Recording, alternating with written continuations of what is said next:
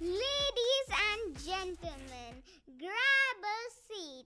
The show will start in 5 minutes.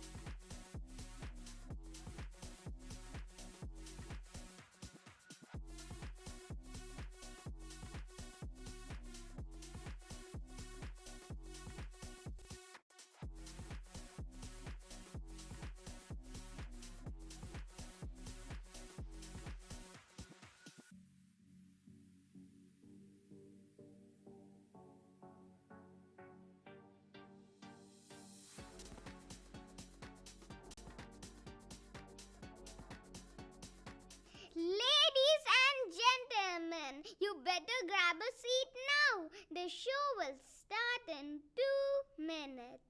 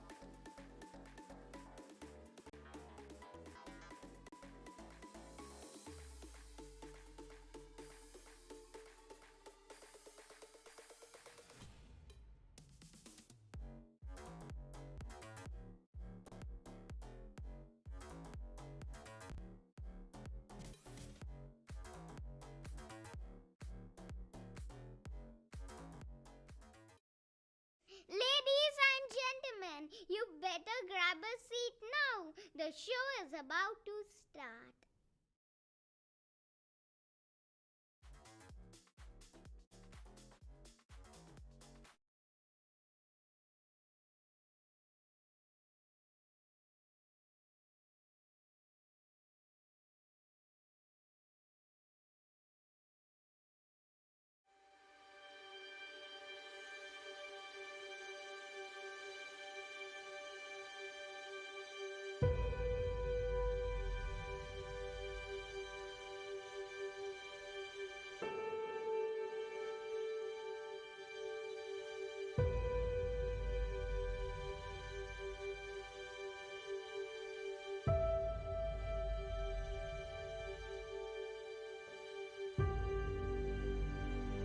Some days it feels like it's never gonna stop. It's kind of a mental war. Sometimes you just feel like it's not going to get any better. Lo primero que le pregunté a mi papá fue, papi, yo me voy a morir. When you go through suffering, you learn a lot about yourself. Good stuff comes out of every bad situation. Dark circles all around my eyes. I was just out of it. In one moment, those 3 words, you have cancer, and my whole life changed. Without cancer, who am I? I feel like I could do anything. I could go to college, be a nurse, be a doctor, anything. I'm a straight A student, focusing on getting my bachelor's degree in journalism. I'm just doing one step at a time. I would like to go in the filming industry. It's kind of always been something awesome to me, but it's gonna take some work. While I was going through chemo, I learned how to read greens. I chipped and putted, I worked on sand shots, stuff that I would need to know.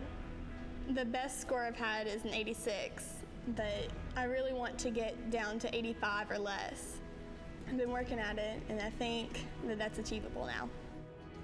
I'm not the same person I was when I first went into this. I'm a better human being and individual because I went through St. Jude. It wasn't like a hospital, it was like a fun-loving community, a family.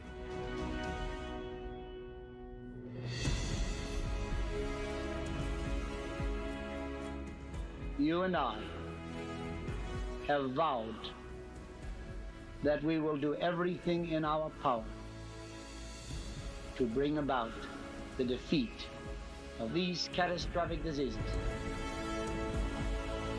St. Jude Children's Research Hospital, world-renowned. I need your help. Advancements in pediatric science. I can't do it alone. And clinical care. Please help me. We're going to treat children of every creed, nationality, and color. And by the grace of God, it shall be done.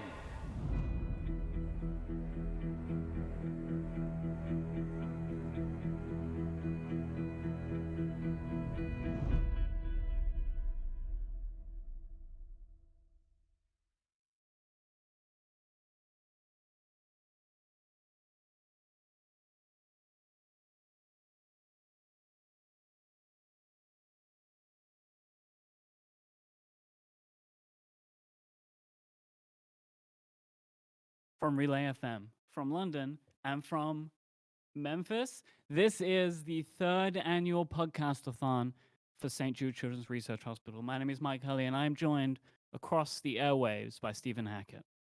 Hello, Michael Hurley. How are you? I'm very excited. Do you know why, Stephen? Because it's the Podcastathon and you have a cool jacket on? I have a cool jacket on. You have a cool jacket on. There's a cool jacket beside you, I think, that people are going to get to see soon. Mm-hmm. We have tons of activities. We have fun stuff. We have, I think, a bit scary stuff for me and Stephen. And tons of guests that are going to entertain you over the next 8 hours. 8 hours. 8 yes. hours. Biggest, was it boldest? Baddest, in a good way. This is the Podcastathon for St. Jude. As we start right now, we are at 373,000 $924 raised this year. We are currently have raised more money at the start of the Podcastathon than we did at the end of last year. Stephen, can you talk about how incredible that is? It really has been an amazing September so far to see everyone getting involved and giving early. There's also been a lot of challenges. The other night in the Relay Discord, you had to donate, I think, $10 for every domain name you owned. That was expensive for some of us, I but think I had 73, I think was yeah, my issue. it was I bad didn't news. know that. I pledged to do it before I opened my Hover account. It was bad, everyone. It was bad. And so, yeah, it has been absolutely fantastic. We're going to keep everybody updated on the giving. On the screen in the stream, you can see at the bottom and the top as gifts come in. And as gifts come in, some fun things are going to happen. And so we've got some milestones we're going to be doing. Of course, if you donate $100 or more, you can get a sticker of thanks pack, which includes these stickers that are on Mike's desk right now, which is just my face over and over. Very Luckily, you upsetting. only get one. I have hundreds of these things. Mine are at home. I left them at home.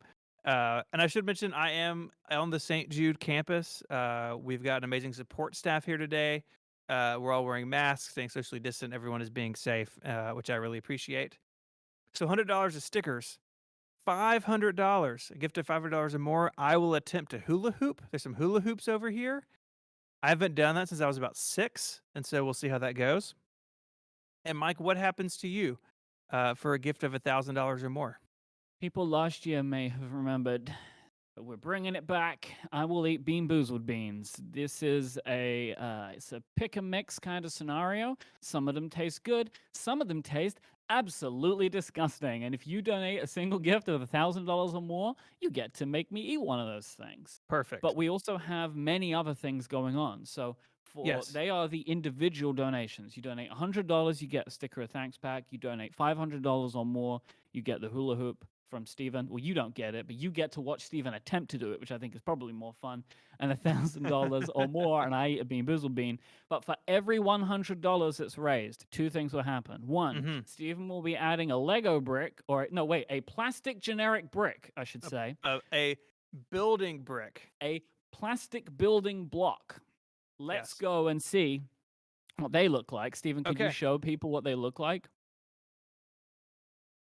So for every $100, one will be added to what is it? Well, it used to be an iMac G3. Okay.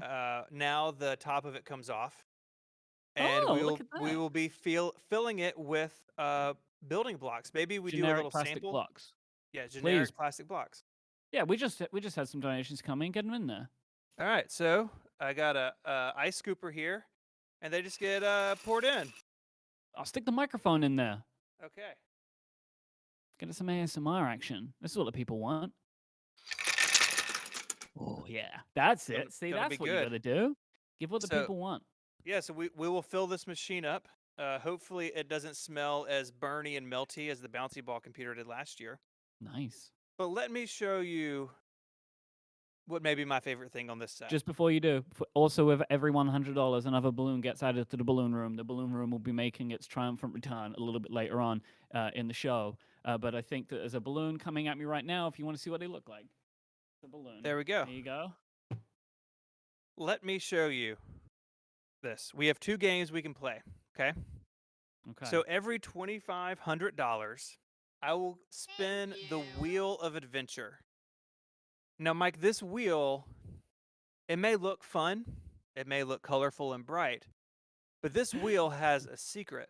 Every other number is a good thing. You can see them on the screen now, but every other number also brings something bad. So maybe we do a demo of this and see what happens. How does that sound? Okay. By the way, I just want to call out that there is a $500 donation from Alex. Give me that hula cocks. So you've got that coming your way, my friend, Great. very soon. Thanks, Alex. I appreciate that. Stephen, please, and I'm going to do this a lot. Spin the wheel. Look at it go. Where will it stop? Nobody knows. See what This it is a comes down beautiful on? thing. Where are we going to land? It is number 8. What does number 8 say? Stephen donation match. Yeah. All right. My favorite. Yeah. Let's pretend it was an odd one though, for sake of Wait. example. We can also do that, but I think we also need to begin number 8, Stephen donation match. Yes. So we have Zach in the office back there, and he is keeping up with some of the things that we have to do that will unfold. We haven't really settled, I think, on what the donation match is yet. So it's just going to be 1 point in that column. You I can choose. Yeah. Okay. So you choose. Say how much money you want to match, and you'll Okay. match the next X amount. Don't Well, do it for a time. I was thinking about this because that could get real bad, right? Don't say for the next 10 minutes because you don't know what's going to And happen. then someone donates $22,000, and I'm in trouble.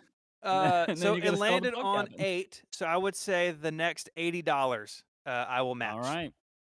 Okay, but let's say that it landed on 7. Okay. So what does that mean? Well, this is not the whole story. It has a sibling right here. So if we land on an odd number, we come to, I forget what we called it, but I'm going to call it the board of peril. destruction. Oh no, peril, destruction. It's going to get a lot of different names. That's right. Peril. So this, I have a chip, I have a board, and you may imagine how this works. And I'm going to let you hear it because this thing makes the best sound I've ever heard.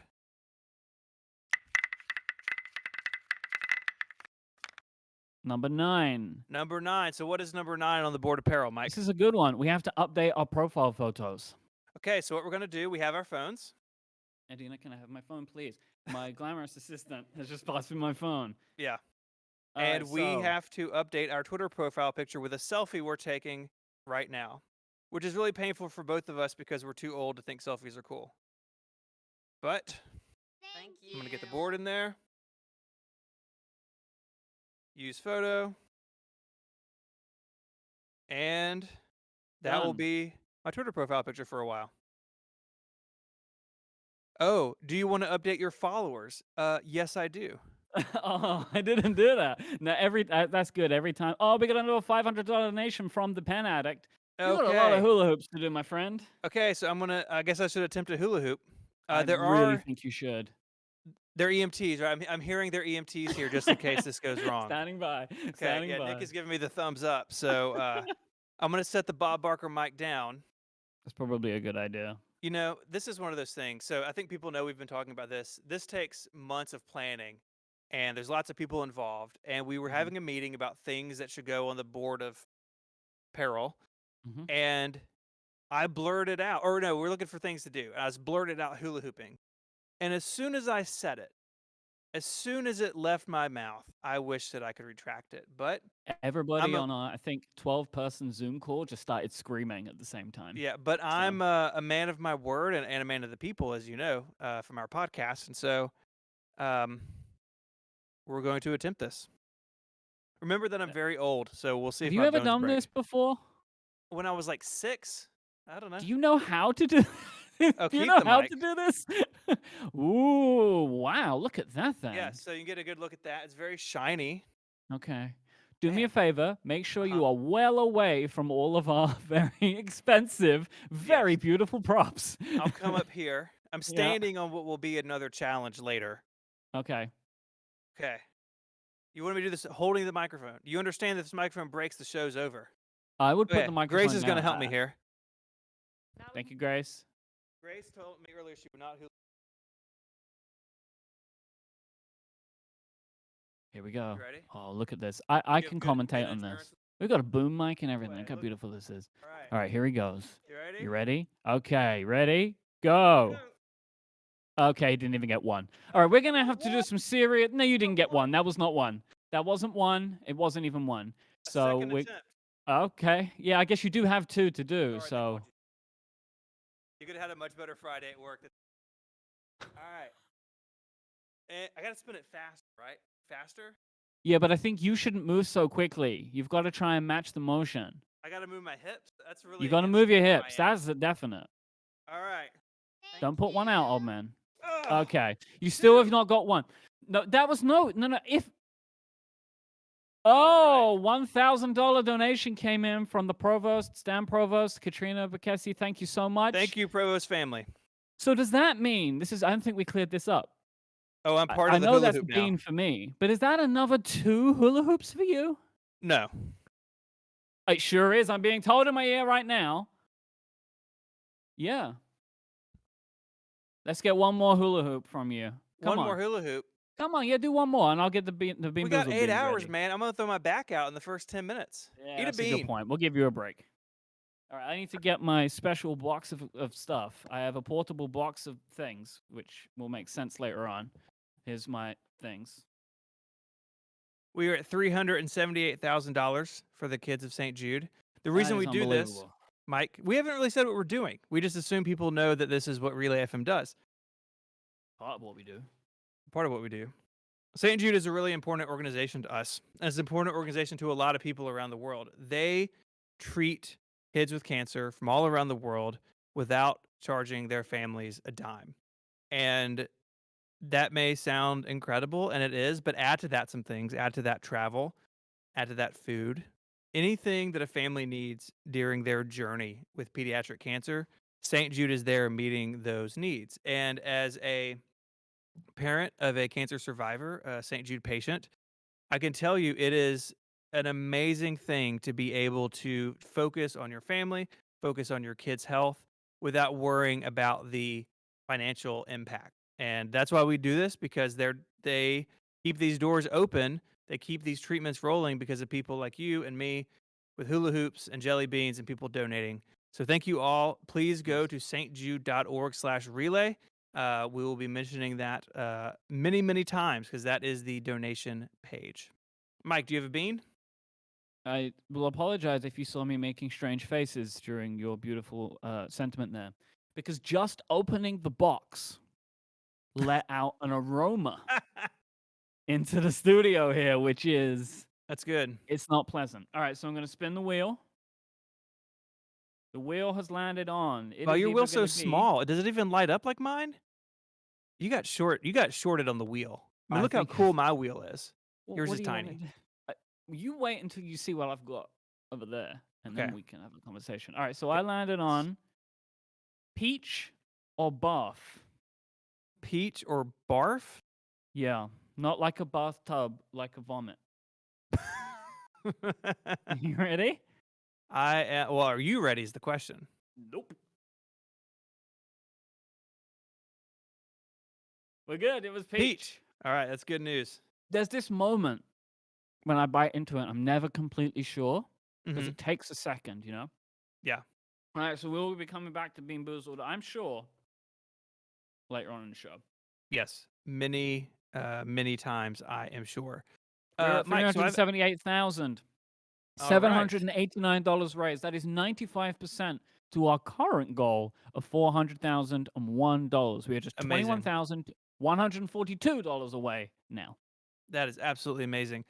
Mike, are you in a position where you can give a tour of your space, or do you want to hold off on that? I could do that. Okay. I gave a tour of mine, you know. So we have the desk. You're going to see the desk a bit during the show today. But that's not all. So you gotta follow me. I have my wonderful assistant, Adina, helping me. This is Balloon Room 2.0. We have received some upgrades to Balloon this year. One is some lighting, so you can actually see me. And two is this beautiful table and chair that I have just here. It's a very tiny table.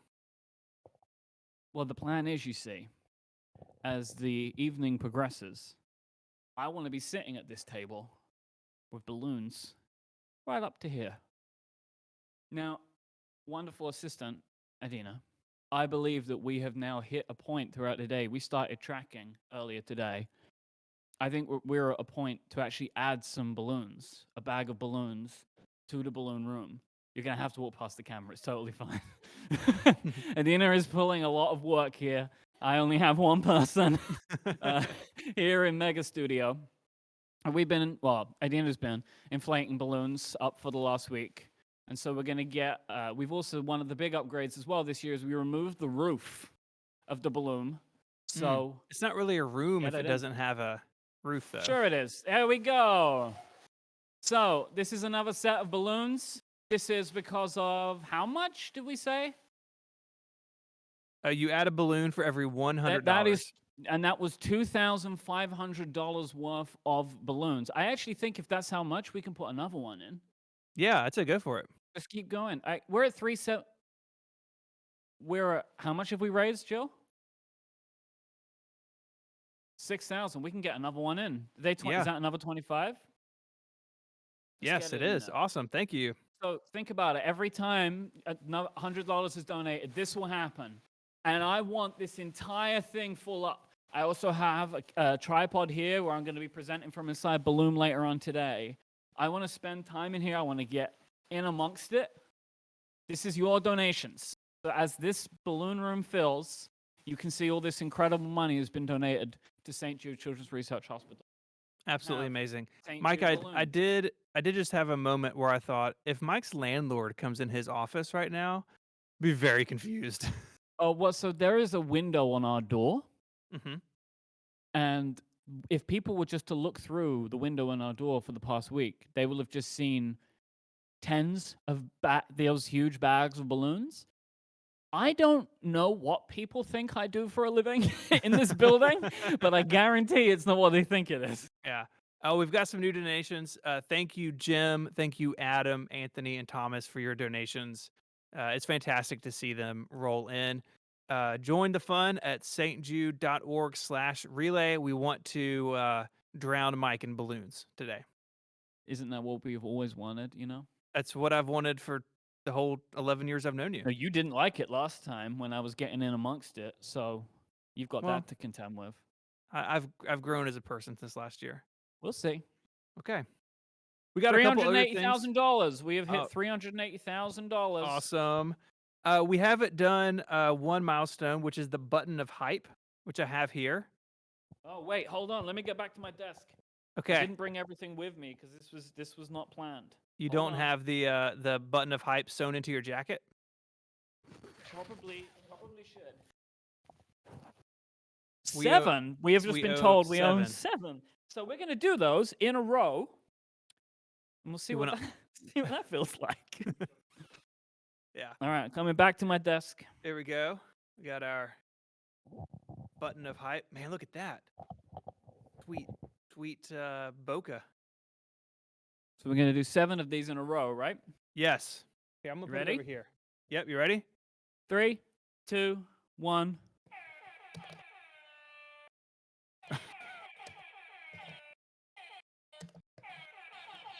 Your money did this. I hope you're happy. That may dissuade people from donating, actually. I'm actually now concerned about the fact that it's not as late here as I thought it was, and there's definitely place people in this building. Oh, that's fantastic. All right. So we've seen Mike's space. We've seen this space, which is absolutely incredible.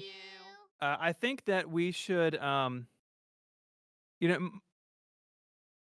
Oh, thank you, wow, Mike and Rachel. $1,500 donated to support the kids of St. Jude. Thank you so much. Okay, so that is that's a hype button. And that's so bad. And I think it's also a bean and a hula hoop, isn't it? Oh no. Yeah, it is. All right then. Okay. Let me go first. You get yourself ready. Thank you. Well, we can give 3 more attempts. Maybe in those 3 attempts, you might actually succeed with 1. Oh, there you go. Thank you. $500 donation. It's either going to be Tutti Frutti or Stinky Socks. Tutti Frutti, I think. That's good news. No, I was wrong. Okay. All right.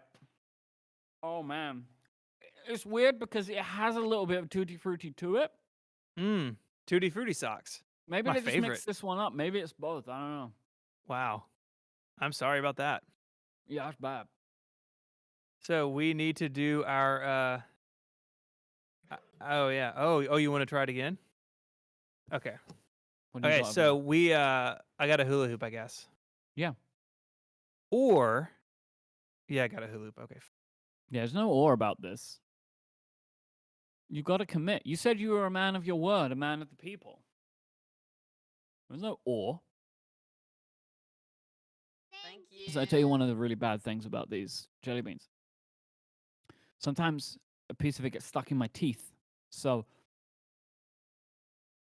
oh no, another one? All right, thank you, Dustin. All right. Oh man. Okay, strawberry banana smoothie. Sounds nice. Or it could also be a dead fish. So that'll be fun. Mm. Oh no. Oh. Oh my god! It gets worse. Oh god. Thank you. Do you need medical attention, Mike? Oh man, that one's so bad. I didn't have that one last time. Dead fish? Yeah. I'm so sorry. I mean, I'm not really sorry, but I'm okay. You're gonna have to cut to Steven for a second because I gotta get some of this out of my teeth. I can't, and you can't look at that. No one should see this. No one should see this. All right, we're gonna do some hula hooping without hurting anybody. Mike is falling down. He's laying on the ground now. You don't want to see me get jelly bean out of my teeth. All right. You ready? Let's go. Hey! I didn't know how many that was. None of them were around the hip, but it is getting better. It's like 5. I'm getting so good at this. All right. Maybe I need to start higher up. Like. You start around the neck. Not around the neck? Is that what you said? Around the neck? Yeah, I said around the neck, yeah. I said around the neck. I'm not going to. All right. Maybe that one's a later on. Yeah. On hour 7, watch me try that. You're getting there, buddy. See, I told you could do. I knew you could do this. I had faith in you. Man of my word. Yep. See, you're getting better at it all the time. Thank you. Mike, Very are you good. okay? Do you need a moment? It's real bad, man. I'm not gonna lie. Real bad? Yeah, it's real bad. The taste is lingering. I wonder in this, I guess this company that makes these, I guess they have meetings, right? They try to come up with the new flavors. Yep. Who raised their hand in that meeting and said, you know what we need? Dead fish. I want to meet that person. Would you like to know what I'm dealing with here? The whole bad range? I say read as a select few. Old bandage. Oh. Stink bug. Oh. Toothpaste, which doesn't sound too bad. If I get toothpaste, I think I can live with that. It's It's minty. just mint, surely. Mm-hmm. Surely, you'd hope so. Yeah. Okay. I'm glad you recovered. Mm-hmm. I'm gonna sit down at my desk now. Yeah, you should. And we got something special coming up. I should have brought some breath mints. That's what I should have done. I had nothing to balance this against this flavor. And I think I'm really sorry about that, man. I'm really, really sorry about that. I don't think you are. I feel like you say that, but I actually don't believe you. Okay.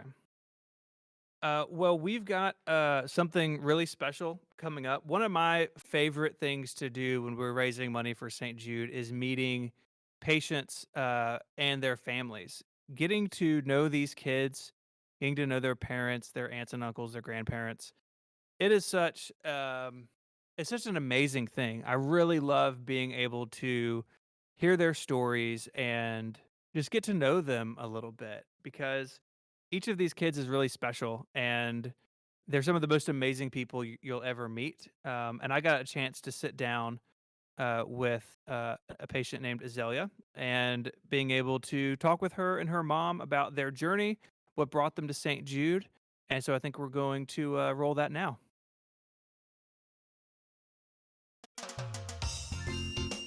Life in Jamaica, it's a laid-back type of thing. It's always sunny. And so this is Azalea.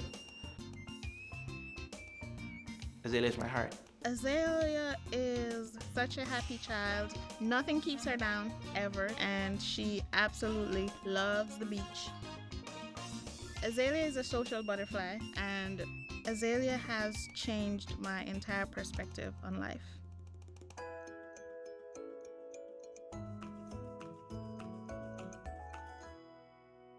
Azalea, at 2 years old, she was diagnosed with cancer, and everything just changed just like that.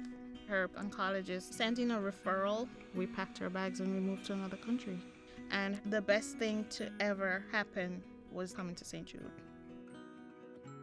In Jamaica, our resources are a little different, so when I heard the news that she had a tumor, all I was seeing was darkness, and St. Jude kind of brought me back to life. As a father, the simple stuff that we take for granted, St. Jude gave me back all of that. Why are you riding in circles?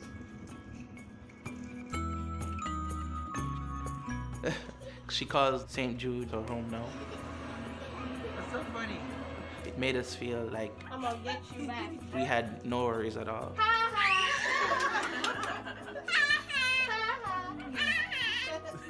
Azalea has made me so strong because she's so strong. She is never sad and she is never down, and I'm just so grateful to her for it. And here we are today. She's happy, she's healthy, she sees St. Jude as her next home, and it makes my heart smile.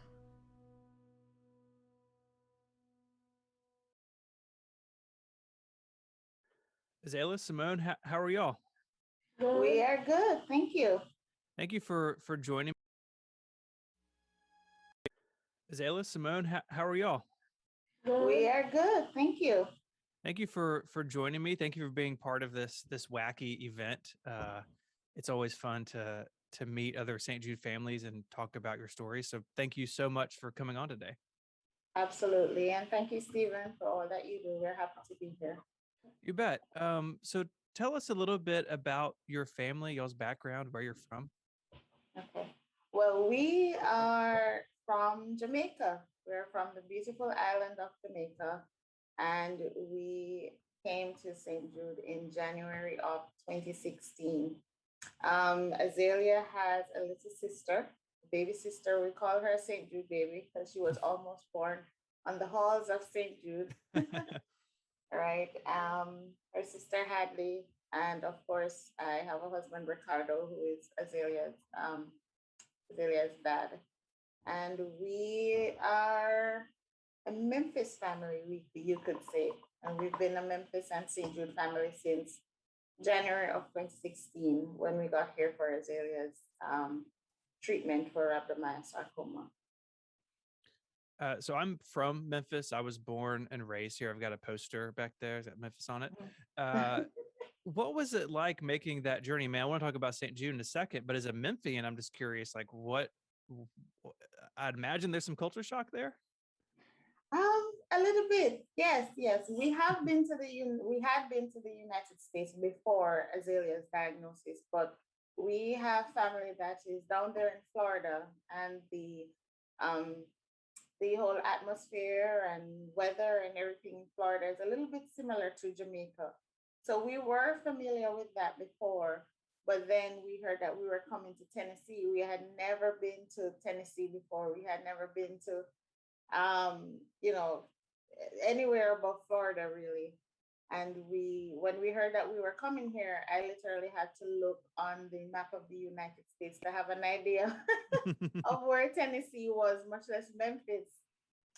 So it was bittersweet coming here because it was good to experience a new type of culture, but it wasn't sweet in terms of the circumstances that we needed to be here. There are no direct flights from Jamaica to come to Memphis, so we had to take 2 flights to get here, and we had long layovers, so we had to travel for almost, I think it was between 12 to 14 hours in total to actually get here between flights. But it was a good experience. Memphis is rich in culture, and we appreciated that. And I would imagine that first journey, I mean, ours was a drive across town. And I remember being terrified the whole way. Um, could you tell us a little bit about the diagnosis journey and how you ended up coming to St. Jude? Well, Azalea was only 2 years old when she was diagnosed. She was a baby. Being an observant mother, I saw something that I was not comfortable with, and I couldn't explain it. So we had several follow-ups with our local pediatrician, who eventually referred us to a pediatric surgeon who decided that she needed to do a biopsy, and that's when we got her diagnosis.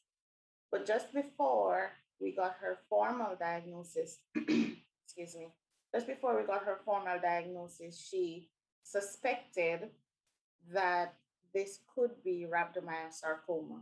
And when she said it, it rolls off my tongue now.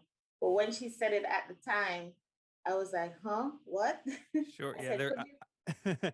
I have it mean, typed out here, and it's really long. There's a lot, exactly. a lot of letters in there. My exact words to her were, could you write that down for me, please? Mhm. And she had to write it down. I still have that little piece of paper that she gave me. And she Mhm. wrote it down, and I had no idea what it meant. She just said, I think it could be rhabdomyosarcoma. And I went home and I did my research, and my gut feeling told me that even before we got the results, that this is what it was going to be. Hmm. And when I satisfied, my curiosity to say this is what it's going to be, I said, if this is what it is, then we have to find the best treatment plan for her. It doesn't matter what we have to do, but we have to. Death is not an option. It wasn't an option. This was our first child. It wasn't going to happen. Whatever we needed to do, we're going to do to fix her. So I went online, I did my research, and at that time, it was a Thanksgiving campaign. So there were St. Jude commercials all over our TV in Jamaica. The commercials were just there back to back to back. And I just looked and I said, they seem to be in the business of saving lives. So, this is where she needs to be. And I wrote to St. Jude even before I got the formal diagnosis that it was rhabdomyosarcoma. And they wrote back in less than 2 hours. And they said, when you get the diagnosis, just let the doctor send a referral and we will see what we can do. And that's Wow. exactly what happened. Yeah. When we got the formal diagnosis, and I said to the doctor, how do we get her to St. Jude? And she looked at me kind of bright eyed because she was saying, how did we move from diagnosis to you saying that? And I said, how do we get her there? Could you please send them a referral? And she did it within 10 minutes. She sent them with a referral. She went on her computer. And less than 2 hours from her sending it, we were sitting in our car, lost, not knowing what to do. She was such a bouncy, happy child at the time. She was in the back seat of the car, laughing and talking. And her father and I was just sitting in the front, holding each other's hand, feeling very lost. Yeah. We didn't know. We didn't even know if we were supposed to drive home. We just got the worst news we could possibly get, and we were just sitting there wondering what's the next step. And the phone rang while we were in the car, and the doctor said St. Jude wrote back, and they said, "How soon can you get here?" Wow. Yeah. And that's where our journey started. We packed our bags and we decided that we were moving to another country to fix our child. That's how it all started.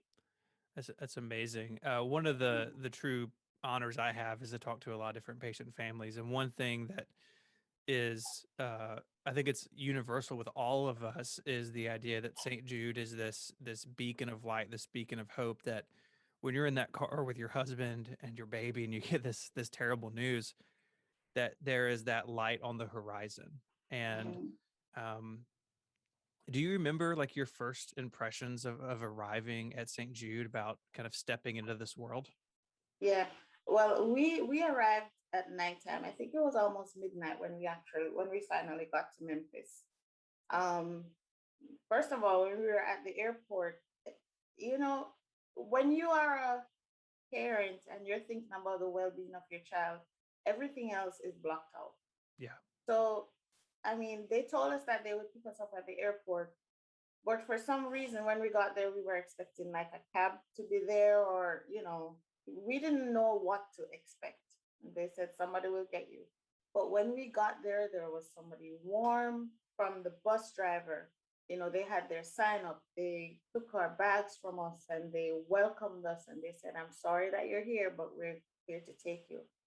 And we just felt comfortable from that car ride. And I remember driving from the airport to the hospital, and I was just, looking around in the dark with all the lights because it's not, Jamaica is a very small island, so we don't have all of that. And deep down, I was terrified, but then the level of comfort that I had from just the experience of them picking us up and driving through those gates of St. Jude, I knew she was going to be okay. And we went through the doors of those hospitals and we were welcomed with open arms. And we had all our papers and everything in one bag, and we were worried. My husband and I were thinking, I wonder if they'll take our insurance. We don't know. I wonder how much this is going to cost us. We don't know. I wonder where we're going to stay. We don't know. Did we have enough food with us that she needed? Did we have enough clothes? Should we have taken some bed sheets? We were just uncertain as to what was going to happen, but we were just happy that we were in a place that said that they were going to take care of her. And that night, they took the information just to check her in, and they made sure to check her to make sure she didn't have any immediate needs at the time, no medical needs. And they said, okay, we have everything in place. You need a good night's rest. Do you need to go get something to eat? And they just took us to the Tri-Delta, and we were in awe. We were like, is this real? Should we pinch ourselves? Is this really happening? Are they really providing all of this comfort just to take care of our child? We were just in awe. But we were in awe, but then we also felt that level of comfort that we needed. We just knew from then on that everything was going to be okay. They made sure that they took care of our needs so that they could take care of Azalea's needs. And I think that is what we appreciated more than anything else. Yeah, for people out there watching who may not know, St. Jude, in addition to taking care of medical needs without billing the parents a dime, all the needs that surround that are taken care of as well. Most families aren't like mine where we were local. Most people Right. travel great distances. And so things like housing and transportation and meals, that's all part of this care that St. Jude gives. One thing that I absolutely love, and so you've been through the Memphis airport, it's not the biggest airport. There are much bigger ones across the United Right. States, but one of my favorite things to do when I'm in the airport traveling for work is I just kind of keep my eye out for St. Jude families, and you see people coming and going, and St. Jude is taking care of all of that stuff and dealing with all of these logistical problems that I think you said it earlier, your focus is on your child, right? You're Right. not thinking about, I've got to book this flight, I got to find a hotel. You don't Right. need to be thinking about those things in that moment. Right. And Right. so when people support St. Jude, they're also supporting this sort of 360-degree sphere of care around us. Right. I always say to persons whenever I make sure when I'm going through an airport, I wear my St. Jude gear, something that says St. Jude, because it's almost as if I want somebody to ask me about St. Jude. I'm always so excited to tell the story. And I tell persons all the time, I said, you see that 30-second commercial on TV, but I can tell you that this hospital provides so much more than what you could possibly imagine.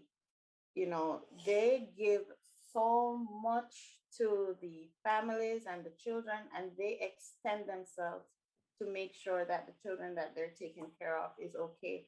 When we sat with Azalea's doctor for the very first time after that first night that we were there, and we sat with her, we still weren't sure at that time what was going to happen because, we were prepared to sell our house and both our cars and everything back home to finance this treatment that she was about to get. We knew it was going to be the best. And we knew that it had to be at some cost to us, even though the commercials say persons never see a bill. They're like, there must be something we have to pay for. This Right. cannot be real. You're looking for the catch, right? It's Yeah, like, okay, we're looking for the catch. what's the fine print? And I think the first time that we sat with Dr. Stewart, which was her doctor, um, she said, she put her hands on mine and she said, before we go any further, I need to tell you two things. I said, she said, you never have to worry about a bill from St. Jude, housing, travel, or food. And I was like, huh? It's like I almost didn't understand what she was saying. And she said, the second thing I need to tell you is that what Azalea has, we can fix this. And I promise you, we have never worried from that point on. Wow. We knew that everything was going to be okay. And it was a lot of comfort for my husband as well, because we're an international family. Clearly I couldn't work. Azalea can't travel. We were going to be here for 13 months. So somebody had to work and he had to travel back and forth.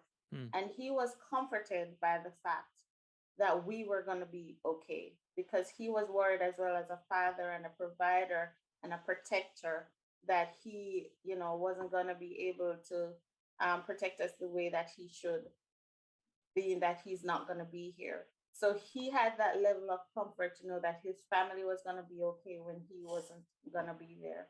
And we were in need for nothing. We were housed, we were fed. The social worker, I found out that I was pregnant the day after I got Azalea's diagnosis. Oh, what yeah, a week. Exactly. I mean, we found out we were pregnant with our second child, and then we heard that we have to move to another country. Yeah. Even then, the social worker there helped me to find a gynecologist. I'm sorry, an OBGYN off campus. They made sure that they took care of our every need and helped us to address all of the needs that we had, so that we could zoom in and focus on Azalea and taking care of her. So there is so much more that is provided and so much more that is involved in taking care of a child with critical illnesses, and St. Jude ensures that they think of all of that. I was told that I should ask Azalea about the first time she saw snow. Could I hear about that story? Do you remember? No. She probably didn't remember because she was all of 2 years old. But okay, this child has been obsessed with snow since as long as I can remember. So it was her most exciting thing. Even now, when we do checkups, she always wants to know the time of year that we do checkups, because she wants to be here when it is snowing. So if we were here in February when you had that huge snowstorm. Yeah. Back in February, we had several inches of snow, and can you tell her excitement? She was so excited. She wanted to be out there every day. Yeah. She wanted to play with it. It's her favorite time of year. When it is snowing, it's just her thing. She's just in love with it, and it was one of her comfort things as well. Just knowing that she could be out there in the snow. All of her movies that she used to watch, and she used to see it in, just to see it now in person and to play with it. It really made her happy, and it still does make her happy. It makes her think of St. Jude and Memphis all the time. So it was just sweet and a pleasure watching her playing in snow all the time. And the first time that she saw it, her dad and I were almost brought to tears, because it was the excitement that she saw. Of course, we were never gonna ever see anything like that in Jamaica. So just her Right. mere excitement of seeing all of that and playing with it, it was really heartfelt for us to see it. My kids are the same way. We don't get a lot of snow here. Yeah. It sounds like y'all have gotten really lucky when the times we've had it. Right. But my kids are the same way. The night before they're asking, they want to go outside and sled and throw snowballs. So I totally understand that excitement. I share it too. Well, lastly, and then I'll let you guys get back to your day. If you could tell all the fundraisers and donors who support St. Jude just one thing, what would it be? I don't think they understand the impact of their donations to St. Jude. And, I would always say to someone that donates to St. Jude, I say, look at Azalea. Look at Azalea. This is what you're helping to do.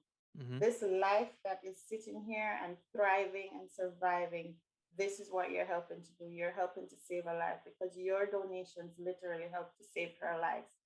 The surgery that was done to help to in her treatment. It's the first of its kind ever done in the United States. Oh wow. And yes, it was the first of its kind, and it has since been a part of the protocol to treat her particular type of rhabdomyosarcoma. And St. Jude freely shares their research all over the world, all over the country.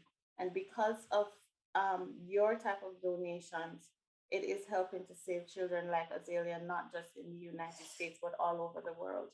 And we can attest to that. So, this is what your donations are helping to do. You are literally saving lives and children like her all over the world. And we are forever grateful for every penny that you donate to St. Jude, no matter how small. It adds up. It adds up to giving life. Thank you. Wow, I can't say it any better. Thank you so much for your time, and I hope you guys make it back to Memphis next time we have a snowstorm. I hope so too. Thank you so much, Stephen. I'll save a snowball for you. Thank you, Stephen. Thank you.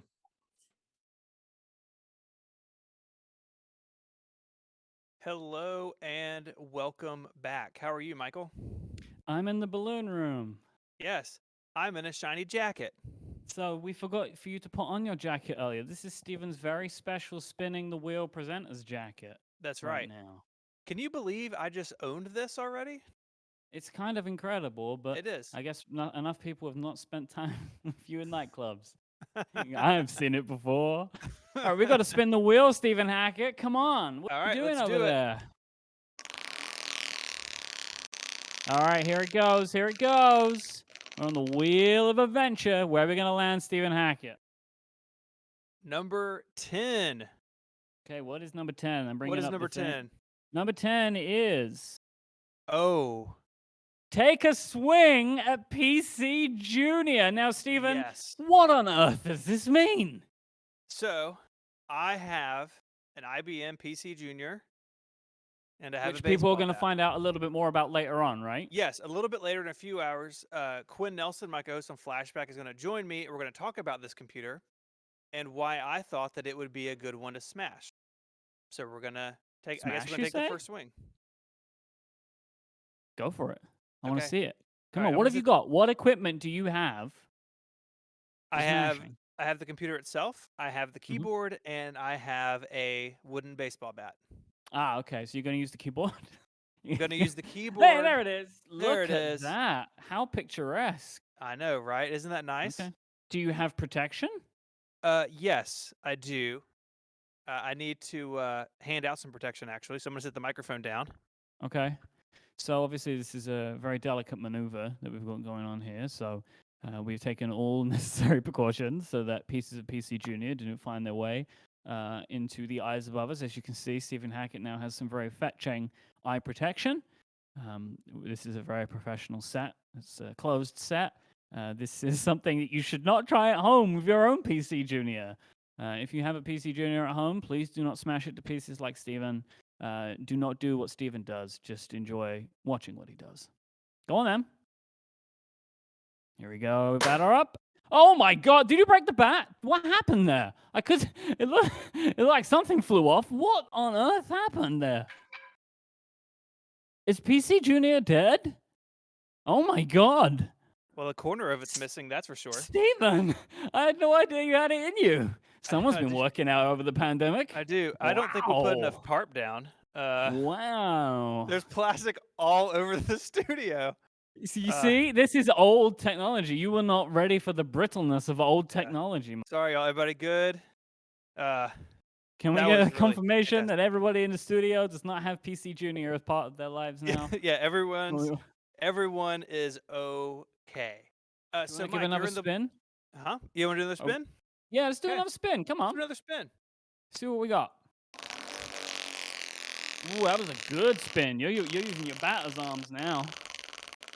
Where's it gonna land? Where's it gonna land?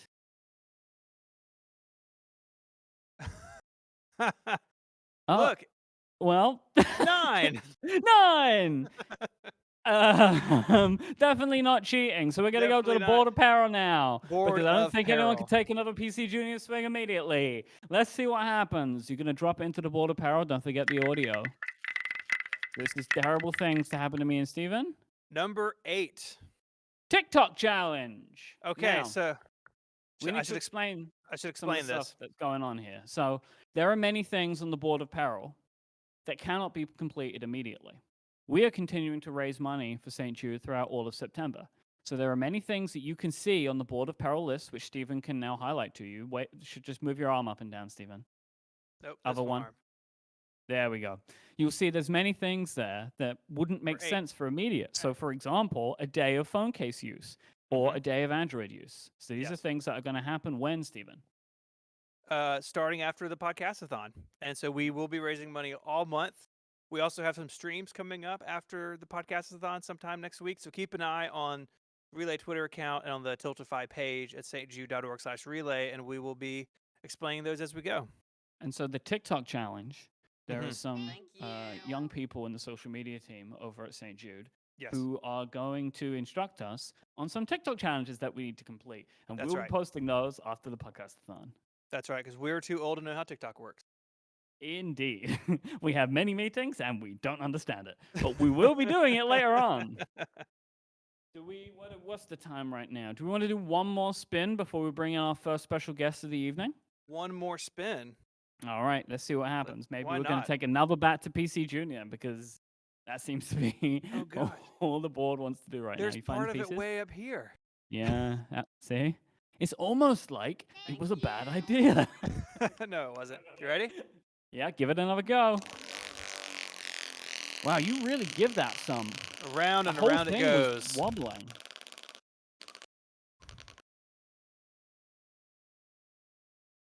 Number 7. Back to the board of peril, my friend. I don't like the board of peril. Well, luckily, I guess so far, none of the really bad things have happened.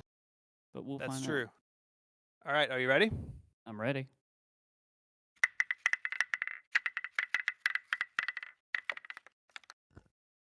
Number 9 again. Update profile pics. Okay, let's do it. All right, I need my phone again. I feel like I need to start it further over next time. Yeah, I feel like you're not giving it a fair shake. Okay. Maybe I just All like right. changing my Twitter picture a bunch and annoying all my followers. I'm gonna Edit get profile. in the balloon. All right, are you ready, Mike? I'm ready. Yeah, I'm gonna get some of that gold jacket in there. I am gonna tell my followers. Tweet it. There we go. I'm also gonna include the donation page. Oh, or that would have something. been good to do. So there's a bit of context. Yeah, mine is contextless. I have to do some live tweeting now. Next time. HTTP. I never know whether I need to include that. Do I need to write the HTTP myself? No, you do not. Okay, well, I've done it anyway. Handcrafted. Let's hope that I spelled it correctly. With me, you never know. Ooh, there we go. I'm up.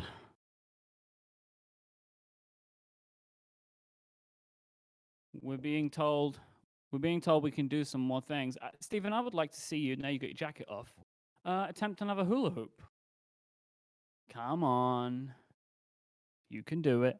Fine. I believe in you. This could be the time. It could be right now where you actually can, like, get a real sustained hula hoop action going on. Oh, you have a little stand for the microphone now. Yes, I've got an people were upgrade in the studio. People were nervous standing near me. Yeah, I'm not surprised. Here we go. So, can you do it? Stephen Hackett competing for the US of A in the Olympic Challenge for hula hooping. He has so far been unsuccessful in his attempts. Hey, look, this is I'm setting drama. Because, yeah, I know, but then when you do it, I can give you a gold medal. Just like, chill. All right, so here he goes. He's stepping up to the plate, and he's got a hard difficulty, and he's got and he went for the special knee trick. That's gold for the US of A. That was an interesting move, Stephen. I'm not gonna lie. I've never seen someone do it on their knees before. I'm not very good at it, okay? You know what you could try? You could try it on the arm too. You know, you put the arm out and you like spin it around. We've got loads of options for you. We're currently at $392,014 raised for the kids of St. Jude. Thank We you are so now much. less than $10,000, less than $8,000 away from our first milestone goal of the evening, which is $400,001. And that That's $1 amazing. is actually pretty special. That singular dollar. That singular dollar, it represents the soul and the essence of just one man. One beautiful man with the greatest smile anyone has ever seen. I think many people know him as the most memorable host of the Accidental Tech Podcast, the most beautiful, with the greatest voice, the warmest smile. The thing is, I can see him right now, which is great because I get to watch his face getting more increasingly red. Of course, I am talking about Casey Liss, and we have cooked up something really special, Casey and I. We're going to put Stephen Hackett to the test. Over the last year or so, Casey and I have really gotten back into Formula One because of the Netflix documentary Drive to Survive, which I recommend people watch. And we know Stephen has not. So what we want to do is, and what we're going to do is, we want to see if Stephen can guess the names of a selection of F1 drivers. Oh, we put no. together a little PowerPoint presentation for Stephen, and he's going to have 3 options. We're going to give him the person and 3 options. And all he has to do is guess which name is the correct name. Now, I think we have Casey standing by. And if we do, there he is. Hi, Hey, Casey. Casey. Hello, hello. How are you? All right, I'm making my way out of the balloon room right now because I need to drive the presentation. Yes, please. Casey, That would thank be you for advisable. joining us. Thank you. No, it's a pleasure to be here. That introduction, I hope I live up to it. But I am extremely excited to be a part of this and to be the first guest. Clearly, you saved the best for first, is what I'm Yep, hearing, and that's so how it here I works. am. We needed But no, to pop the ratings early, Casey, so we had to bring you in. Yeah. Understand. I am very excited for this. As you said, Mike, I have been getting very into F1 this last year or two, and you and I have spent a fair bit of time working on this, especially you, Mike. And I really am enthusiastic about this. This should be a barrel of laughs. And if it isn't, you can make yourself feel better about it by donating and going to stjude.org/relay, which is something you should do right now. You know, I think it's not my show, so forgive me, but I think it would be cool if we passed $400,000 during this segment. So we only have like maybe 10, 15 minutes. I think we can do it. I think we can challenge the viewers and the listeners to do it. I think we can get there. So let's see what happens. I like it. All right, I have the presentation ready. Excellent. But I think we're just getting it in the production room. We're just rearranging a lot of windows. This is very complicated. This is a very complicated situation we've got going on here. Understood. Stephen, I will kill time while this is going on. That jacket is very loud. The gold one? Yes, it is. Well, you know, I was thinking about it, and I texted you, and you showed me a picture of your silver one, and I said, "Well, I could do a gold one. And we can be Did I, though? friends." You did. Pretty sure that's not made up on the spot. No, definitely not. Also, you realize you are destroying the what is basically my childhood. I am the child of an IBMer, a almost lifelong IBMer, and I'm watching you destroy that poor PC Junior, and it's breaking my heart. What I'm you don't very what sad. you don't know is your dad sent it to me. It's actually your old one. Oh, that's even worse. That's even worse. Why are you so mean to me? Well, Your that's all right. I'm actual going to pay you back childhood. here in a second. Okay, I can mail you pieces of it because they're everywhere. Magnificent. All technology breaks beautifully. True. Oh, goodness And gracious. dangerously. Well, that All has right, what, like 40 years of wear on it, so Yeah, it's just it's going to pretty shatter old. always. Thank you, Matthew, for your donation of $700. Thank you so much. Somebody has also donated $111 that says, "Meet me at the People Mover, Casey." So, Oh, well you got done. that going That is on. a Disney That World sounds- reference. I dig that it. Sounds I like that totally sounds like missed a that. fun There you go. evening for Mhm. everyone involved. Moving around the park at 4 miles an hour. That's right. That's right. The Maybe presentation Space will Mountain's be lights will be on. You never know. shortly. We're just handling some Okay. technical. Maybe I part- put some Lego in the iMac. That sounds Yeah, like it's an a great excellent idea. Why don't you do that? Wait, don't forget the Foley work, Steven. Come on, that's the best part. There we go. Now we're cooking with gas. What? Take the top off. Oh no, there's IBM parts in the box of Lego back here. Well, isn't it kind of beautiful to add pieces of the IBM to the iMac? It's true, yeah. So we're just gonna. Oh, this is going terribly. I don't know if you can see it. They're Lego plastic building Generic blocks. plastic blocks. Generic plastic building blocks. Just use your hand. Let's just go wild here. We'll just. You're not keeping track. Yeah, you're not. Just pour a That's bunch not in there. keeping track. Well, you it's not a have real more than that, scientific right? instrument. I hope you have more than that because you just used all of them. There are 5,000 of them. Oh, okay, you got more. Yeah. Do you know you can buy plastic building blocks in bulk? It's great. Didn't know that. Okay. All right, I think we're ready. So this is going to be very simple for you, Stephen. You're going to see a picture and 3 names.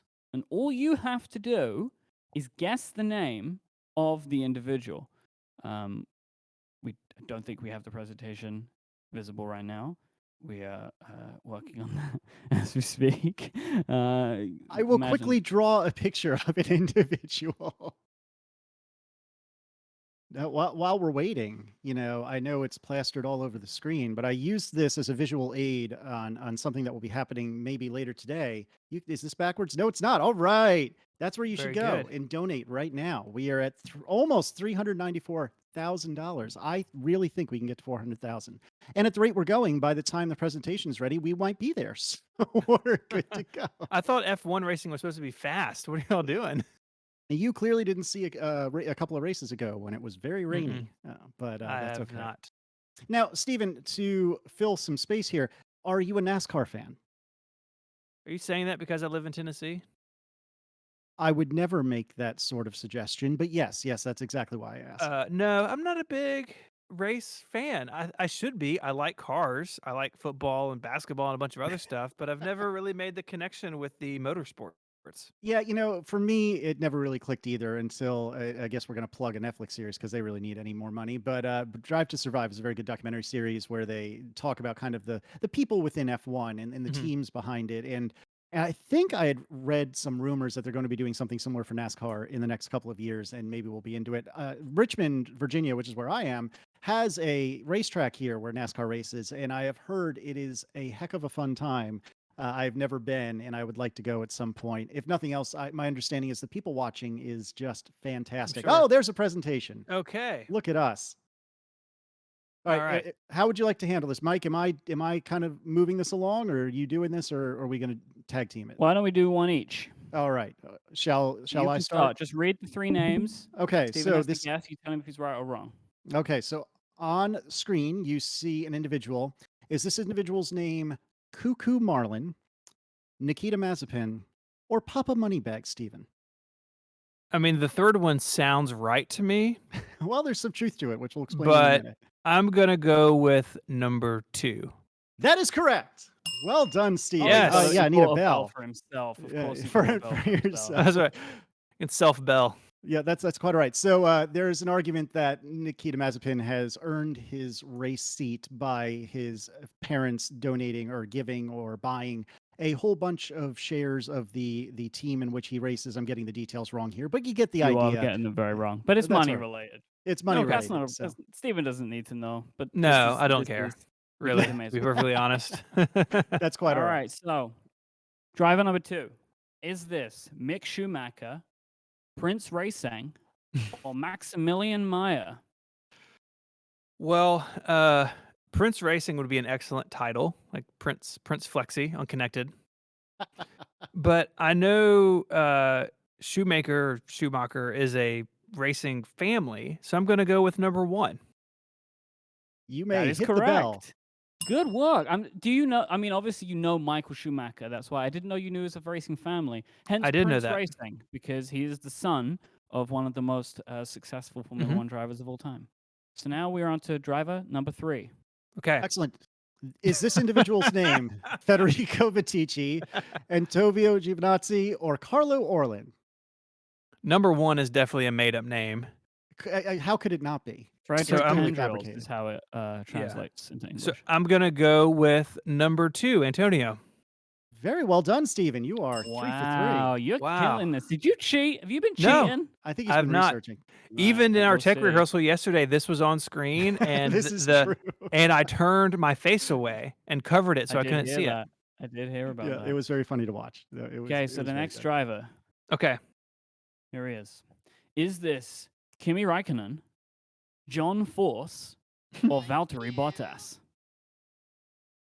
I'm gonna go. This one's harder. It's not number 2. John Force sounds like some sort of knockoff, like spy, but not on like a good TV show. Okay. And thank you, Ed, for your donation of $1,000. That is incredible. Thank you, Ed. Oh, well done.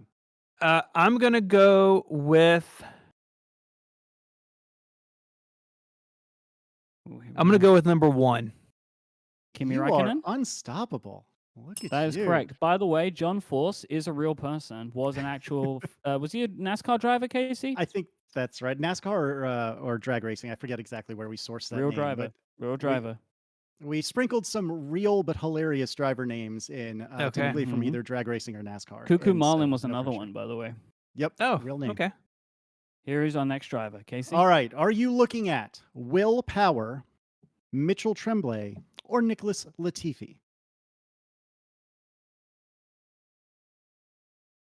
You know what? I've Okay. been right so far.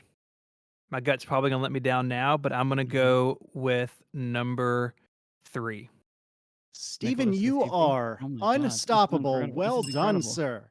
Again, also Will Power, real driver's name. Real name. Nice. Mhm. Okay, so this individual here, is this William Williams, George Russell, or Russell George? Wow. It's number 1, William Williams. You are incorrect, and you fell right into my trap. Oh, it's on his shirt. Exactly, that on. was the trap. Ha ha! Finally, we got one on So him, close. Casey. Okay. Finally. All right. Still This is doing well, George though. Russell, one of my faves. Still doing well. All right.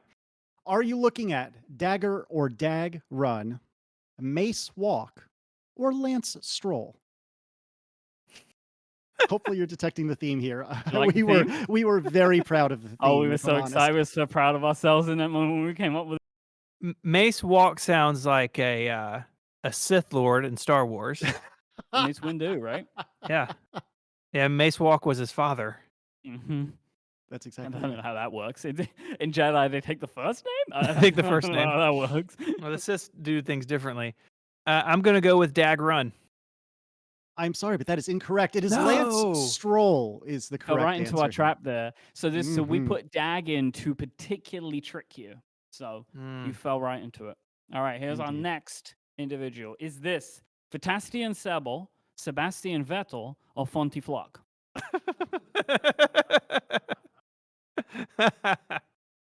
Number 2, Sebastian. Sebastian Vettel? Yes. You are correct.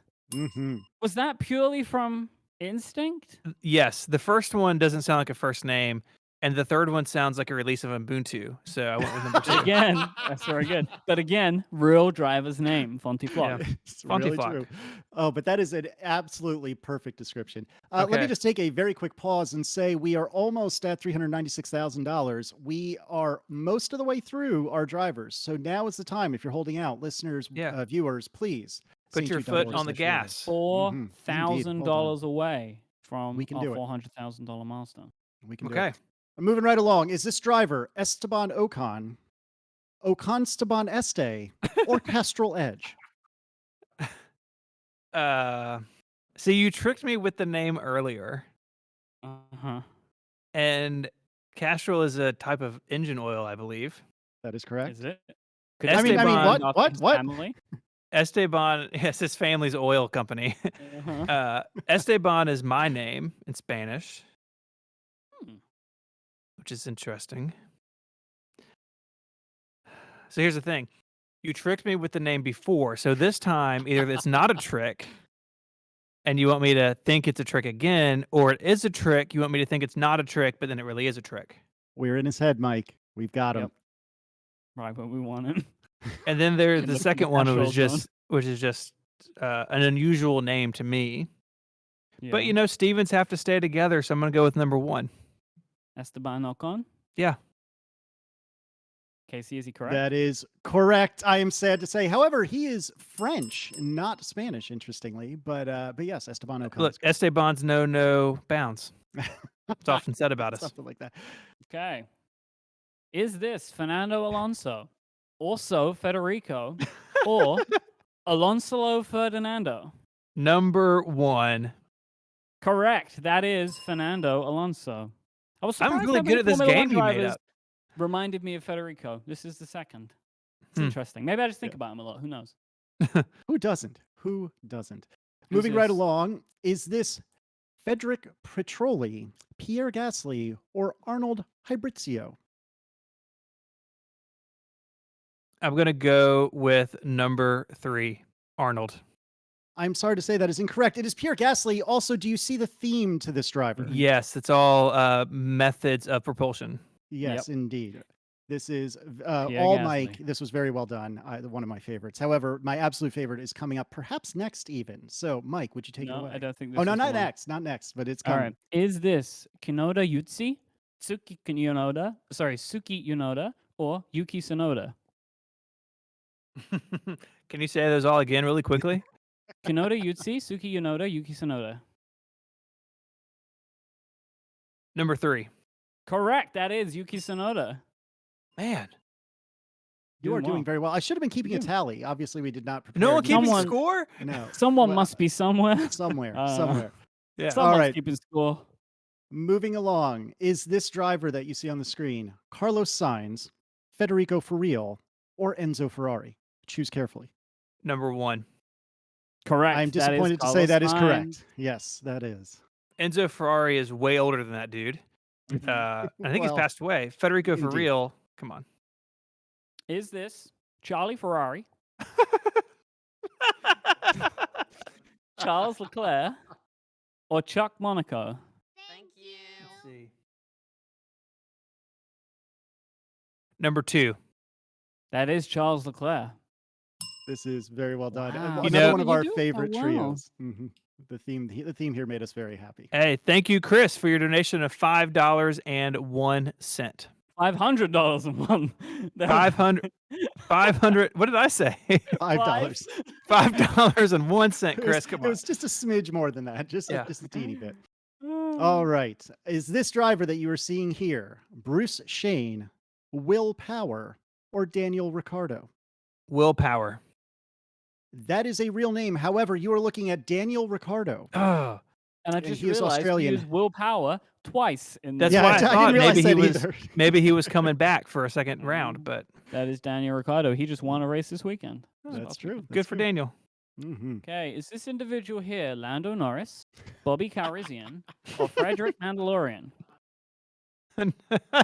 All Star Wars names, very good. Mm-hmm. Number 1. That is indeed Lando Norris. Very well done. Again, the themes made Wow. us incredibly happy. when we were Wow, putting look at this together. third name. All right, we have lost the presentation, but so there There we it go. is. Okay, we've got Sergio Perez. How did I end up with this one? Checo Honda or Wolfgang Alexander Albert Edward Maximilian Reichsgraf Berg von Trips. I will not be saying that again, so please don't ask. The third one is so specific. I lean towards that one. We're in I'm his head, sorry, Mike. gentlemen. I must stop right now because the creator of emoji, the owner of the smiley face, has Yes! just donated $3,000. Yes! And what that means Yes! is Thank you, we have now Jeremy. passed $400,000 Oh yeah, let's mash on that button. for the That's what I'm kids of talking St. about. Jude. See, And we will be once there's a lot happening right now. Once we have finished our little slideshow presentation here, we'll talk about what is next for Indeed. our campaign. So please keep donating. We're not done. Thank Not you, by a long Jeremy. shot. Thank you, Barge, Jeremy. Mr. Emoji. Jeremy, well thank done. you so much. Jeremy, thank you. Mm-hmm. All I'm right, go- moving right along. Number 3, Wolfgang. I'm sorry to say that is incorrect. It is actually Sergio Perez. The third But one was so again- specific. Wolfgang it's a real name. Alexander Albert Edward Maximilian Reichsgraf Berg von Trips was a Formula One driver many, many years ago. Okay. He just Thanks, went by von Wolfgang. Trips. Okay. Is This is this easily the best one. Easily the best one. is this Mini Verstappen, Pro Verstappen, or Max Verstappen? It's his father, Pro Max. Could be.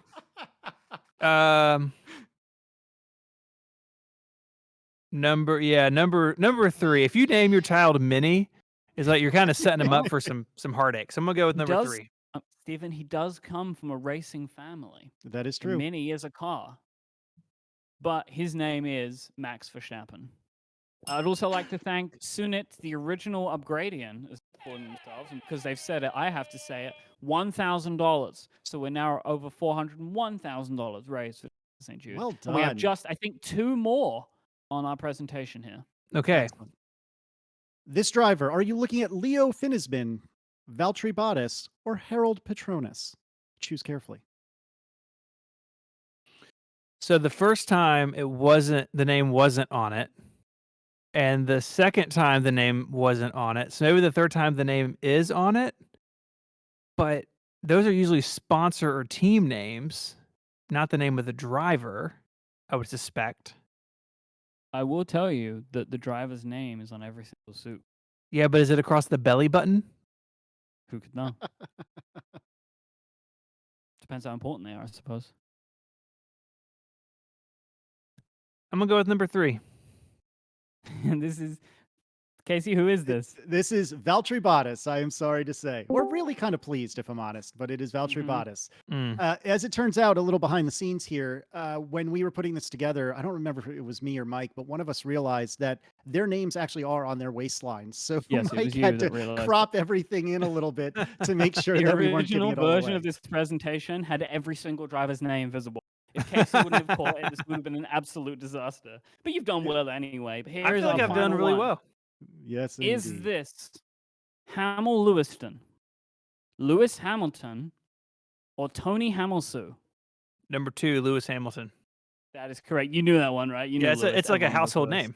name. Yeah, he sure is, because he is Sir Lewis Hamilton, and he is the best. Oh, That's gosh, can we why, please- isn't it, Casey? Yeah, I enjoy Lewis Hamilton, but oh man, if there's any human being that enjoys Lewis Hamilton, it is Michael Hurley, because my word. You know how many people will know Casey is a very USA person? When it Yes. comes to Formula One, I am that guy to him. Oh yes, it is so true. We have a group chat. We have a group chat, the wives and us, and every Sunday it gets crazy in there, and all we hear about is Lewis Hamilton. It is super fun. Well, that is absolutely fantastic. Do Thank we you. I don't have any like chat rooms in front of me. Do we have a final tally? If I was a professional, I would have tallied them myself. Someone has to know somewhere. We can always come back to it. It's fine. What we can But say is he did well. We know you that. did much. very well. I am very impressed. And thanks again to Mike for doing most of the heavy lifting on the names there. I thought they were fantastic. Mini Max and Pro Verstappen were easily my favorites, but I thought all of them were very, very good. And more important than anything else, all of us viewing, all of us listening, we have crossed $401,000. Well done. Absolutely amazing. Very, very well done indeed. Casey, thank you for joining us. Of course. Thank you for having me. For everything I'm going to you do go to spin help the wheel a couple times. Yes, promote please. the campaign. Best We of luck, really everyone. Please keep donating. Thank you so much for having me, and good luck for the rest of the time, y'all. Thank you. Thank you, Casey. All right, bye, guys. All right, back to the wheel, I believe. I think it might be. I actually don't have my my box of stuff, but I believe I can get that, or it can Okay. be passed to me. But go spin the wheel, and we're gonna see what happens right now. I'm excited. Oh, here comes the very special jacket. It's jacket time. Here he goes. I'm excited to see where we're going to land now. Me We have too. another guest coming soon, too, but we're going to do some wheel spins. Don't forget, your donations make this wheel spin, and your donations will mean that me and Steven have to do things. Some are good things, most are not. So you can go and spin, you can donate. Every single donation adds towards the wheel spins. Every time we pass another $2,500 donated, we will add up the wheel spins. I think we have a few in the bank. Don't worry, we will get to them. Steven, spin that wheel.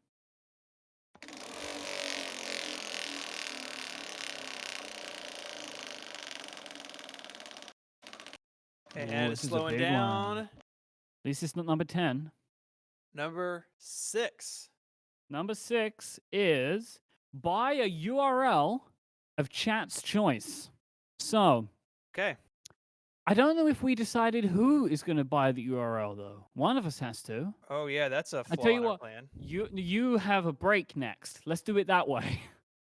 Well, I guess it has to be bought immediately. Someone has to not buy it. So we all have to agree here, chat, when we pick this domain, you can't all go and buy it. So That's right. I gotta what we're get it. going to do now is we want people in the chat to start throwing out some suggestions for domains. And then our wonderful production team is going to pick one for us, and it will be told to us. And we will come back with the domain that has been purchased you after go. our next break. How does that Okay. sound? You want to do one more wheel spin? Please give another wheel spin. I'm just gonna keep spinning it until the voice in my ear tells me to stop. Mm-hmm.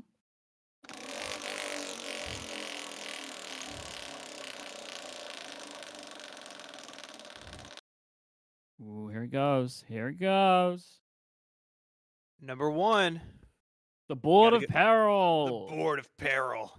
Time we go back to the board. Steven, from the left-hand side this time. Okay. You ready? Yeah.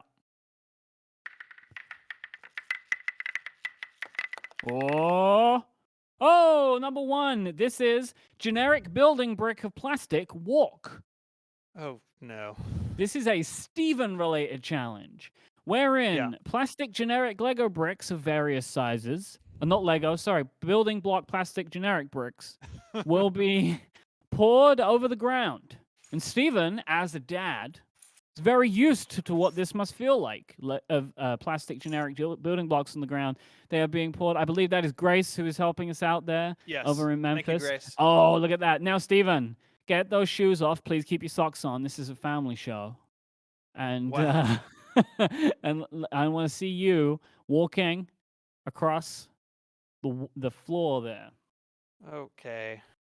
You know, in the episode of The Office where they do the fire walk and Dwight like falls into it? Yep. That could happen to me. Yep. Oh, you're going to go the whole way? Oh, look at that beautiful camera work. Oh yeah, our camera crew is just on top of it. Okay. Yeah, come on. Go the whole way. You can do this. Oh! Here he goes. Here he goes. It's Look at so this. Oh, I drug him. There's a Paying for balloon. your money, everyone. It hurts us.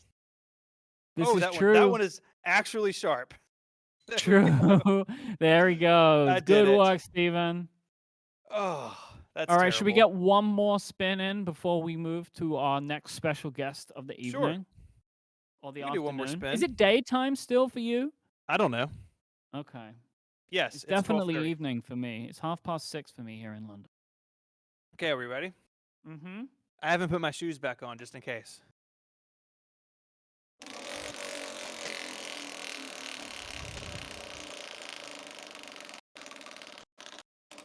Ooh, here we go.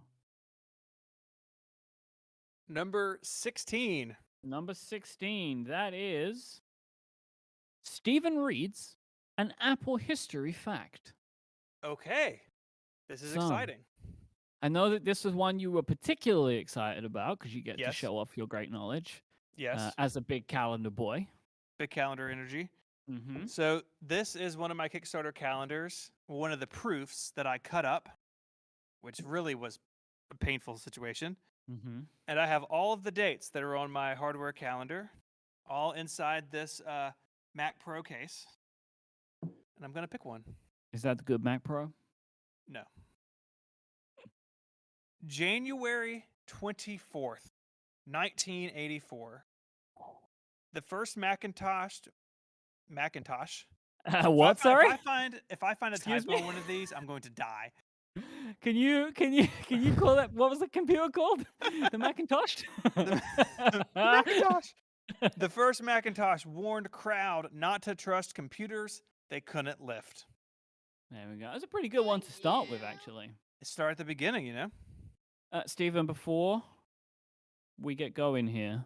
Mhm. Oh, by the way, I have just some fantastic domains being put in the chat, so I'm going to look forward to you picking one good. out at the Thank end. you to Boston and Eric for their donation of $500.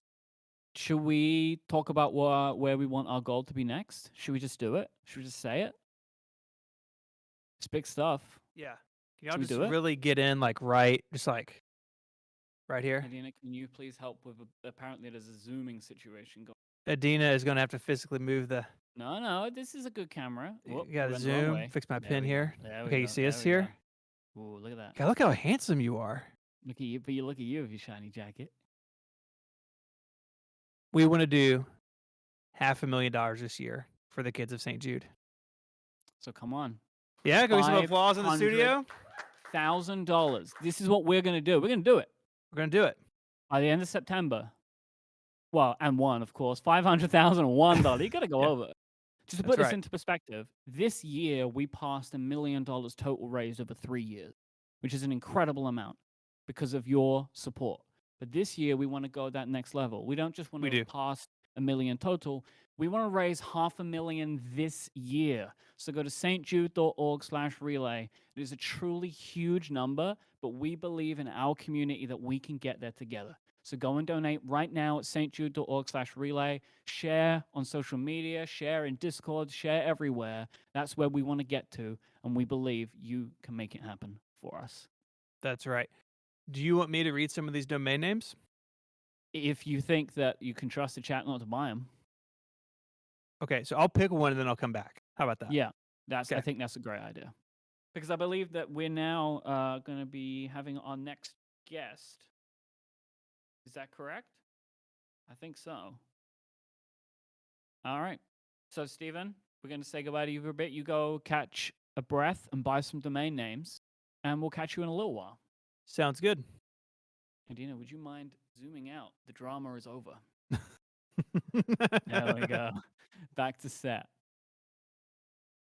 All right, so I think we're going to be joined very shortly by our next guest, who is one of the very wonderful hosts of the Material podcast here on Relay FM. And I'm very excited to talk to her. It is Flo Ion. Flo, can you hear me? Hi. Oh, I can look hear at you that. just fine. We are I can hear you part just of fine. the Z Flip gang. I have the Uh-huh. purple one. You have one of the great cases. I do. Have you seen the case that they have with the strap that goes around the back? I have, but I don't have it. They didn't send it to me. They sent me this It one seems and the beige impossible to one. buy. Ooh, I like it. Yes. All right, so this is what we're going to talk about today, Okay, because great. I think that folding phones seem quite clear to be one of the very next things in technology. Samsung, they're really pushing the envelope out. But as somebody that I know, I read really fantastic review. Was it for Gizmodo, the review? Yes, it was. That's It's a right. really great review that I recommend that everybody goes and checks out. You can Thank read you. Flo's thoughts in detail about the Z Flip 3. But what do you like about flip phones in general? I like the versatility. I know that's like a real standard sort of tritely overused answer, but listen, I'm from the camp of the 2-in-1. I went over to a 2-in-1 when Chrome OS started doing it, and now I want it for my Android life. But the thing is, this isn't my phone. I have to send this back. So I have to go back to just like the regular slate phone life after this, and basically wait and see what's next. Because although Samsung did a really great job with the Z Flip 3, I should say, there's a bunch of other stuff that we're waiting to come out. I'm waiting for some options. I'm not quite there yet. Even with all the wonderful things that I've enjoyed about this phone, that I'm going to be sad to not have anymore when I have to send it back to Samsung. What are some of those things? What are some of the features, I think specifically of the Z Flip 3, that has set it apart for you from other phones that you've tried and maybe other Z Flips? Pocketability. We can call it pocketability. I like that. That Yes, sounds more fun. pocketability. Just the ability to put it into a bag and not have it take up all the space, or a pocket, of which, us wearing the feminine array of clothing that is out there, we don't really have pockets in those things. So, and even when they do give us pockets, they're not very big. So that's one thing. But the other thing is also just, so you asked me what I like about it. To be quite frank with you, there's still a lot of work that also needs to be done. Yep. Before I could fully transition over to this form factor. Because as much as I love the ability to just sort of like do this and maybe do a selfie confessional, or my favorite thing, and this is so vain, but I don't care, this is why they put it on these phones, is I love to do a little confessional with the cameras, have this on a stand and just sit there and like talk to myself through the viewfinder. You know? You got to document things the way that you possibly can. And I know Samsung put it on there because they're really trying to sell this to the youths, of which I am not. I am no Mhm. longer a youth. So there's But still a it couple is. things that need to be, yeah. I think that this is the most, and again, like maybe I sound silly here, but I think this is the most fashionable phone that I I agree. can remember. Wholeheartedly agree. I'm going to see this pop up. It's already popping up on like aesthetic reels everywhere Yep. in the video tinge social media channels. But Like I can imagine because usability, it's the colors as well, right? So like you have that. oh, Is yes. your green? Is that a green one that you've got? No, I have actually got this khaki variant right here. That's Okay. what they sent me. Mine is Hmm. this really beautiful lilac purple. It's actually kind of funny, really. I just realized that Apple just brought out the iPad Mini and as a purple one. Samsung beat them to the purple, I think. So, but Hmm. I think it just looks so great. And also, you're saying about the pocketability thing. What I also just love is just when it's closed, just how holdable it is. More than I any agree. other phone. It just I've just got it now, and and it becomes like a little fidget toy. And in case maybe people will be able to see this, one of the things Flo was talking about is that you can. Let me see if I can do this. Double tap the power button. You ever tap the power And now button? I am filming the There you webcam. go. You might be able to see it there. That's now looking back at you, so you can stand it up like this. Take Yeah. a little picture of yourself. Very obviously for a particular kind of user. Mm-hmm. And that's what I wanted to say about usability is that my use case is I'm running after a toddler trying to capture every essence of her life because Yep. that's why they put cameras on our phones. And this form factor is still the best. And it's all because of this darn pop socket, I'm telling you. Okay. I I'm a got big pop so socket person too. On my iPhone, I have Mhm. a pop socket like permanently. I don't care. I don't want MagSafe. Yep. I want a pop socket. Yep. Same here. I will say I do take this off at night to put it on the wireless charger because I do want that Mm. capability. But that's why I get like a nice little soft case to be able to make it easy. Did But you ever see absolutely. their donut charger, Pop Socket's donut charger? They made Yes, I a have. with the little hole in it. I bought one of Yes, those. I have. It did not work. It would not. Really? Because you've gotta. You also have to choose to put your pop socket exactly where it needs to be to still hit the contacts of the charger. And I just put mine in a place where I guess it doesn't work. I wanted to ask you so you mentioned like running around and that kind of stuff. What is it that's not working for you with this device? For the camera situation, for instance, if I'm Yep. chasing after a little one, I'm not gonna double tap this and just like follow her like this. I mean, these are the cameras that I want to use. Yep. These are technically the rear cameras that we're talking about here. Instead, I have to do this whole mechanism, open it up. I have it locked all the time. Mhm. So I put extra security on there. I think I have face unlock. Yeah, no, I didn't put it on. But even with face unlock, it takes that extra second to get Yep. into the camera app to fire it up. And by then the moment is lost. So there's still like there's these little considerations that we have to make, and I think this is going to pop up with the next batch of foldables and dual screen devices that are coming our way. I think Yep. there's going to be a usability that people have to really take into consideration. I do think that we'll get there though. Like I think a lot of Yes. people they say like one of the things that really seems to have been mostly solved. Samsung has done a great job this time. Durability. I have Mhm. no concerns about this phone. Take it into the shower. Yep, it's not, and that's a big thing. Because I take my phone into the shower to listen to podcasts I or do whatever. too. Bless you, Right. by the way. Just put it inside. It's fine. Who needs a speaker? You just put it inside. It's These not things are directly waterproof. underneath the stream. It's just a little bit Exactly. over here so you can do a little reading while your back gets wet. Yeah. And that's one of the. I think that's a big thing that they've done this time is making this thing waterproof, which I could Mhm. not believe when they announced it. It's like, hang on a minute, these things that get killed when you blow on them, right? That was my understanding before, but now they've made it waterproof, which is really cool. I mean, they figured out how to stuff in all the foam and how to seal the parts necessary to keep water out at least for up to half an hour. Mm-hmm. It's only Right. resistant. It's not proof. That would be a super long shower. You mentioned about other devices, and Yes. obviously I know Material you very frequently talk about Pixel devices. So could you imagine Google going in this direction, the foldable Yes. direction?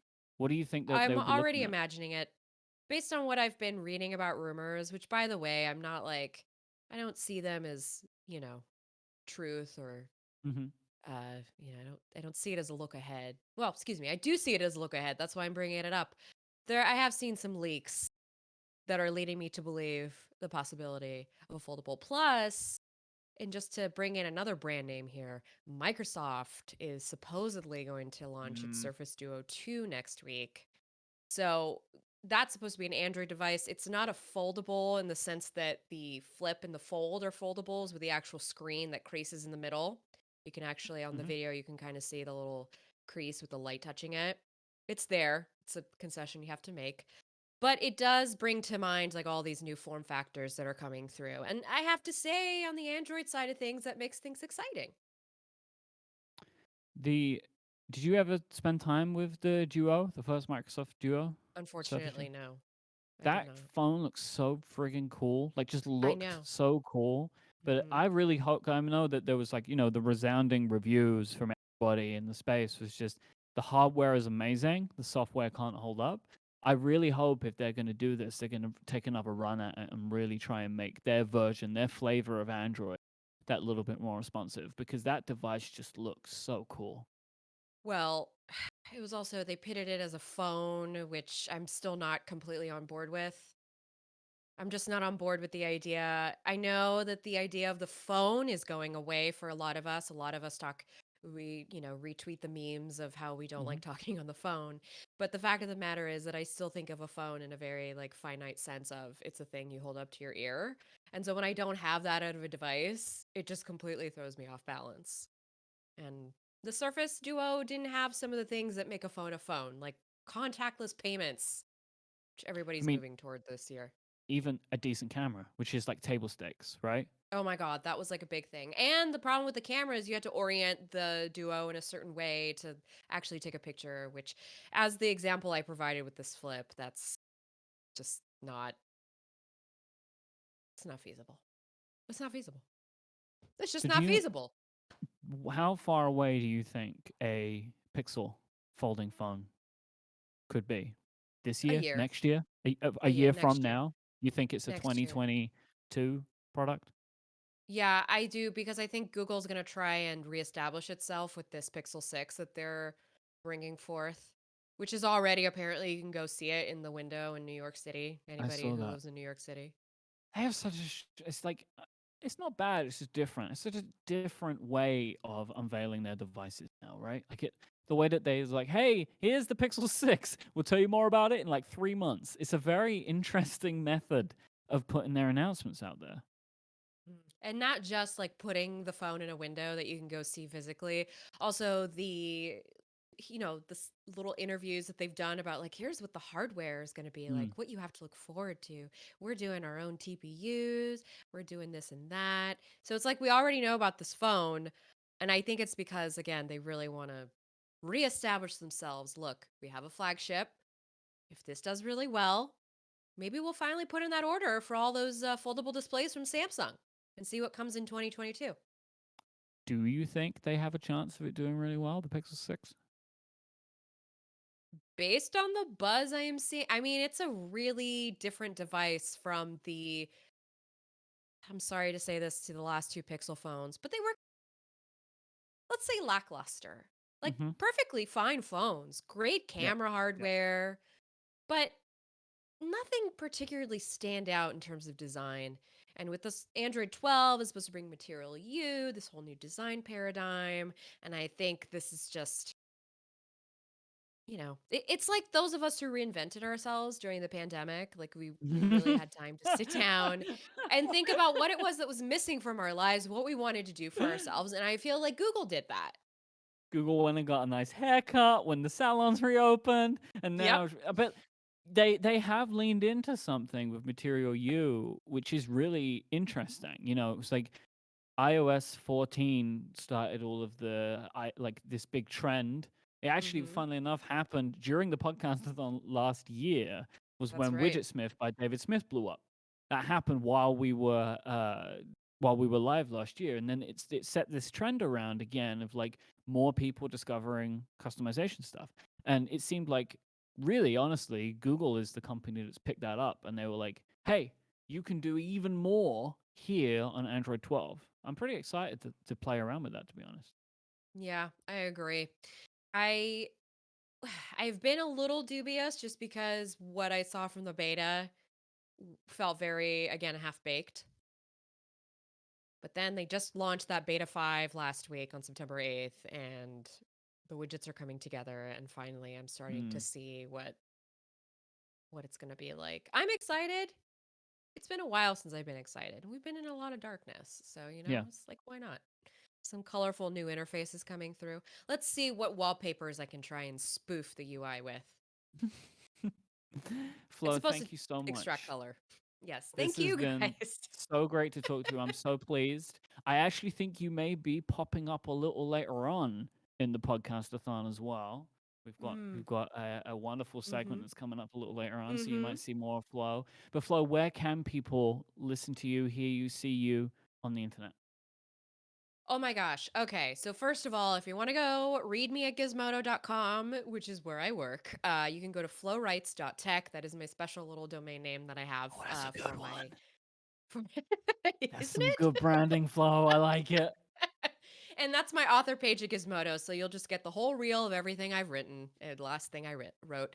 And then you can go to florenceIon.com if you'd like links to my social media. I've also got my own little Discord. We have a nice little community made up of listeners from Material as well as All About Android, which is the other podcast that I'm on. So, Twit Network.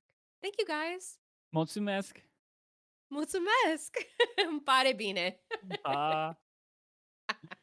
I'm showing off my Romanian. Yes, you are. You sound a lot better than a lot of Americans that try it. I'm just gonna say.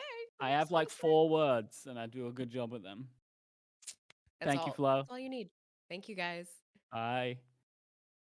All right, so back over in Memphis, setting up for something really special, something that we've been super excited about, which we're going to get to in a bit. So we're going to hang out together for a little while, and I'm going to thank some of the people that have donated crazy, wonderful, incredible amounts of money, like Daniel, who just donated $500. We have a $250 donation from I'm going to give this a go. I apologize if I butcher this. The Schneider family. Thank you for $250 donation. We have a $1,000 donation from JD. So JD, just for you right now, I'm going to eat one of these Bean Boozled beans. All right, JD, let's see what you got me going on here. This is either going to be, oh dear, buttered popcorn or a rotten egg. Now, I am just going to say I'm preparing here. I have a cup that was sent to me here from St. Jude. And if it's just too bad, it's going to have to go in the cup. But I will at least get the flavor. Let's see where we go. So, butter popcorn, rotten egg. Oh, God. No, I can do this.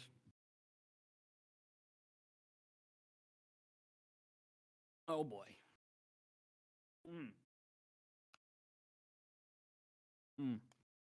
Oh, boy. It's not going.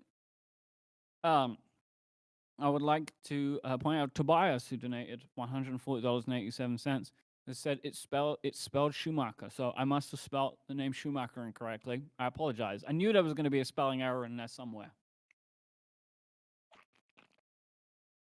Oh my God, I can't get rid of the flavor. Oh boy. Oh yes, we have procured some of these. This is not a branded thing. I like this chocolate very much. It's mint flavored, so it is significantly assisting with the removal. Woo. Oh boy. So thank you so much for your donation so far.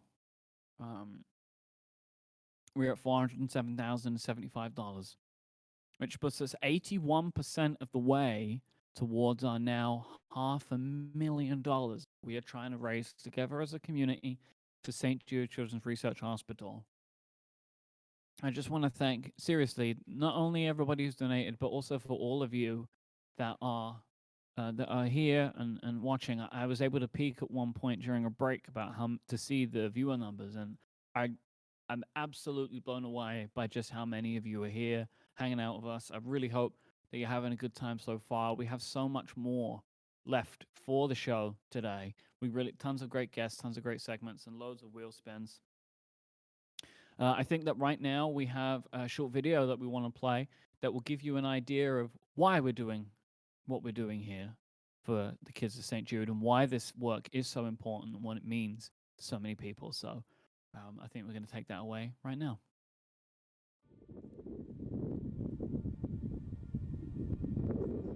Cole, he's my miracle child. I've had 10 miscarriages, and I was never able to have any more children. So how does your miracle child get cancer? How does that happen?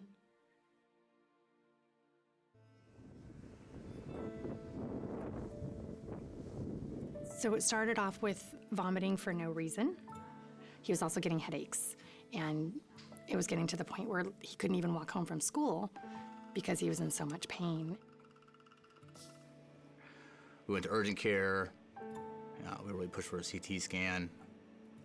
There was a mass, basically a tennis ball-sized tumor at the base of his brain. We were then rushed over to our local children's hospital, and they did the resection there, and that's when they told us that he had cancer. Those are the worst words you can ever hear as a parent, is that your child has cancer. Our oncologist reached out to St. Jude. St. Jude knew exactly what was happening. They already had a clinical trial going on, so he wasn't overtreated. He did 30 rounds of radiation, and then he had 4 rounds of chemo. What exactly is it that you're doing here? Deharizing myself. When we got here, we signed up for just about every research trial there was. The discoveries that St. Jude makes are shared freely around the world. What was important to me was knowing that anything that we did would help future kids. Because no child should die of cancer ever. Nice, huh? So we had busy days. But Get out the door, you don't get chemo anymore. they saved his life. They gave him a life to live.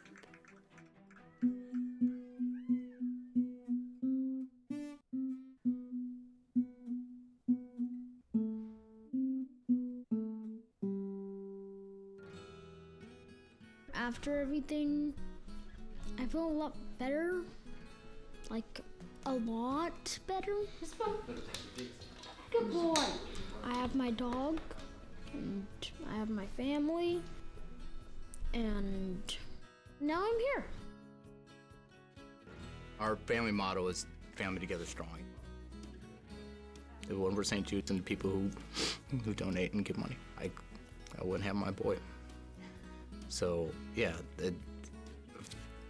absolutely, the people who give to St. Jude are part of our family together strong, by far.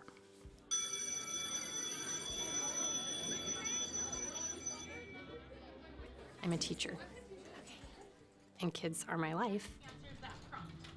And there's so many great things that you can do in the classroom.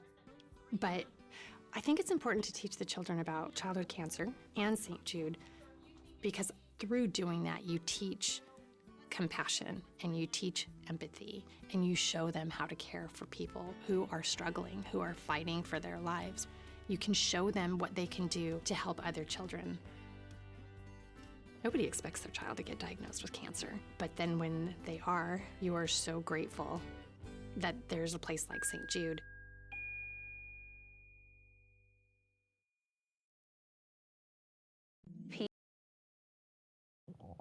Hello. Welcome back to the balloon room. How many balloons do we have in here, Adina? 325 balloons are now occupying the balloon room, and that is because of your incredible donation at stjude.org/relay. Right now, I cannot see my screen, so I have to ask my incredibly hard-working assistant. I have a cart in front of me, a trolley, an IKEA trolley. And on that trolley, I have a PC, which is powering this whole stream.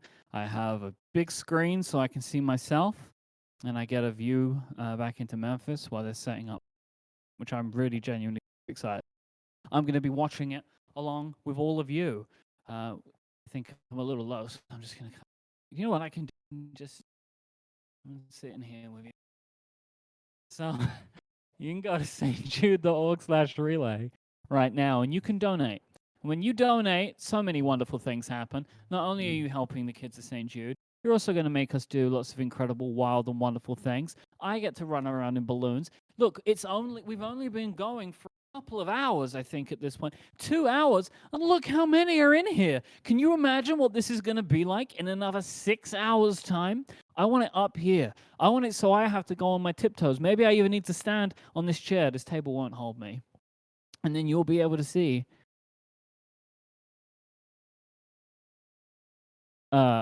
Okay, I think I'm being told I have a earpiece, real professional, and we're going to be reviewing rewards and incentives. And I don't exactly know what that means right now. I think we're talking about the things that we're going to be doing and what we're going to be giving. So, this is what we're going to.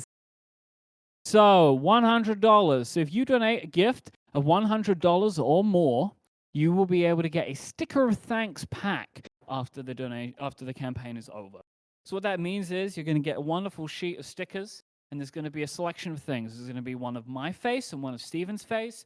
We have a beautiful Relay FM logo in the in the Childhood Cancer Awareness Month colors. We have a St. Jude sticker and a sticker of the Fever Fighter. The Fever Fighter you're seeing right there on the screen. Fever Fighter was created by a St. Jude patient by the name of Ethan.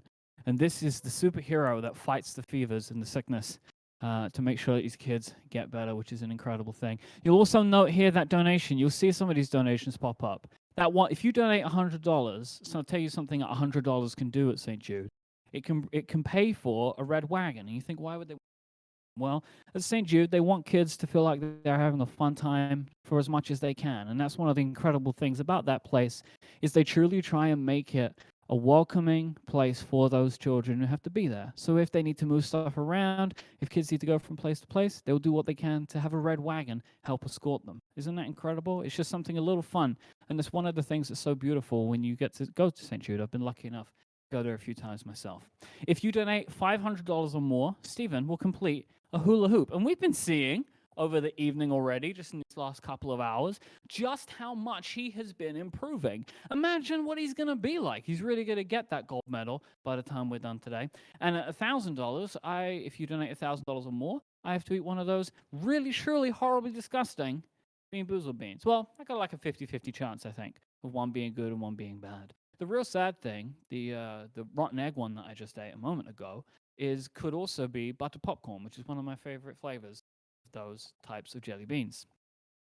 So we also have some fundraising milestones. So every $100, Stephen will put yet another generic plastic brick inside of his hollowed out iMac, and then more balloons will be added here to the balloon room. Hundreds and hundreds of balloons are here. We have hundreds of balloons over there. There's a balloon blowing machine over here. We have enough balloons to fill this whole thing right up to the top. But to do that, we need your donations. So go to stjude.org/relay and donate today. Also, every $1,000, we're going to hit that button of hype. I haven't done that in a while. Can I please have my button of hype?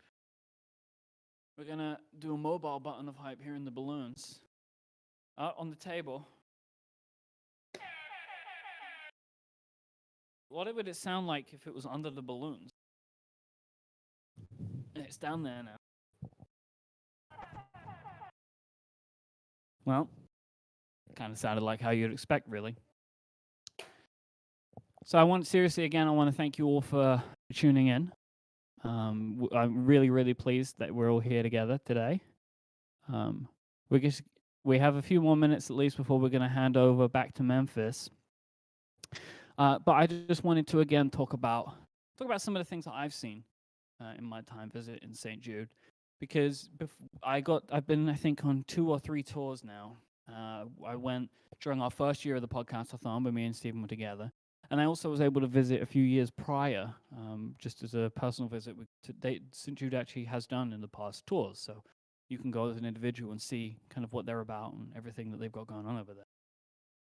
One of the things that really strikes me about St. Jude, about the hospital itself, which I would not have expected, is how kind of fun and welcoming and warm the place is, because you wouldn't necessarily expect it, right? It is a hospital for one, but it is focused on pediatric cancer, which is just an incredibly sad, heartbreaking thing that children have to go through, but anyone have to go through, but especially a child. But I have always come away from there with this feeling of hope, and it's definitely perpetuated in what goes on at St. Jude. You know, that they have all of these activities for children. They try and do their best to make sure that they are taken care of and that they're able to have these full lives in the time that they're spending there. You know, when a child is done with chemotherapy, they have a thing called a no-mo chemo party. You may have seen that pop up on the stream, actually. There is a donation amount that if you donate, it will pay for one of these parties. And it's a celebration of the fact that that child has been through chemotherapy, which is, you know, again, like for an adult, chemotherapy is an incredibly hard thing if you have to go through it. And again, imagine a child having to go through that stuff. It's upsetting, it's sad, right? But what we're able to do here together is provide help, provide awareness to an institution, to a place like St. Jude, who is not just treating the children when they need that help, but also learning from it. Right? St. Jude is a research hospital. And what that means is they're able to learn, they treat, and they're able to take that knowledge and turn it into cures. You know, in the time that St. Jude has been around, the childhood cancer survival rate has gone from 20% to 80%. They flipped it on its head, right? St. Jude's whole thing is that no child should die in the dawn of life. That was something that Danny Thomas, the founder of St. Jude, said. And it's such a simple thing, but it's just so beautiful as an idea, right? No child should die in the dawn of life. Everybody deserves to live a full life. Why should we not put the effort that we have, the money that we have into science to help find these cures for cancer? Because we can do it. It's happened. Later on today, we're going to hear me. I was talking to a doctor, Dr. Ferlagi, and we're going to talk to them a little bit later on. And we're going to talk about some of the work that happens when a cure is actually found for a type of cancer. So, you know, we've been lucky enough in previous years to be able to talk to some of the incredible researchers and doctors who work on this stuff at St. Jude. And it tends to be like, okay, we're still trying to work this out. We're still trying to find a cure. But what about when you do?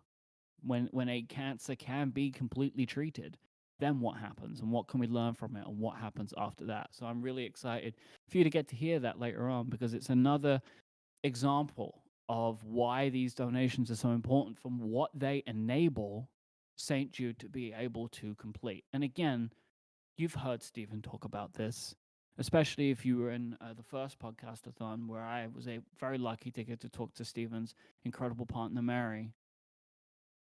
And we were able to talk about what their family life had been like. We have this personal connection to St. Jude because of Stephen's oldest son. And, you know, he was diagnosed with a brain tumor very early on. And St. Jude have been able to get to this incredible kid to the point where he is able to live a full life. You know, like his chances were not great. And it was because of the wonderful, incredible work of St. Jude that he is around this happy, incredible kid to this day. You know, like we were talking about this earlier on today. Like Josiah loves doctors. And you think, how could that be? He spent his entire life around doctors. It's like, because these doctors at St. Jude are so good and they believe in this so much that it changes the view that you would have on it. And it creates this incredible chance for these children to live and also to have a different perspective on their own lives as they move forward.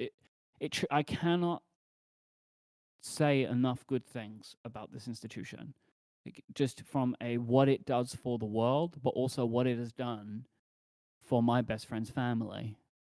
Like, that's why we are here, because of this connection that we have to this place, and the incredible work that they do just changes lives. And so that's why we want you to raise. So I want you all right now to go to stjude.org/relay and donate what you can. But right now over in Memphis, we have something really special that we've been looking forward to, because there's a lot of really incredible things going on now. when you think about St. Jude and see what they're up to. So I'm going to hand over back to Stephen Hackett, who's over there in the studio, and we're going to have that interview for you.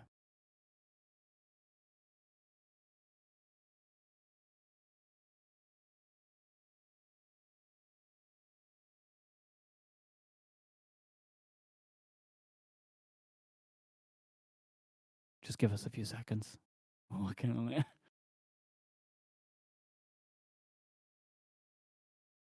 So as you can see, Stephen, there he is, looking really handsome.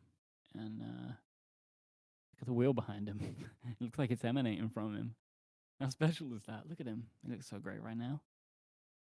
Oh, it's back. We're back to me. So just some technical difficulties there. This is what happens when you're trying to put on something across the entire globe we're spanning here. So we have me, obviously, in London, Stephen in Memphis. I think we mentioned this earlier on, but Stephen is actually in the St. Jude campus. They have these incredible facilities there that we were able to be at together in the first year.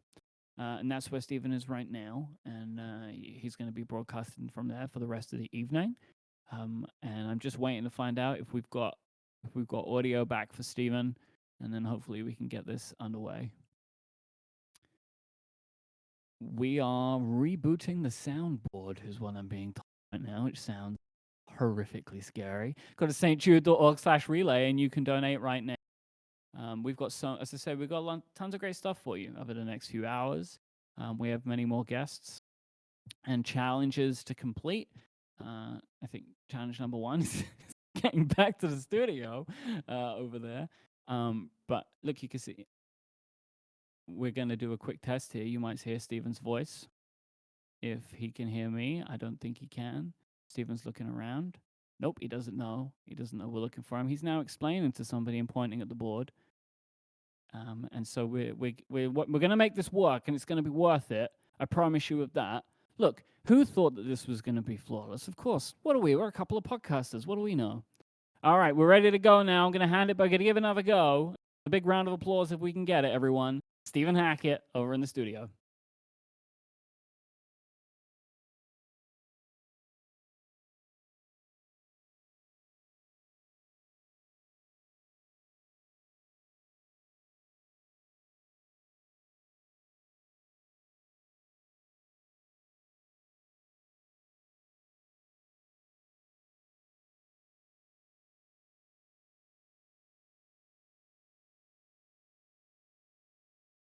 Hello, it's me again.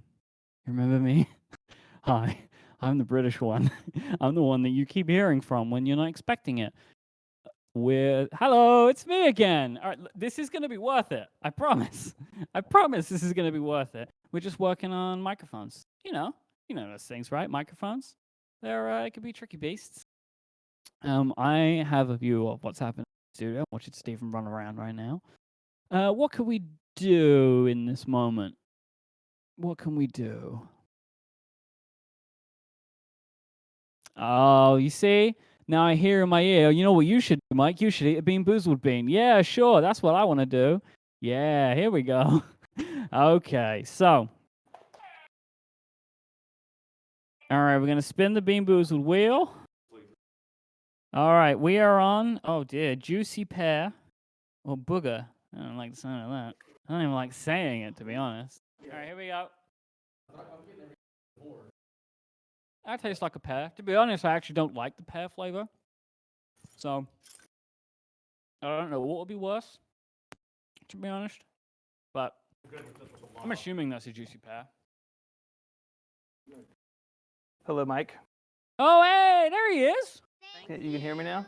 I can hear you. I don't want to tell you what was wrong because it's embarrassing to me, but we're good. Oh, we just got a wonderful donation from Robot MLG. Is that like Major League Gaming? Of $1,024. Stephen, I don't know if you know, but that brings us up to $411,000. Praise awesome. for the kids of St. Thank Jude. you, Now, Mr. Robot. I believe I can safely pass over to you. Yes, third time's will be the charm. Goodbye. Hello. Oh, Mike's gone. Well, we're back. I think everyone can hear me now. I have to confess that was my fault because I had muted my laptop when I got up. So my bad, everybody who ran around. My fault, okay? I'm joined today. It's a real honor to talk with you, Rick Shadyac, the CEO of AllSac. Good to see you, Stephen. You too. Thank you for having me here. Thank you for joining. I'm really sorry about what we've done to your room here. I think it looks really cool. Yeah. I think it looks really cool. Well, so. you can pick a bouncy ball. Okay. To take home with you. I'd like that. Okay. And we're both vaccinated. We're safely apart, so we can do without masks. I'm vaccinated. You say you're vaccinated. Yes, sir. You know, and we're socially distanced. Let's do this. Okay. Have a conversation. All tangled up here. There we go. Okay, so I've got a few questions I want to ask. I have index cards because I'm a professional. Okay. Even though I was the one who screwed up the audio a second ago. It's all good, man. I use index cards too. It's good. It's all good. So my history with St. Jude's long. I've got a survivor son. He's getting ready to be 13. Josiah. Josiah, that's right. I love it. He was diagnosed as a 6-month-old. And we've learned over the years that St. Jude's a really special place. And I think for different families and different people, that word special may mean different things. What about St. Jude is special to you? Well, certainly the families that I get the privilege to meet every day. You know, what I think is particularly special for me is the whole founding story, and why St. Jude was brought into existence and why it was put in Memphis, Tennessee. You know, it's a story, Stephen, that I'm familiar with because my father was one of those persons that before there was a St. Jude that Danny Thomas talked to. So I reflect back on that and the decisions that those guys made back in the 50s. And I wonder what decision I would have made back in those days. So that's something that I think about. And I think about also all the families that have passed through our doors and all the families that are going to still come. So there's a lot on my brain when it comes to that. I'm sure. I'm a native Memphian, so Okay. St. Jude's always been in my backyard. Okay. And I wonder if you could tell a little bit about that founding story, because 1950s is a very different time in a lot of ways. So how did St. Jude end up here? Yeah, so, you know, the story as recounted by my father, and I did have the privilege of also getting to know Danny Thomas. And so, look, they were going to build a specialty children's hospital, so they had gotten word that they didn't want to build another general children's hospital. They wanted to build a specialty children's hospital. They decided that they wanted to tackle an incurable disease, and that's why they decided to take on leukemia, which had a survival rate of 4% back in the 50s, right? Wow. So 96 out of 100 kids that would be diagnosed would pass away. And, you know, it was so bad back in those days that moms and dads were told to celebrate half birthdays. So just imagine hearing that news. And then, you know, there was this idea that we wanted to make sure that we were providing access to quality specialty health care to all kids, regardless of race, regardless of economic status. And unfortunately, our wonderful city, Memphis, Tennessee, like much of the South, was a segregated city in the 1950s. And we said, you know what, we're going to put it right here. Danny Thomas said, we're going to put it right here in Memphis, Tennessee. And when we open our doors, we're going to welcome kids from all backgrounds, races, creeds, religions, and economic backgrounds. And that's the story. And Cardinal Stritch was really instrumental in guiding Danny Thomas here as well. Yeah, I mean, it's amazing. It's hard to imagine how radical that must have been. And I think in a sort of a similar vein, St. Jude is still a radical place because all these families that come through the doors, like you said, those kids are all treated without being billed. Absolutely. To show you how radical it was, the community didn't like this idea, okay? The community actually said, yeah, you guys may be able to open your doors, but, you know, where's the separate bathrooms? Where's the separate water fountains? Then we didn't have housing facilities back in those days.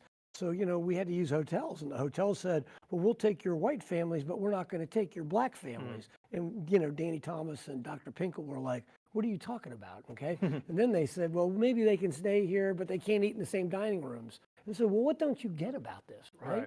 You know, so, but ultimately they capitulated. We were instrumental in helping to integrate the hospitality industry. There were never any separate bathrooms or anything like that.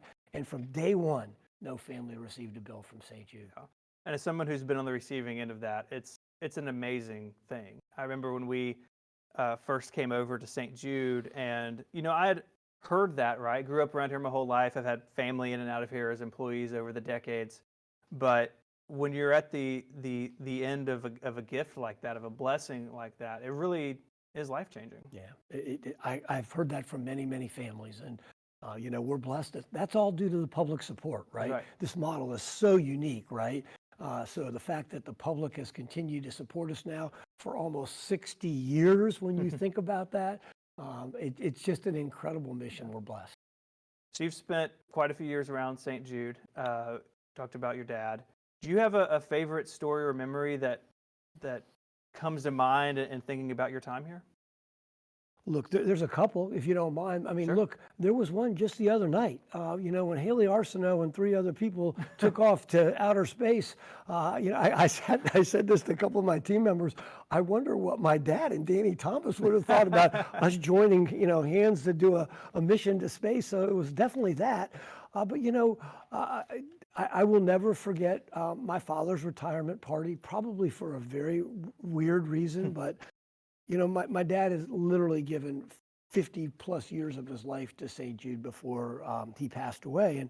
And his retirement party was not very long. He died not that long afterwards. And so many families like you came up to me and my brother that night and said, "Thank you for sharing your father with me."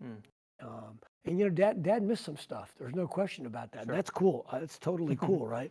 But he did always try to make it back for our Tuesday or Friday basketball games and when we were in high school and things like that. But so many families just said, "Your father was a father to me or a grandfather to me when, I was going through all this." Wow.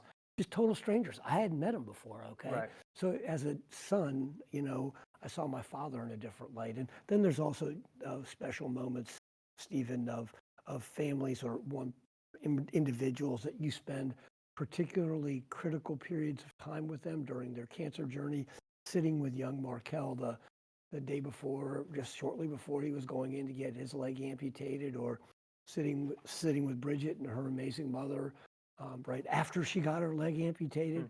I mean, these are memories that will be forever burned into my brain, and I feel so blessed to have had those experiences, because it's made me a better human being and a better father and a better husband and just a better person.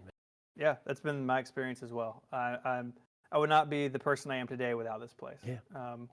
So that was the past. Let's talk about the present a little bit. Yeah. I went to journalism school, so I can do clever things like past, present, and then future is going to be next. Okay. Pretty good, right? I got it. Pretty Okay. good. You're really logical. I do what I can. Okay. Not all journalists are logical. Well, that's a topic for a different interview. I'm probably not supposed to say that, so okay.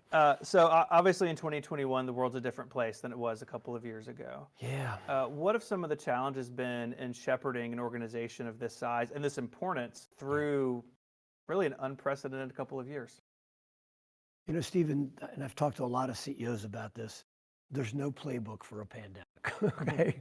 And this particularly unique pandemic, there's just absolutely no playbook. So we were all kind of flying by the seat of our pants, right?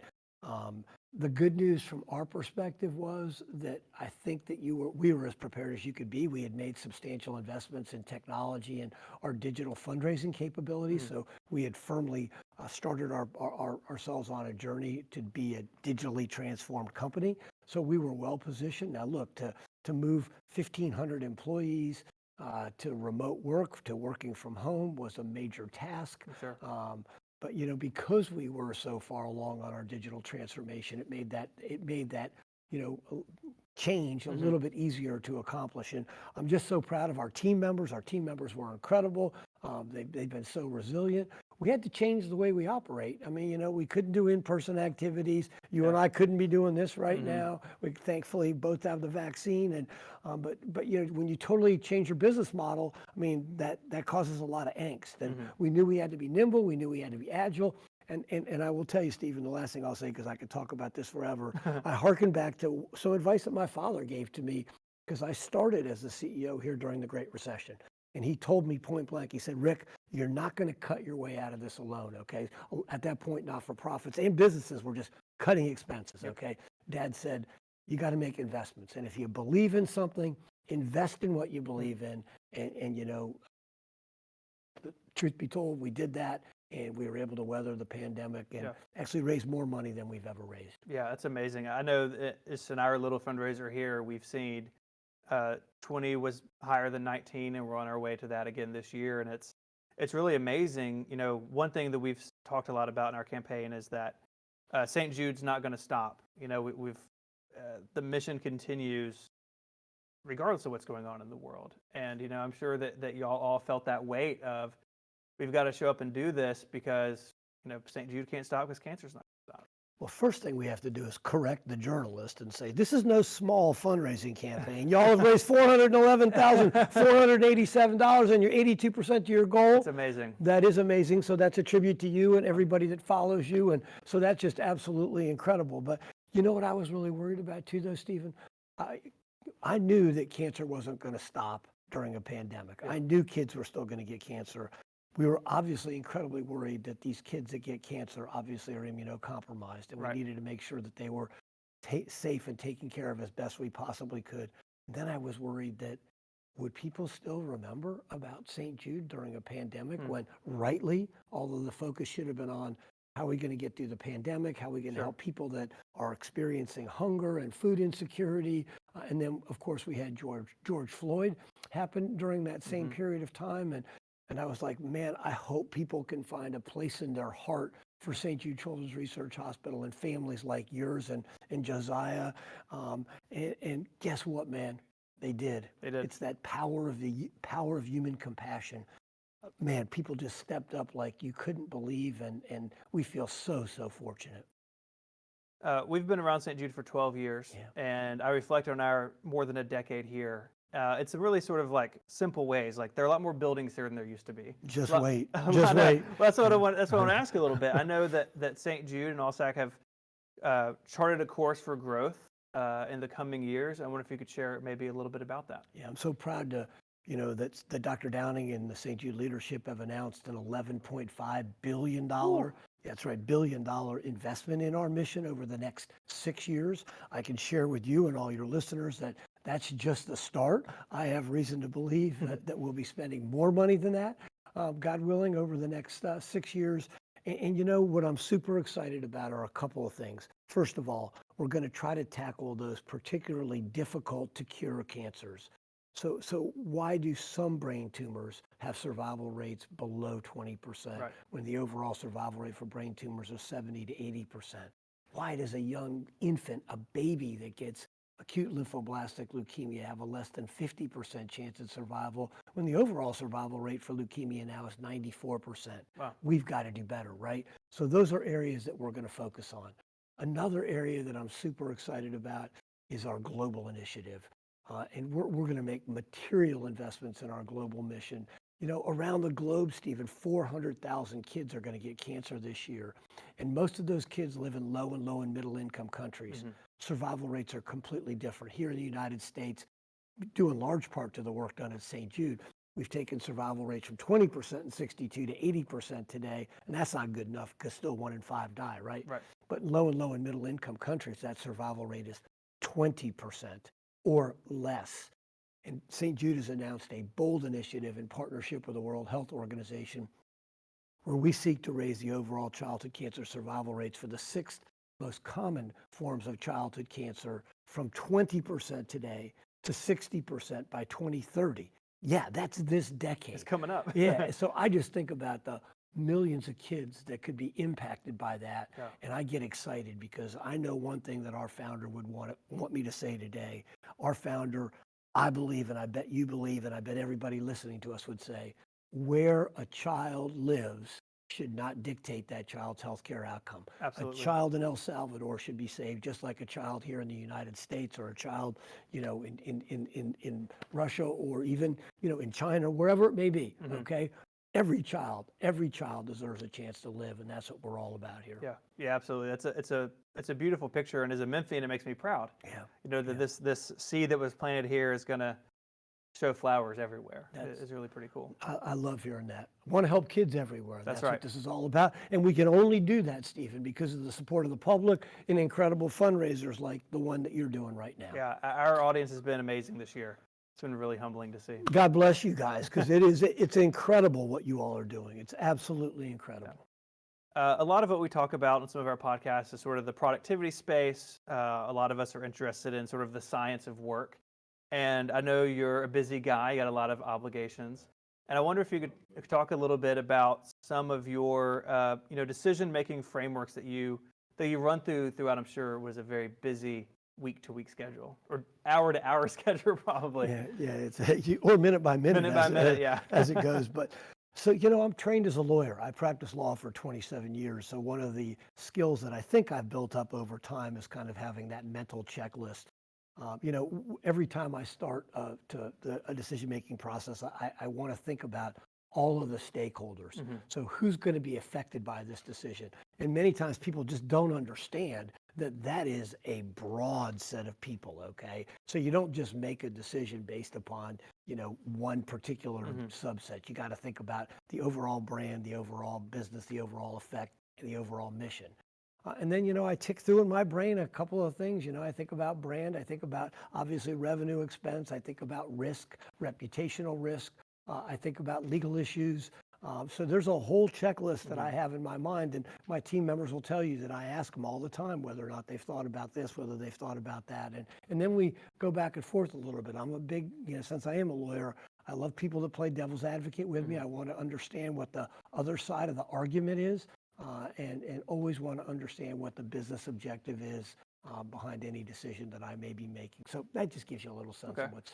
So it sounds like you're sort of into the when the time is right, that collaborative work environment. Get those voices in. Absolutely. Yeah, it's hard. I mean, I'm sure that I run a little company of about 40 people, and it's a lot smaller than Allsac. But even a company that size, you think about everything from the top line to the bottom line to the food people are putting on their table at the end of the night. And that's without the burden of trying to rid the world of pediatric cancer. We're not doing that at Relay FM. We're just doing podcasting. That's not just podcasting. You're helping us, and you're helping St. Jude, because right now you're creating awareness and you're raising funds. So you are in the same business that I'm in, right? Right. And also, the other thing people should understand is make sure that you're seeking a diversity of perspectives, okay? So, I want to make sure that the team I surround myself with is different than me. If everybody looks like me and you, okay, as two white males, that's not going to cut it, man, okay? That's not the world, okay? So you want to make sure that you've got diverse people around you that are not going to be afraid to bring a different perspective to the table, so you can consider all perspectives. Yeah, absolutely. Well, I had a suggestion. I mean, you don't get to talk to the boss very often. Sure you do. Then we can maybe spin the wheel and see what happens. I'll do whatever you'd like to do, man. All right. So I also have been completely inspired by this private civilian space mission that's going on. Inspiration 4. A big space fan, big space nerd myself. And so watching that the other night, I mean, right here in the chest. Oh, my God. And just, I think it would be cool. I'm on campus a good bit. I think it would be cool to pull in one day and see that Falcon 9 rocket, see that Crew Dragon capsule here. I think this would be a great final resting place for that space hardware. I love that. Now, what do you think Elon would say to that? I think he should say yes. Okay. Well, I think he should say yes, too. Yeah. So I'll let you make that phone call. Okay. I'll tweet at him. I can do that. Okay, do that. And he'll tweet back at you. I can guarantee you that. And you might not like the answer. Well, thank you for your time today. My pleasure. Thank you. So the way that this is working, the even numbers are good things that Mike or I get to do. Okay. The odd numbers, we come over to what we're calling the board of despair, board of peril, excuse me. And all those numbers are something not so good, like the Lego walk, or Mike has to eat a jelly bean that may taste like death, whatever it may be. Oh, boy. So I thought maybe we'd give the wheel a spin and see what happens. And that's for you to do it, not me, right? That's so we're perfectly clear. That's for me. Okay, I'll take it for the team. So do you want me to shoot for something that might be positive, or? Yeah, absolutely. Okay. Positive vibes? Yeah, so we can we can come spin the wheel over here. There we go. Oh, you get the Bob Barker microphone. All right, well, here we go. Never had a Bob Barker microphone. You feel powerful when you hold it, I've discovered. It's like kind of bigger than me. Okay, so we're going to spin this, and the good ones are the even. Yes, sir. Right, well, even number. Let's start on an even one. There you go. Okay. Better vibe. Right? Yeah, and you got to let it rip. It really it wants to go fast. There we go. Come on, even. Come on, even. Keep going. Oh, look at that. Oh, look, it's a 10. It's a 10. Okay, there you go. And what is number 10? I don't have them memorized. What's number 10? Take a swing at the PC. Oh, boy. Take a swing at the PC. Yeah. So you're going to need these. I've been told that you have to wear these. Okay, I'll do that. So we are Apple fans as a group. Okay. And so I have an IBM computer back here from the 80s. Got it. And we've been taking swings at it. I see that. And so, I mean, if you want to take a swing, you can, but I'm happy to do it. Let's both do it. This Oh, feels like a How about terrible that? idea. Is that okay with everybody? We'll both do This it. is good. A lot of nervous Or it's looking gonna be people out here in the amazing. studio. Here we Okay, so we got to come if we have enough microphone cable. Do we have the clearance for this? Try. Yeah. Oh boy. I'm watching. I'm just as nervous as the rest of you. Okay, well, here we go. All right. You go first. I want to see Oh, how boy. violent you're going to be. Go gentle, Stephen. Okay. Looks like a pretty bad hit. You got the corner, man. Okay. Oh. That was pretty good. That was pretty good. Oh, Rick's got better than that. So you want all the little pieces to come flying out at me. Is that what you're saying? I got the goggles. Okay, well, here we go. Okay. Here we go, guys. Are we all This is ready? fantastic. Oh my God. This couldn't have gone any better. Absolutely. Let's see. Fundraiser guy. I would say that, oh, look, it's going up right there. Let's do it. All right. Thank you, Patrick. Okay, here we go.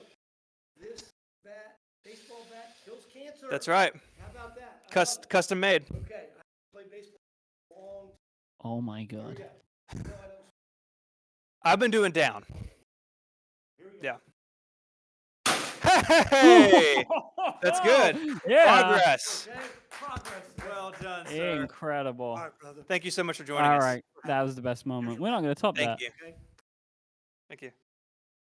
Wow. Great. All right. Wow. Well, we are going to pick up some broken pieces of plastic and roll a video, and we'll be back in just a second. That was amazing. All right. Thanks for being. She said, Mom, when I grow up, I'm going to raise money for St. Jude. And she wrote a speech. And I'm going to ask people to support the hospital, and this is what I'm going to say.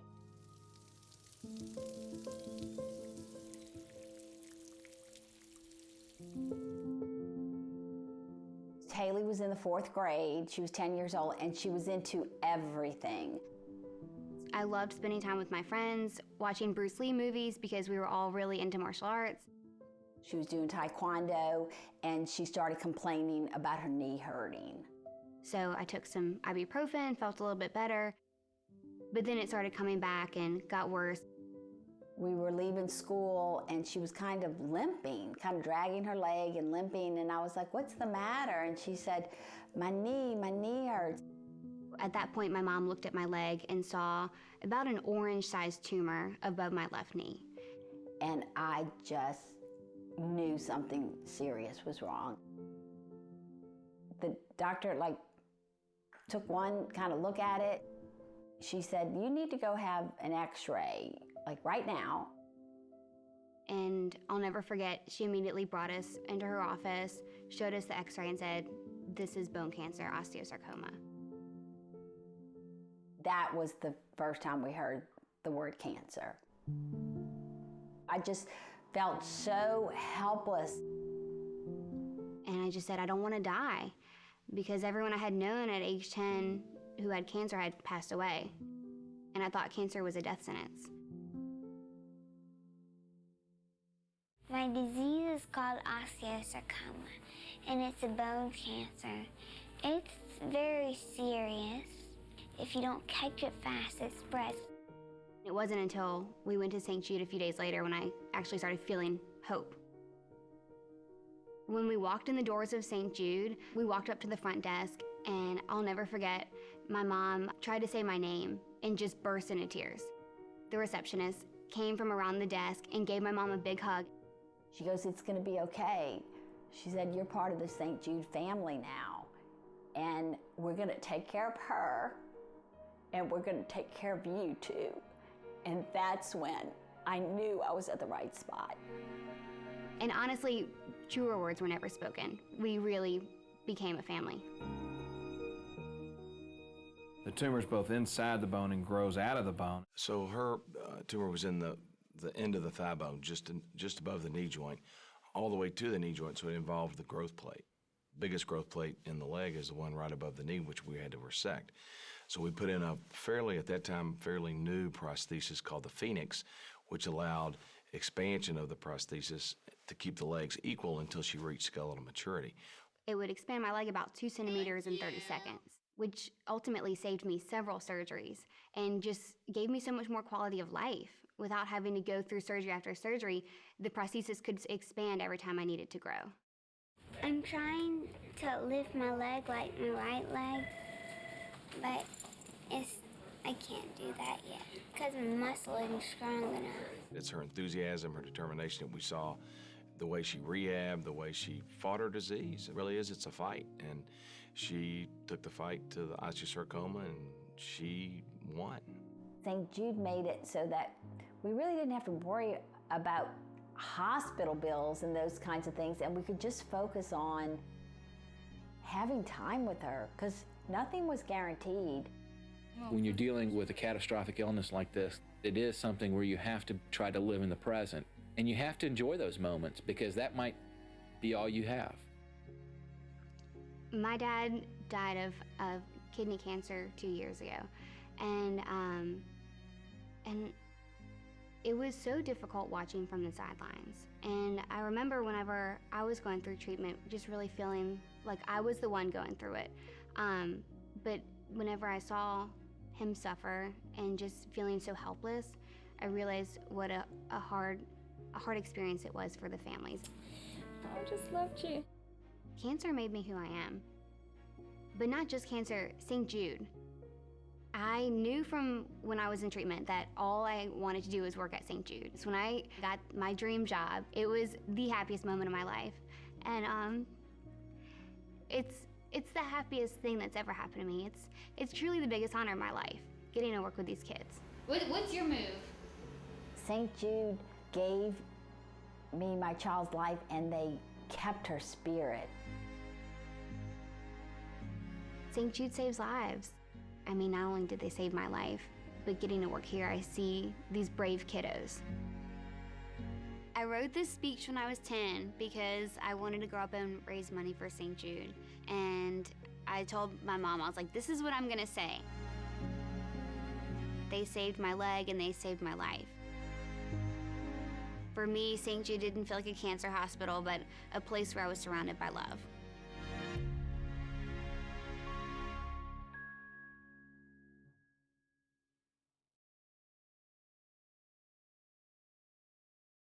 And we are back. Oh man, that video, Stephen, I don't know if you could see it, but that one was a real. Oh, it was about Haley, who's on the inspiration mission now. Mhm. It was her story. Oh my god, man, I'm tearing up over here. That's a real rough one, but an incredible story. Like truly, so inspirational. Yeah, she's incredible. The whole mission is blowing me away. But we got some catching up to do. I want to thank the Payne family for their gift of $1,001. But we've got some wheel spinning to do, Mike. Let's spin that wheel, man. Around it goes. Here we go. It is number 3, so I got to move over. Oh, is this apparel time? It is. Oh boy. Board of Peril. All right. You know, if this board was made up of clothes, it would be Board of Apparel. Yeah, I know. I heard. Wow. I heard that. No myself. one in this room laughed at that. Not a single person. I'm not surprised. I'm not surprised. Okay. Honestly, I'm not that Here we go. surprised. All right, here we go. Where are we gonna land? 2. Number 2. 1 day of Android use. Okay, so. Right? Yep, 1 day of Have I got Android that wrong? use. 1 day of Android use. So that will what be that our means primary is, phone. Steven, Yep. Can you explain that? I spoke over you. I apologize. Explain that a little bit more. Well, it's going to be a day long, and we have to use Android. So I think That's that it. So if you sums it up. see how we're gonna, I guess we'll start from tomorrow. Probably, yeah. We'll And work if that you- out later. But yeah. these are gonna accumulate, and we'll talk about it at the end of the stream today. Yeah, and if we're in that time period and you see Twitter for iPhone, you know that we're sinning. So don't want that. That should be a $200 donation if we're caught. Yeah. You catch us. If you catch us, that's You really catch us, good. $200. That's But really good. We'll talk about later on when we're going to do those. Steven, spin that wheel again. Okay, I want to do it from here, so I don't have to move. Beautiful. Oh, what URL did you buy, by the way? Number 1. So we got to come over here. I bought the Mac and whatever it was, whatever I said. Oh, that was great. I forget. We'll have to come back on that. Does have anybody to know go what back to that. URL he bought? But it redirects to the campaign page, whatever it is. Excellent.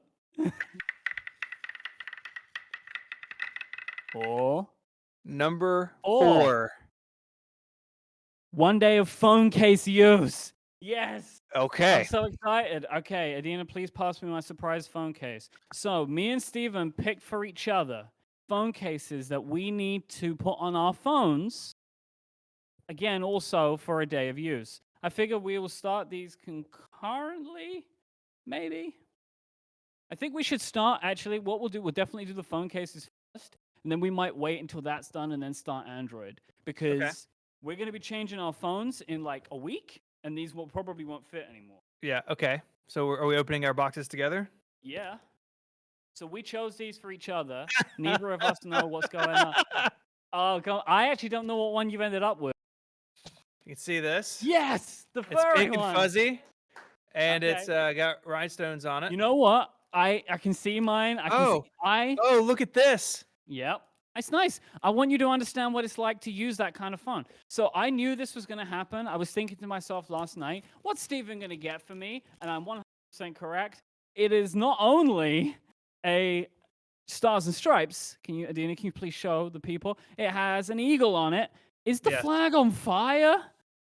But it's the fire of burning freedom. Okay. Or something. So, Mike, Adina, I have to go. Mike, I have tickets to a football game tomorrow. Well, you can say, Adina, please pass me my phone. I know that you're posting to social media like a champion for me right now. Wow. Going This is just, it matches my shirt. That's incredible. Why is it like that? Did you get me a tissue, a paper towel? There's all oil in the case. Why is there oil in there? I don't know. I didn't pack it. Do we want to do one more spin before we bring on our next special guest? Sure. We have a lot of these to get out of the way. Yeah. And there's a lot of things that we want to do. I'm ready. Okay, so all right, so here we go.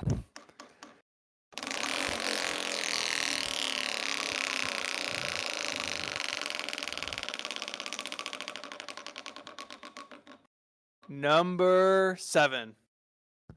Board apparel time. There's so much weird oil in this case. Why is it so greasy? It's very American. America. There you go. Yeah, I guess. Oh. Number 2. Another day of Android use. So that's now 2 total days. I will ask someone in our production team, please, to keep track of these days for us. Yes. What Android phone will you be using, Mike? Z Flip, baby. Z Flip. I have a Google Pixel 5a I'll be using. One of the reasons I bought the Z Flip this year is because I knew this was coming for me. Okay. Do we have time for one more? Yeah, let's do one more. Okay, one more. Thank you. I have more balloons. Jason Snell, the Jason! donation. Jason Snell timing his donation just right. That's what I love about him. Jason wants you to eat a bean, so I'm gonna go do this, and you get a bean ready, Mike. Adina, can you get me a bamboozle bean? You can just spin and.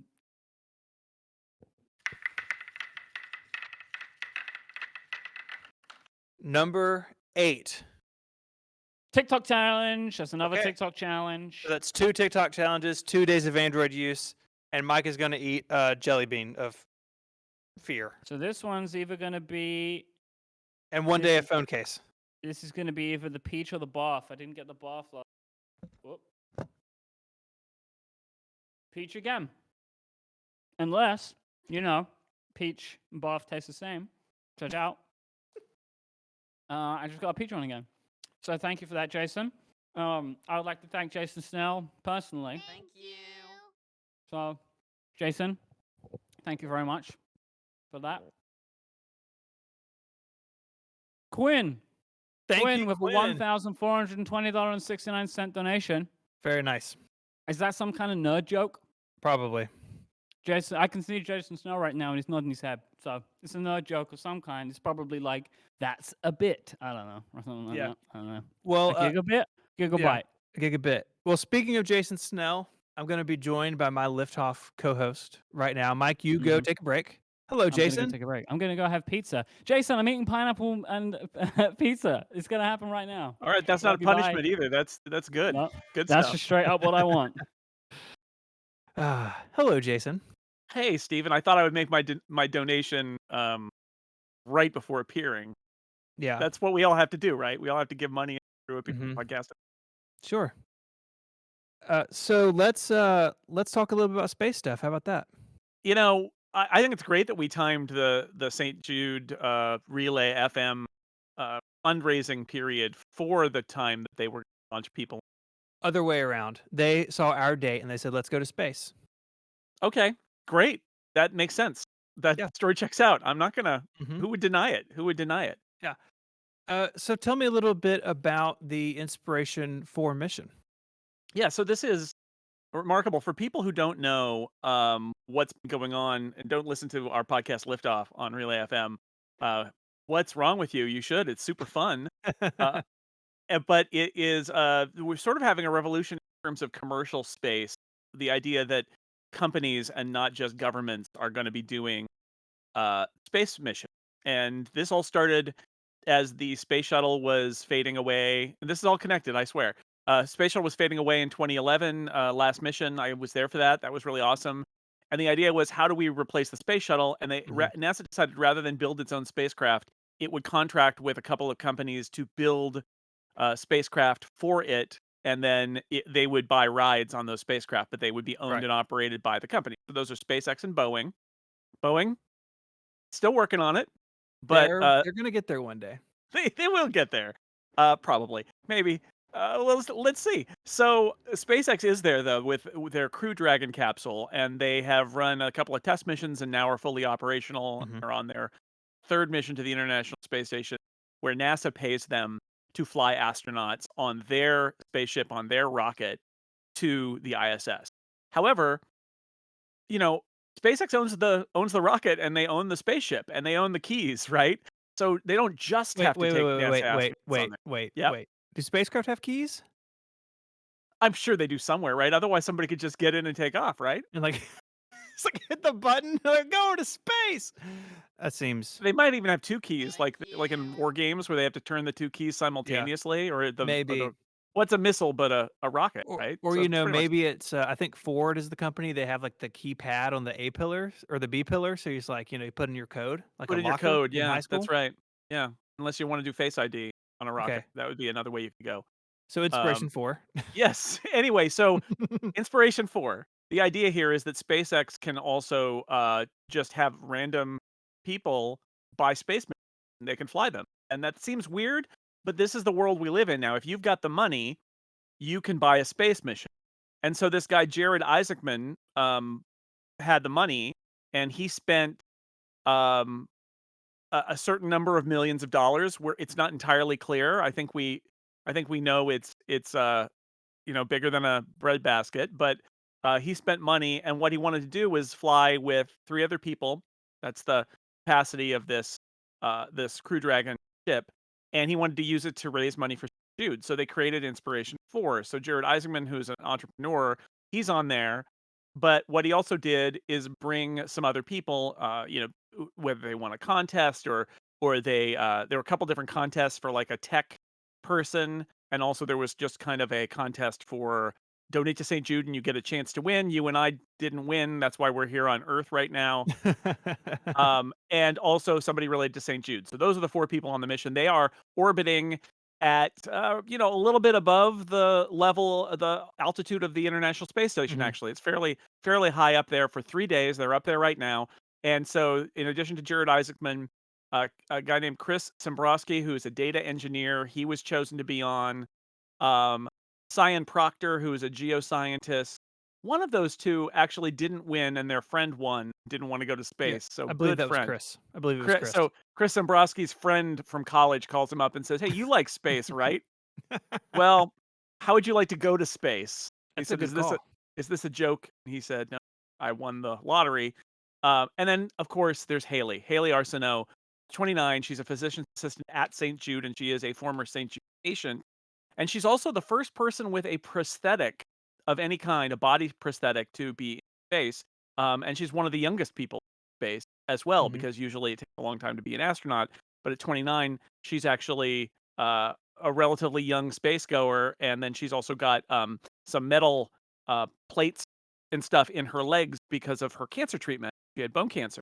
So a lot of interesting kind of research that is going to come out of this, medical research where they're doing tests and stuff, but also they get this kind of amazing ride in a spacecraft where they just get to spend 3 days weightless, looking down at the Earth and orbiting the Earth, a half dozen times a day, or Yeah. more like a dozen times a day. It's a lot. So they're think going to it's get a lot of 15. views, 15 times a day. So times 3, so 45 orbits or so. A lot of time to look out the window Mhm. at the Earth, which is kind of the other story, right? Is that you know all about Stephen, about the International Docking Adapter, right? Which I is do. the standard. You saw one blow up. I did see one blow up once. Yeah. Yeah. It was a bad day. And that's how you connect to the ISS. You got to have, Right. it's like, if you think like a lightning port or a USB port is complicated, International Docking Adapter, way more complicated. Yeah, So, it's yeah, dongles in space is what we're saying. it is the space dongle, actually. Space dongle. Yep. But they don't need it because they're not going to the ISS. So instead, they've got this thing called the cupola that is a module that SpaceX built. Basically, you pop off the dongle, but now you've got an open like cap. It's like you took the cap off your Apple Pencil 1 and lost it. So then you put this cupola on, and basically it's just a giant window. Yeah. So that's what Inspiration 4 gets to do, is they get to look out the big window that the NASA astronauts don't get used. Yeah. Yeah, the pictures of it seem really inspiring. I remember when they showed it off maybe a couple of months ago for the first time, and it's just this glass dome, and so really your view is unobstructed, and I'm sure it's a breathtaking sight. Yeah, and they're doing some press conferences and stuff. I think they're also recording a lot of video that we'll see on their Netflix series that they're Mhm. doing. So I think that's the idea, but also just that these are 4 regular people, and again, well, okay, 3 regular people and a very rich guy.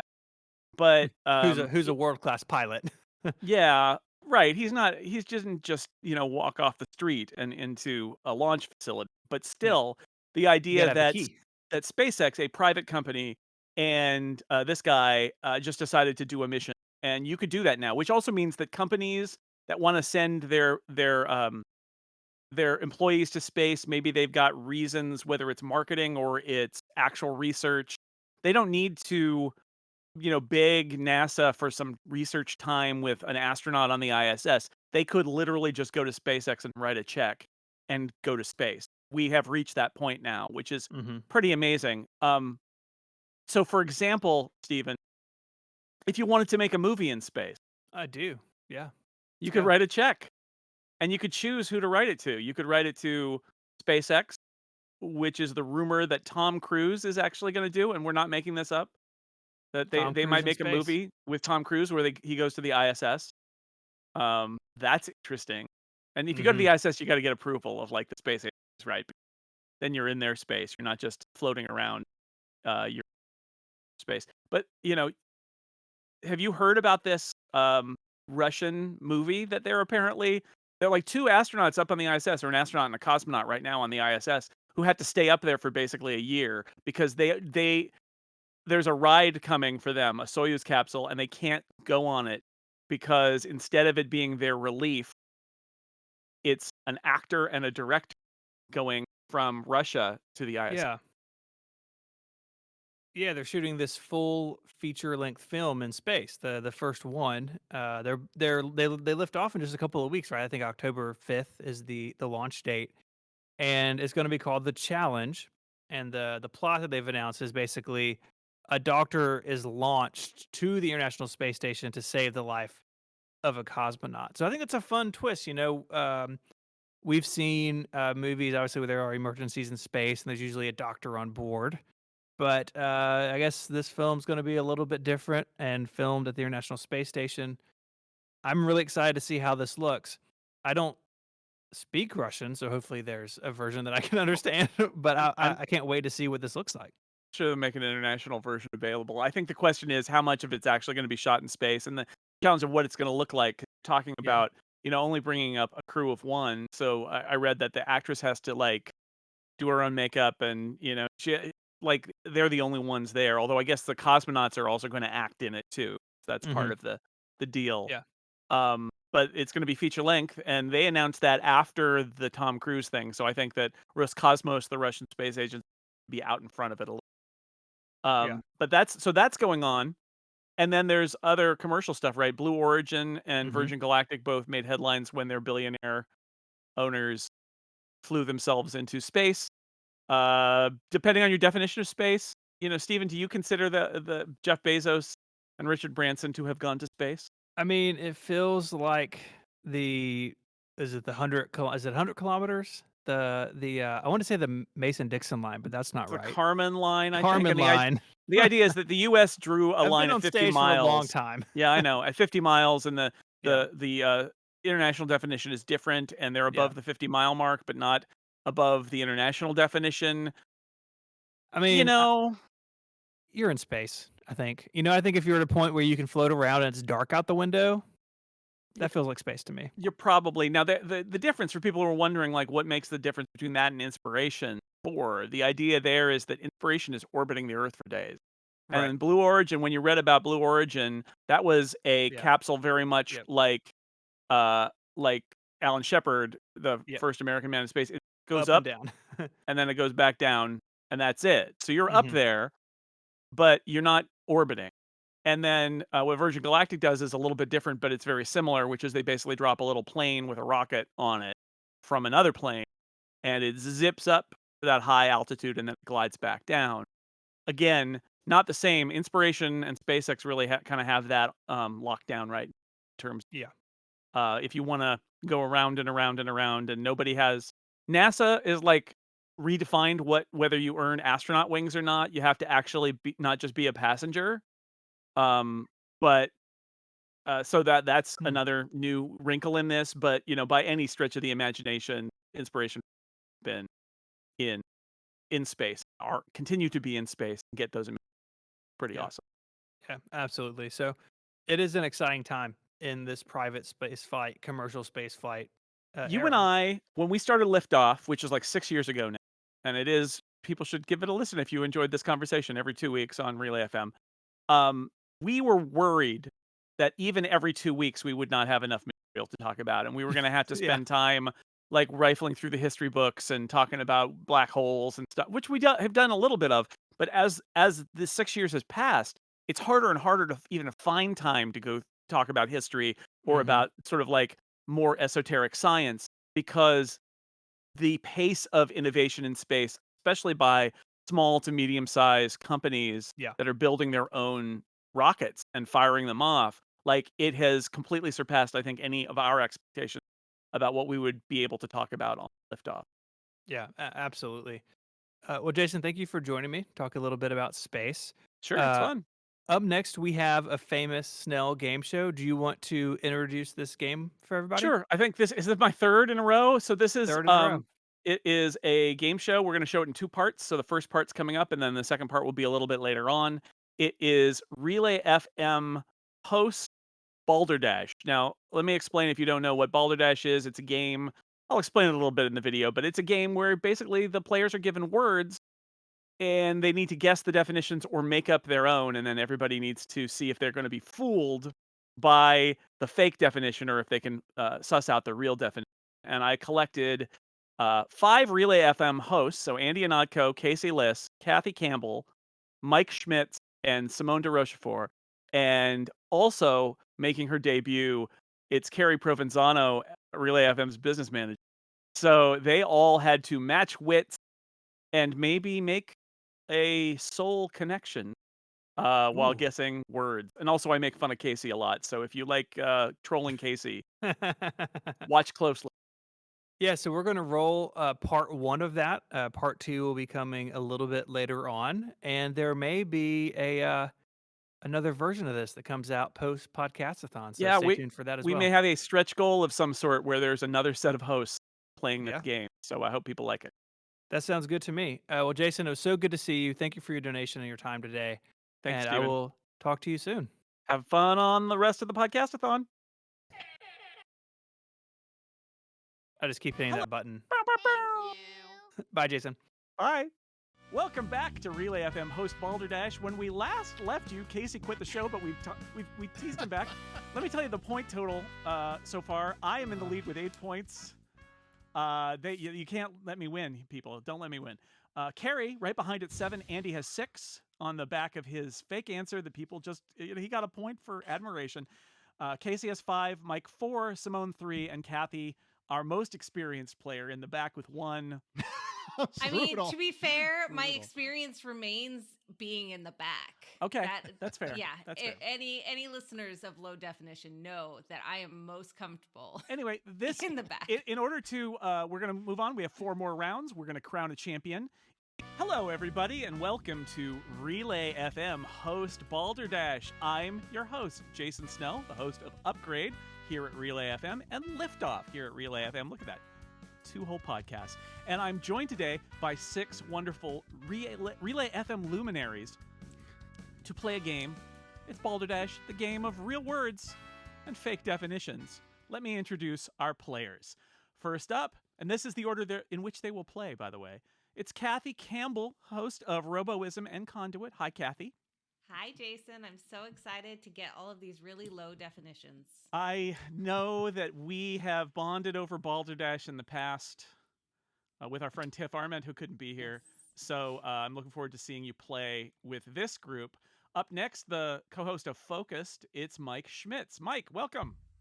Hey, thanks. I am both excited and terrified to be here. That's about right. That seems about right.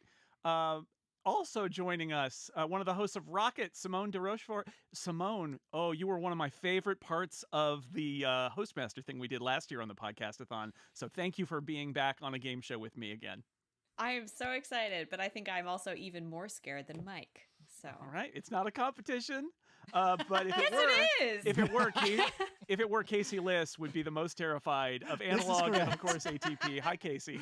Hello. How are you? Nothing like having somebody say, "How do you play this game?" right before you get started. It'll be great. It's awesome. It'll be it's fine. Awesome. Then we have from Material Andy Inatko, who actually wrote a book about obscure tech terminology and may know all the answers. Hi, Andy. I'll take Charlie Weaver to block, Jason. And I'm really excited. Not a Relay FM host, but one of the people who makes Relay FM happen.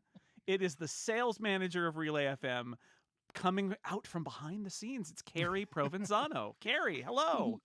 Hello. Yes, coming out from behind the scenes. And I would like to say I'm going to represent the everyman today who perhaps isn't au fait with all the technological terms, but I'll give it my best. Well, the good news is most of these terms hopefully are not guessable, and you just have to sort of figure out what sounds right. So the way this works is I will give you a technology term that I have picked. I swear it's related somehow to technology, somehow. And then all the players get to guess what it is or send an alternate definition. I will then read the definitions. Nobody knows who they're from. Everybody will have to guess what the real definition is. If you guess it right, you get 2 points. If you guess it right off the bat without any options, you get 3 points. If you guess it wrong, you're giving a point to whoever wrote that fake definition. It's that simple. And we're going to play 8 rounds and crown a winner, crown a champion, because that's what game shows are all about, right? Winning? Maybe not. Maybe it's just about having fun. That's what I hear. Let's get started with our first word. How about that? Words are fun, so let's play this word game. And the first word is near sourcing. Near sourcing. Please send me your definitions for near sourcing now. All right, all the definitions are in for near sourcing. Near sourcing. I will read them now, and then you will all have to tell me what you pick, beginning with Kathy. Here are your definitions for near sourcing. The ability to find files locally. an online image crediting system that relies on crediting a similar but inaccurate source, bypassing copyright infringement. Using a source control server that's geographically close to your current location. The act of outsourcing jobs, but to countries that are nearby. The practice of forming a design or development team comprised only of local talent. A euphemism for sourcing an item from the neighborhood recycling or trash pickup. And using first-party software to store information. Those are your definitions for near sourcing. And Kathy Campbell, it's time for you to tell me what you think near sourcing really means. So many great definitions here, Jason. Weren't they? So many. Weren't they? So many. And clearly the correct answer is the one related to copyright. And that is the one that I am guessing. Okay, that's the online image crediting system that credits an inaccurate source to bypass copyright restrictions. Yes, Very that's what I clever. said. Okay, Mike? Can you reread that last one? Sure. Using first-party software to store information. I'll take that one. All right. First-party software. Simone, what do you think? I am going to go with the first one, actually. The ability to find files locally? Yeah. She says with utmost confidence. I feel like I'm tricking myself because it feels wrong when you read it, but it's also the first definition that I thought of. So whoever's out there thinking like me, I see. I mean, I cannot tell you. Your answer. I cannot tell you how many times it turns out that a couple people are on the same wavelength and they're constantly picking each other's answers in this game. Happens all the time. I'm here to find my soulmate, so I'll pick that one. The big reveal is Relay FM host Balderdash. It's a dating game.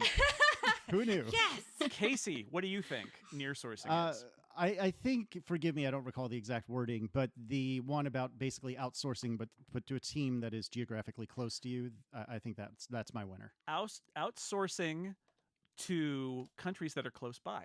Yes, please. All right. Andy? Oh, I'm sorry, I got distracted. I was just thinking about how beautiful the world is and how we must all love each other, and that our egos, we can just put it aside. They just get in the way. That we should really just focus our attention on taking care of not buying it. Okay, I'm going to go with the ability when you're looking for that one about when you're looking for a source, you can't quite find the one you're looking for, so you'll find something that's close enough. Is that the online image to a similar but inaccurate source? I would say that. I like that. We all have to bypass our copyright. I really like bots. that one too. And Carrie, what do you think? I am going for the one about first-party software, please. What was the wording of that one? Using first-party software to store information. Yes, let's go with that. A lot of reluctant pickers here. Let's see how they did.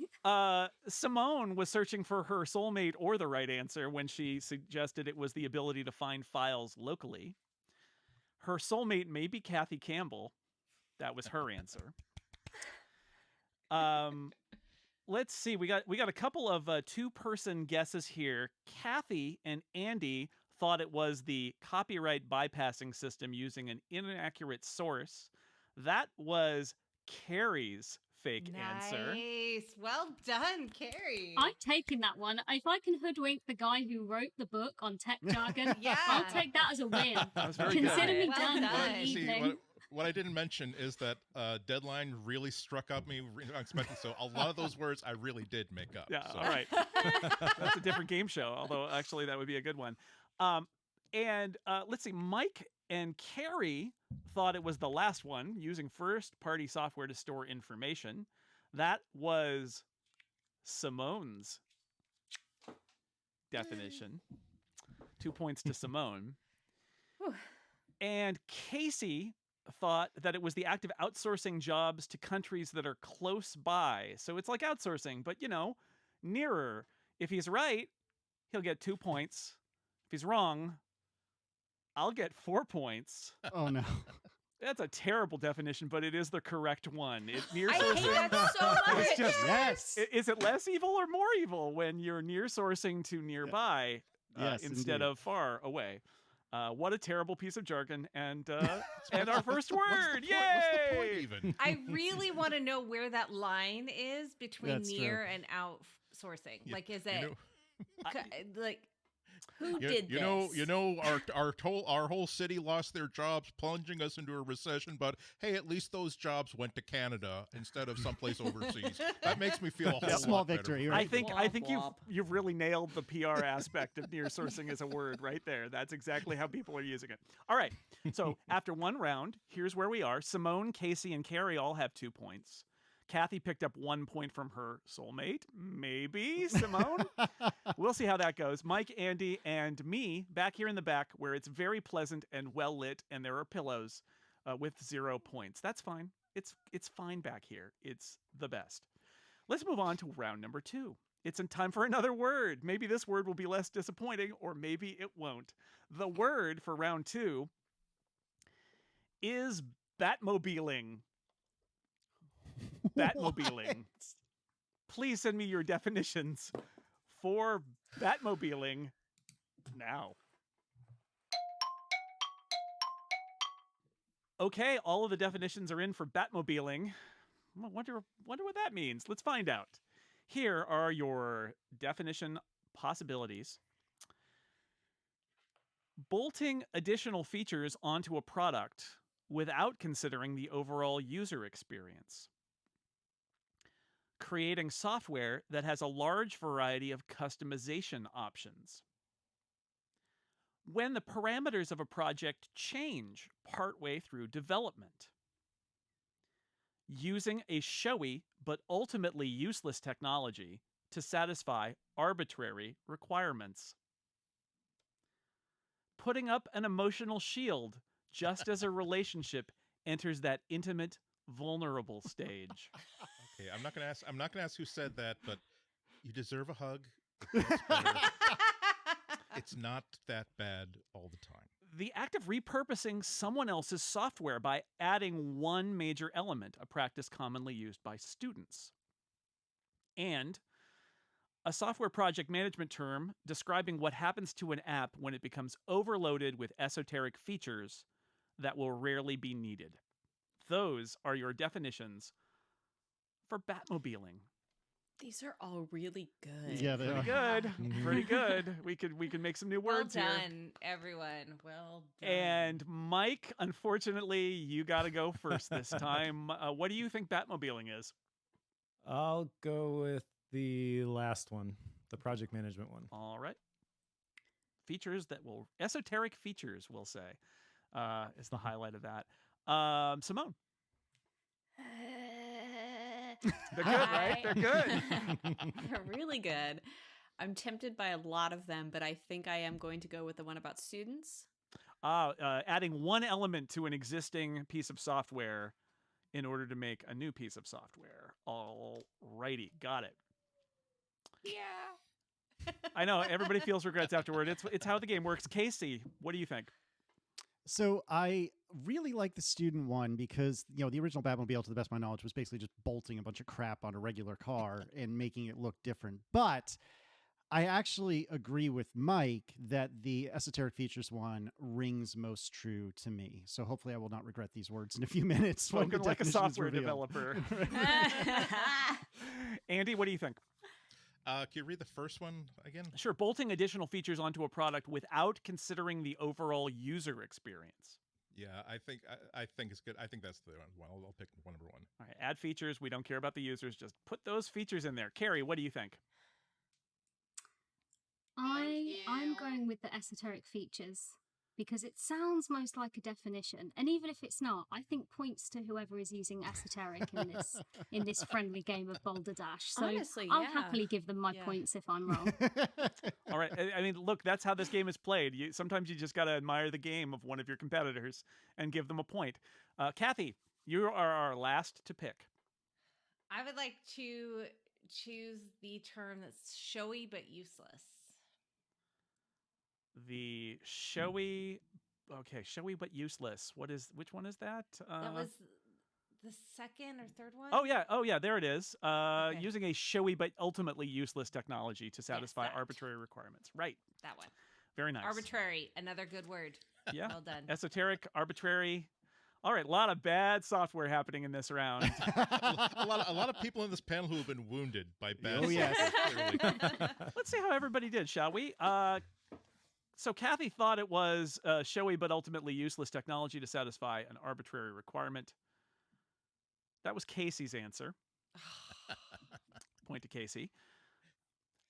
Simone thought that it was the act of repurposing someone else's software by adding one major element, like a student might do. Simone, gotta add Carrie to your list of potential soulmates. God, why? Wait, going on here. Andy thought it was bolting additional features onto a product without considering the overall user experience. That was Mike's definition. Very good. Point to Mike. And, well, Mike and Casey and Carrie all thought that it was a software project management term describing what happens to an app when it becomes overloaded with esoteric features that will rarely be needed. And yeah, that was Andy's fake answer. Oh, well done, Andy. That's a great fake Oh, answer. good. Andy gets 3 points, which is great. But you know what's greater, Wow. everybody? I get 4 points. Oh, I don't know. Wow. Is that really greater? Because Is you that know, really greater? Batmobiling, sometimes your heart is like the Batmobile. And at that moment where you need to get intimate, instead, you put up your emotional shields. What? That What? is You Batmobiling. liar! You said Are you this kidding was me? all technology related. I wrote that one off, made too, up because a I much was- better definition than that one. Yeah, I oh, thought that come was on. Kathy letting me down softly.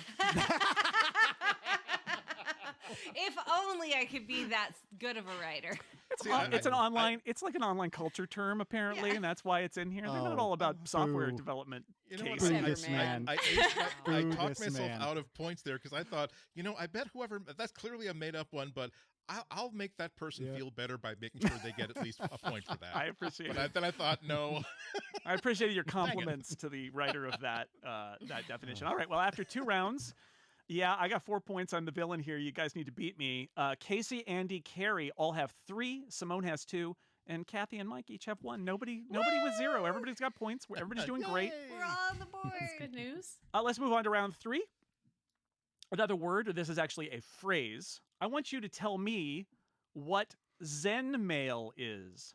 What is Zen mail? Zenmail. Zen mail. Please send me your definitions now. All the definitions are in for Zen mail. Let's see what they are. These are good. These are really good, people. Zen mail.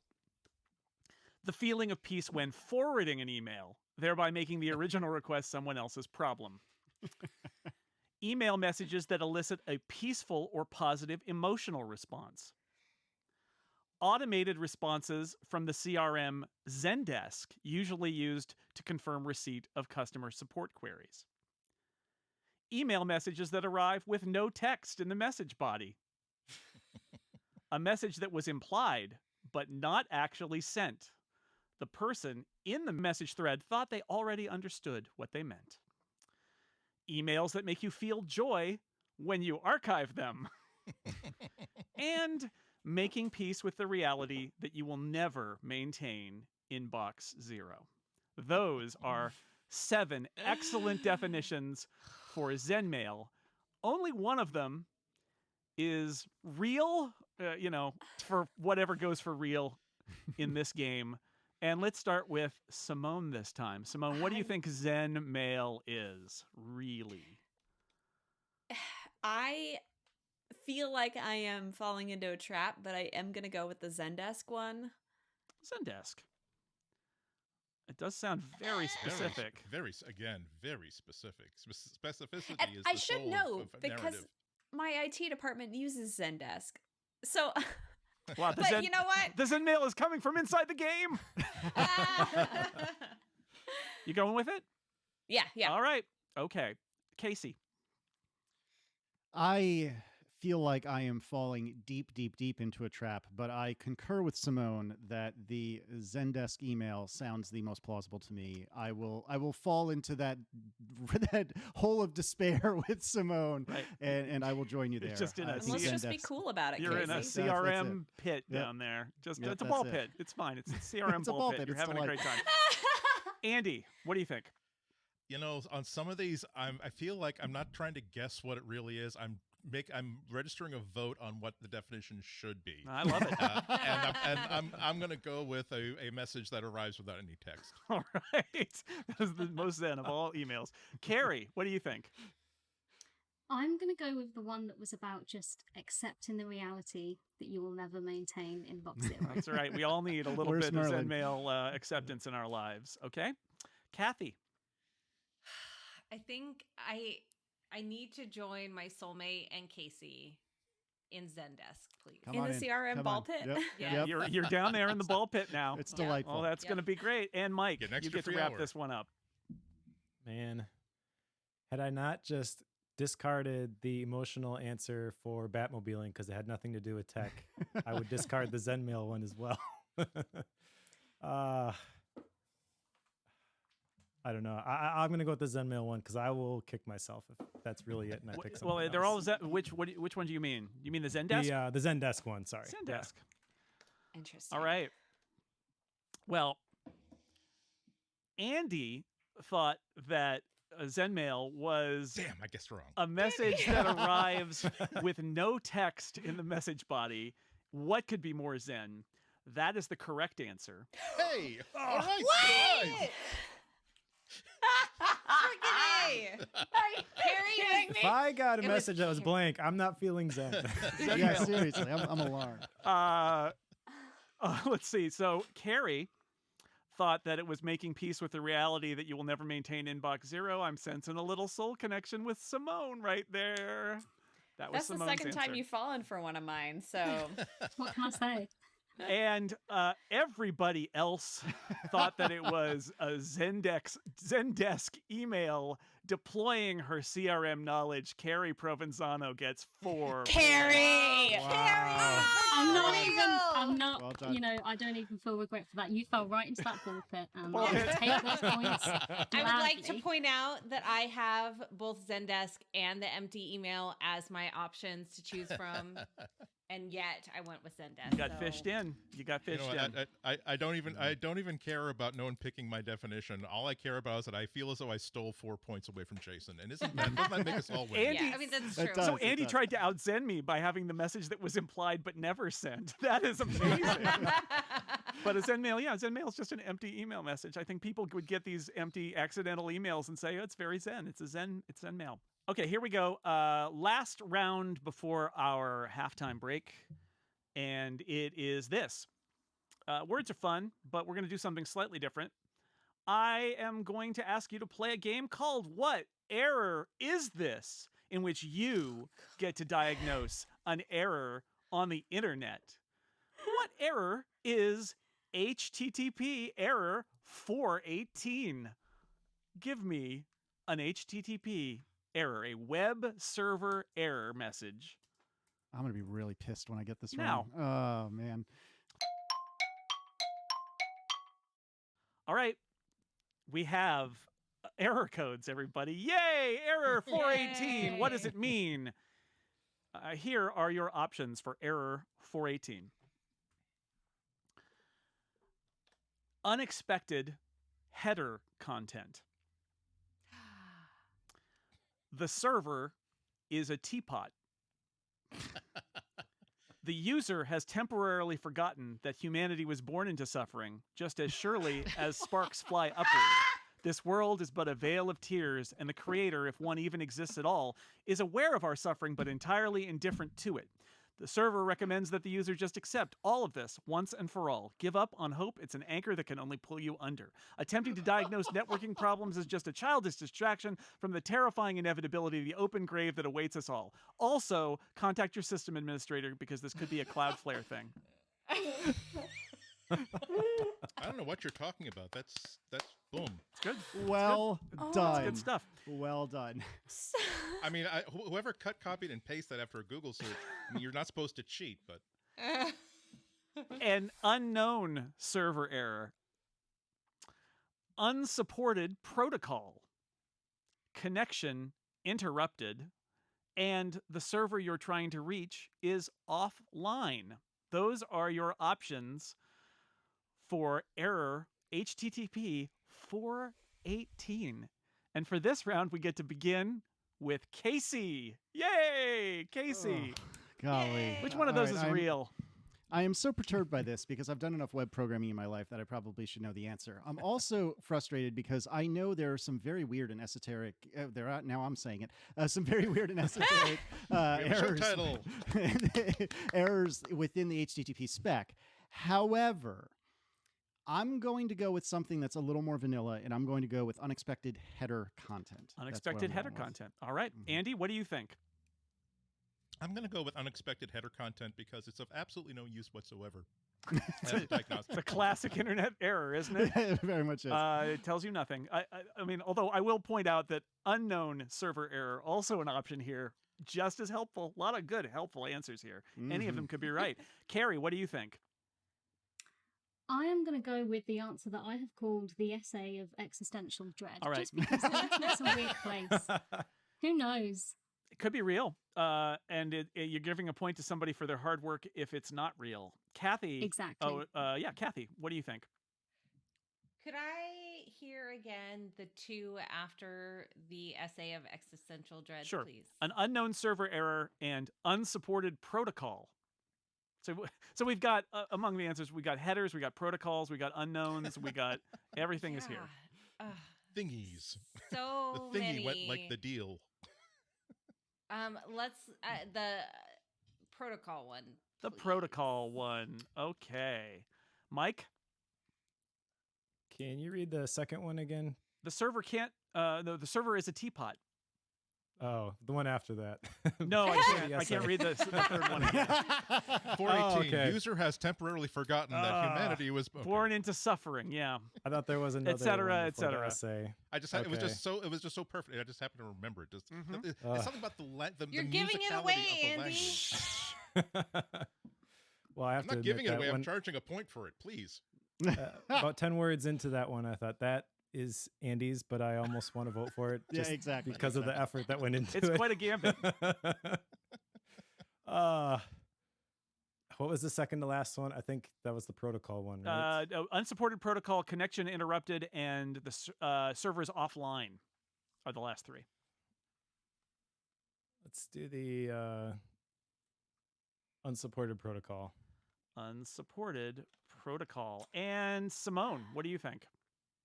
This is so tough. I think I'm going to follow the Pied Piper Casey Liss onto whatever that first one was. Unexpected header content. Yeah. All right. Is that everyone? That's everyone. It's okay. This doesn't obviously mean anything, but I think Teapot actually could be it. I wasn't confident enough to choose it, but there are some weird HTTP errors, and so I'm going to be doubly angry and quit the show if Teapot is the answer. Casey, you're remembering, right? Because there is an HTTP response for that internet server that makes coffee that they had like in a university in England, I think somewhere they had the internet coffee pot. So there absolutely was a coffee related HTTP. Okay, maybe that's what I'm thinking of. Okay. So all right, Carrie gave a point to Andy. well done. When you're in the lead, you can afford to which do one that. was that? Can you read that out Paid again? by I the forgot word. It starts with user and ends with Cloudflare, and there's a lot of words in between. I think it ends in Cloudflare thing. Cloudflare thing. Yes, Could be. I think there was the. And Jason, bless you for not editing me. That was a very I was gonna. That was very brave. You knew what you were doing. All right. Kathy and Mike thought it was unsupported protocol. That was Casey's fake error response. Nice. And that means Got me. Casey, Andy, and Simone all decided it was unexpected header content. That was Mike Schmidt's fake response. Mike Well done. Schmidt. Well done. Well done. Mike, I just God threw bless you, and together every don't term I ever, could think ever- of from my web development days. Exactly. God bless you, and Well don't ever played. come near the user portion of any interface ever again. This means And it's good that we've reached the halftime point where we take a brief break back to the podcastathon before continuing. Oh no. Because we're going to need that time to get Casey back, because HTTP 418 is their response to the Internet Coffee Pot, and it says that this server can't make coffee not because it's offline, but because it is a teapot. I hate everything. I quit. Everyone's fired, and I quit. Oh, I'm so What a mad. cliffhanger. Will Casey return in part 2? Stay tuned for that. But for now, that's Relay FM host Balderdash Part 1. Back to the Podcastathon.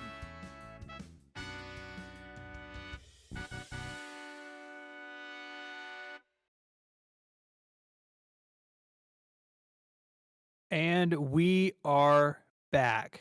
Part 2 of the game show will be airing in a little while.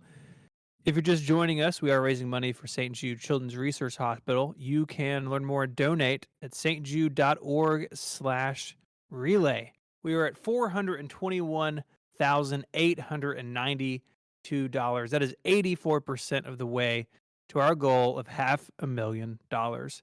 This money goes to treat pediatric cancer patients, but also for research to end this terrible thing that affects way too many families.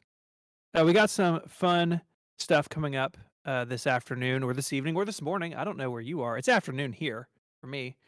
But up next, we have a very special guest, Quinn Nelson. You may know him from the Snazzy Labs YouTube channel or my podcast with him called Flashback.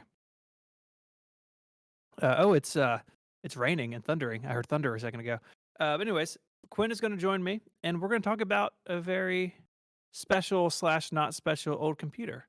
Hey, Quinn. Hi, Steven. How you doing? Look at that beard. Oh, well, I got to match the king over there. Well, I'm going to start cutting it here pretty soon to raise money, so. Oh, well, I don't know that I can join you in that endeavor. For I'm the hiding kids. too many chins behind mine. So, Quinn, one of the things we have been doing today is smashing an IBM PC Junior. I've seen it. Yes. It's A little sad. There are little like shrapnel pieces all over the studio. It's gonna take a long time to clean up tonight. But I thought we could talk a little bit about this because the story of IBM is really interesting to me in the personal computer space. Of course, IBM had been mainframe company doing these really big, expensive machines that would take up, the half the size of a house to, do everything from banking to making sure that the Mercury capsule the first astronauts were in would go in a circle around the Earth and not hit the Earth. But in the 70s and 80s, things began to shift, right? You had They did. personal computers, personal technology, and that's, I think, kind of where we're going to pick up our story today. Yeah. So, as you mentioned, bunch of time spent in kind of the enterprise and in the mainframe. The personal computer industry was really picking up steam. You had competitors from Atari and Commodore and Apple, and IBM wanted a piece of that market.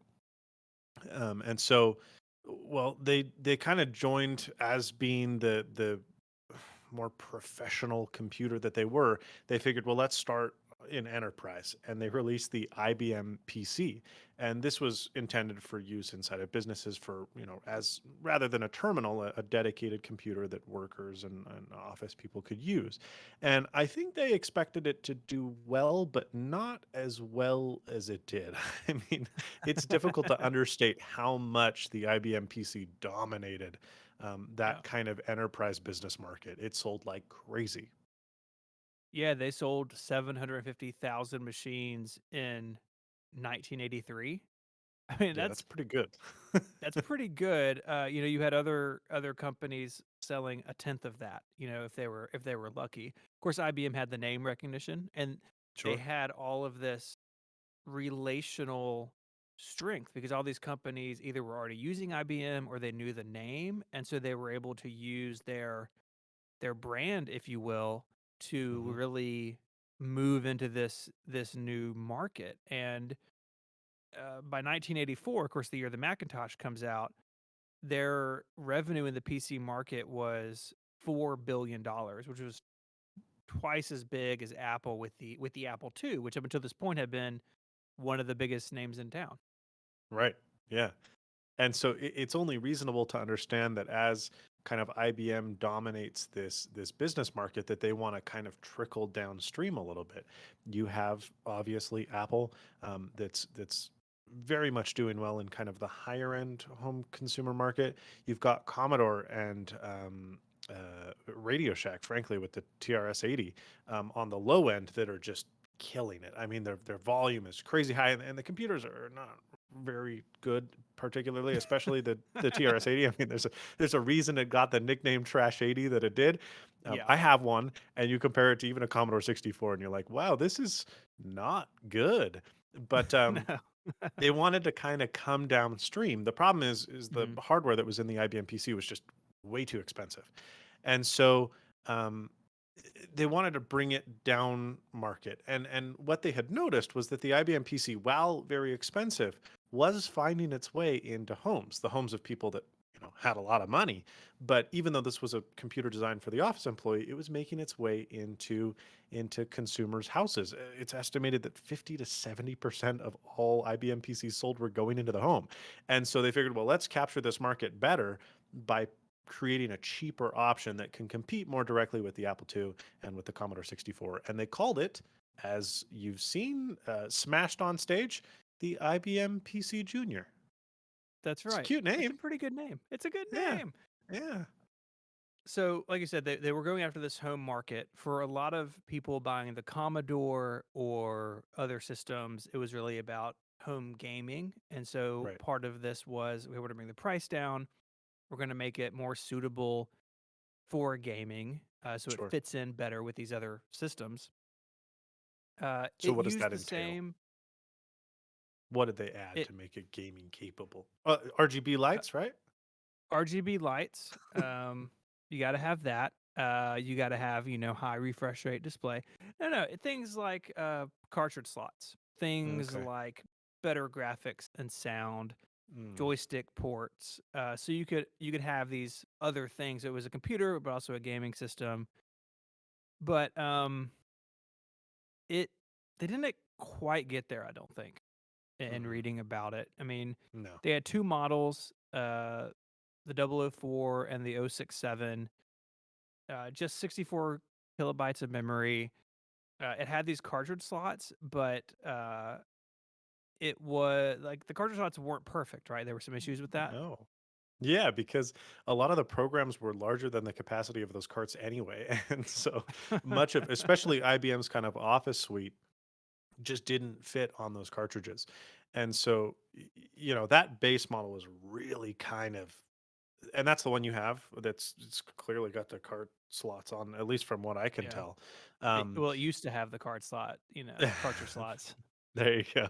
Yeah. Yeah. They're in there somewhere. They're not attached to the frame anymore, probably. And then you had the Model 67, which was on the higher end. That had 128K of memory, which was, double that of the lower end model, and had a more practical 5 1/4 inch floppy disk drive instead of those cartridge slots. But they were very expensive. I mean, they were $1,300, which was even beyond what kind of the high end Apple II models were priced at the time. So it was still kind of priced above market, but frankly, even with the high end model, they were really kind of hobbled together and couldn't run much of the software catalog that you could run on the IBM PC. So you had this fragmentation from within, the platform itself, which is not good. Yeah, it's so interesting because they wanted to come after these gaming computers, and the hardware they built in for that wasn't sufficient. Nope. And but they couldn't at the same time, like on the other side of the coin, they couldn't break free of building the business machine that they had a few years before. I mean, this thing had the same CPU as the PC. but it did not have the complete compatibility layer. And so I think in an ideal world, what IBM saw was you would have an IBM PC at work. You have a PC Junior at home that your kids could play games on the TV. But then when you need to get work done, maybe after hours, you could bring those programs home. But they didn't make it compatible fully with the PC. It's like, it blows my mind that this is how this went down, because you have this amazingly popular platform. The second computer in that platform should be compatible with the first one, and they just missed the mark. And so you end up in this situation where, for people who wanting to buy a computer for gaming, it's not as good and more expensive than the other options. For people who want a PC at home, it's not compatible with the PC at their desk. They're still going to buy an IBM PC, or in reality, a PC clone. It's like the goals they had for this machine, they just fell short of. Yeah. Well, and that's the real irony, is that they were priced above those kind of lower end gaming computers, but because the software catalog didn't really work that well, they provided ultimately a worse experience. And so, despite the press kind of being excited about it at the beginning, thinking maybe this is finally the machine that can dethrone the Commodore 64, which, keep in mind, it, by 1984 had been on the market for a number of years. But no, it didn't really pan out. As if the software issues were not difficult enough, there were other hardware issues. The keyboard in particular, because this had a TV video out with the idea that you would be using this somewhere other than a dedicated monitor on your desk, they figured, well, why don't we design the keyboard so that you can take it a little bit away in terms of distance from the machine? And the solution to that at the time was infrared. And like a TV remote. And infrared back in the 80s was a lot worse than infrared is today, and infrared today is still not very good. And so they had two models of the keyboard. The original one was awful. It had these like little tiny chiclet keys that were kind of Yeah. Do you want to see it? similar. I've got one here. Yeah, let's get it. see it. Let's see it. I was going to So walk you've over got here, this surprising keyboard. everyone in the room. You've got this keyboard with these little tiny chiclet keys, and it communicates via infrared, which in theory allows the user to sit back from the machine. But it was pretty terrible to type on for any real length of time, and it kind of sucked through batteries. I think it had 4 AA's. Oh wow, look at that. Yeah, 4 AA's on the back. It. I mean, I can't describe to you how bad these keys feel. Like, maybe you can hear them. You I know think what you they should feel do like, a- Quinn? Mm, They feel like buttons on a cheap TV remote. mm. You don't want to type on this, and you have Yeah, all that's this not an spacing endorsement. between them. It's bad. Like, I understand why people hated this, and Yeah. the thing that really gets me about this is IBM made arguably one of the best keyboards of all time. Yeah. And then this Yep. comes out. And this right. Yeah, it's rough. And to make matters even funnier, they did, I think, especially the American market was like, this is not acceptable. And so in the Yeah. US, they had a US specific model, a keyboard update for the IBM PC Junior that was more kind of traditional, but it wasn't a good kind of tactile keyboard like you would see on the Model F or the Model M. It was a very mushy kind of membraney keyboard. It was still infrared, and apparently those were even less reliable at transmitting data over IR than the original membrane keyboards were. And so, yeah, not great. Yes. So you have all of these factors, right? And by the time March '84 rolls around, 3 months after the Mac is announced, Mhm. sales are already lackluster.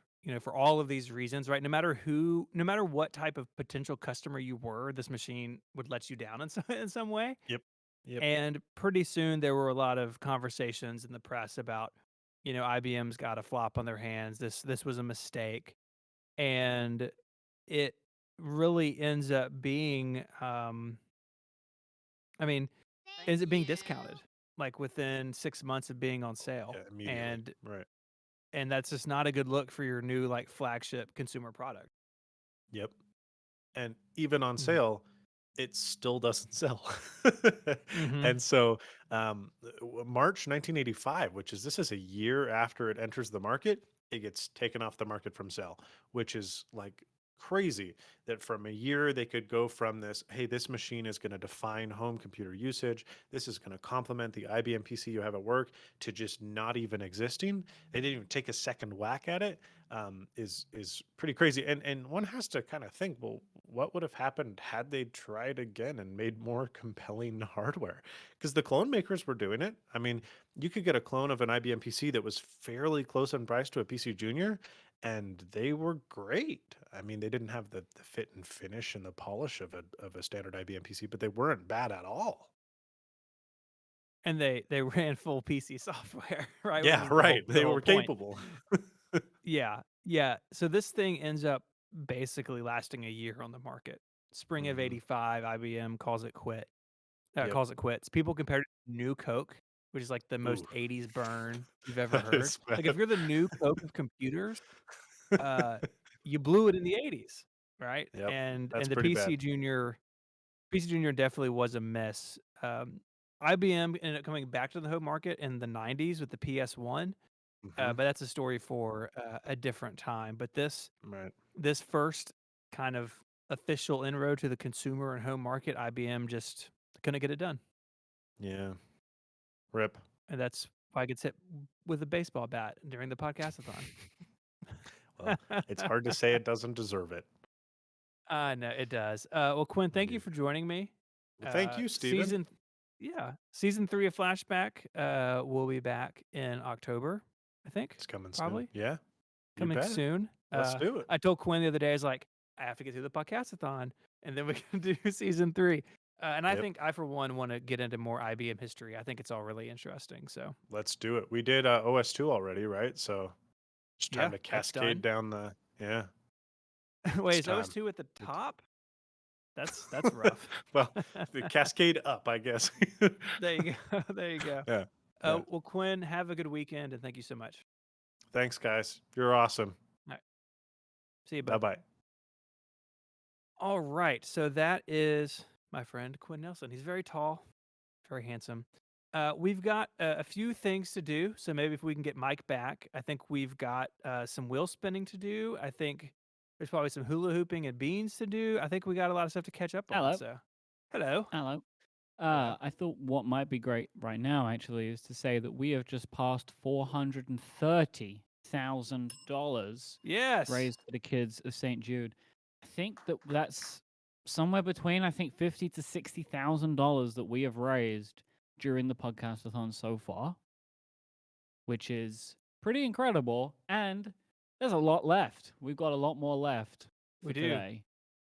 We do. I do want to point out that if you, and I've gotten emails all day today, I glanced at my email during the break, but if you have, you work at a company that does corporate matching or donation matching, send me an email with verification of that, and we can have that amount added to the campaign as well. So thank you all who have done that, and just send me a note, and we'll get that done.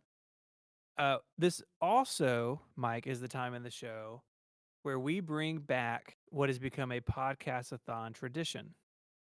Ah, yes. Where as we raise money and as we continue to climb through the milestones, I have less and less facial hair. So at $435,000, the first section of beard will come If off. I had my hype button in front of me right now, I would have pressed it. Yeah, I'll hit So, mine. you go for it. So $435,000, I will be at sideburns and goatee, and then we'll work our way down through goatee, biker stash, which is everyone's favorite, mustache, and then we will vote shave or save to see if I keep a mustache through the rest of September. So go donate at stjude.org/relay so I can get started in on that. So Mike, do we want to spin the wheel? Do you want Spin to the be wheel, my spin the friend. wheel? Spin Okay. the wheel. I noticed you said you didn't say you wanted to eat another jelly bean. Spin the wheel, Steven. That's what I would like you to do. There's a jacket. Come Oh, on. okay. Jacket. Come on. If you're going to do it right. Look at that thing. sitting over there all nice and shiny. It's like my iMac. Oh yeah, I also have some stuff that I'm gonna be doing when Steven shaves. I've got like a bunch of adornments that I will be attaching to my face. So as Steven loses, I will add. That's as much as I'll say for now. Okay. Beautiful jacket. Thank you. Looking very good, very snazzy. I see what you did there. I'd like to thank Eli and Elaine for their $1,000 donation and the Thank very you. kind corporate matches. Yes. For 6,000. Yeah. Very kind. Thank you, corporate matches. Thank you. Seriously though, that's what Stephen was talking about. That is really amazing that companies can do that for us. Where is it going to stop, Stephen Hackett? Number 8. Stephen donation match. Yay! Okay. Yay! So the first one we did $80, I believe. And so the next $80 given, I will match. So we're doing another 80. So you're up to 160. Up to 160 in matching. Yep. All right, spin it. Well, I'm going to spin the other way this time, see how that goes. Do me a favor and hold the microphone a little further away from your face. But that's also good. Yeah, that's no good that way.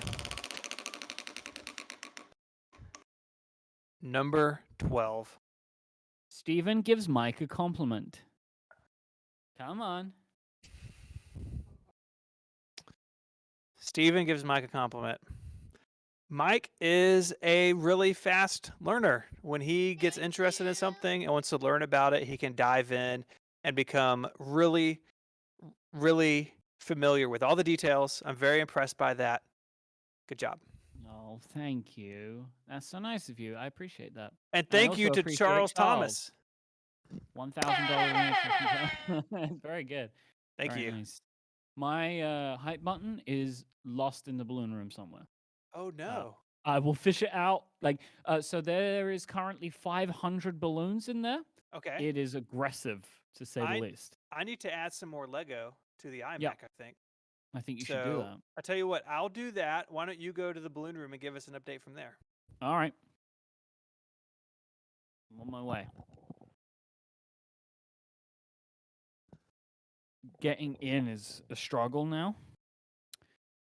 Because as I try to get in, all the balloons try to get out.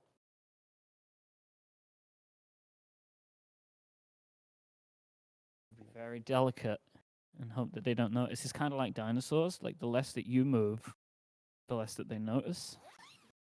Yeah, I'm in. And here's my hype button. Found it. Find it? What do you think? You think I found it?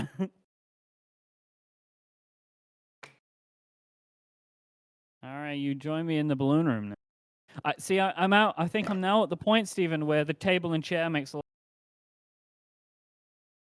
Oh, here we go. Oh no, there goes the table. I've lost the table. Oh no. And so there goes a microphone stand and the hype button.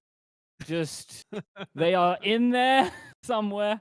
Let me see if I can. Oh, the microphone stand is standing up straight. How perfect. That's good. Oh, Well, it's heavy, falling right? to pieces. There we go. It's So it's- we have a fallen soldier. And I stepped on the hype button. I know where it is now. There we go. Oh, thank you, Mallory and Scott, for your donation. That's fantastic, Mike. That looks really good. Yeah, so we're about $2,500 from our first beard shaving and beard decoration. It's gonna be real exciting. Look at this thing in here, man. Thank you, Stephen Shiny Coat. Having the time of my life. Steven, spin that wheel, will ya? Okay. Let's see what we got.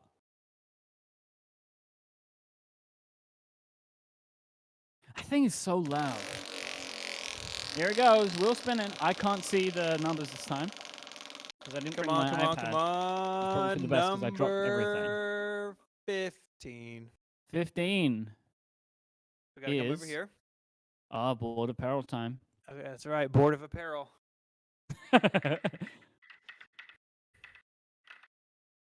Number 1. 1.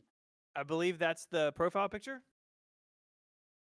Lego Oh, the walk. Lego Lego walk. Oh, Yay. no. Okay. Lego walk. Lego walk. Oh, Generic. sorry. Generic plastic brick walk.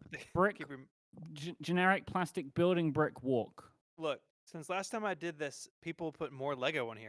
It does look significantly more It plastic looks like bricked. there's more Lego. Look, plastic bricks. Plastic. Generic brick. plastic bricks. Ow. I hate it. Oh, look, here's a nice little empty space.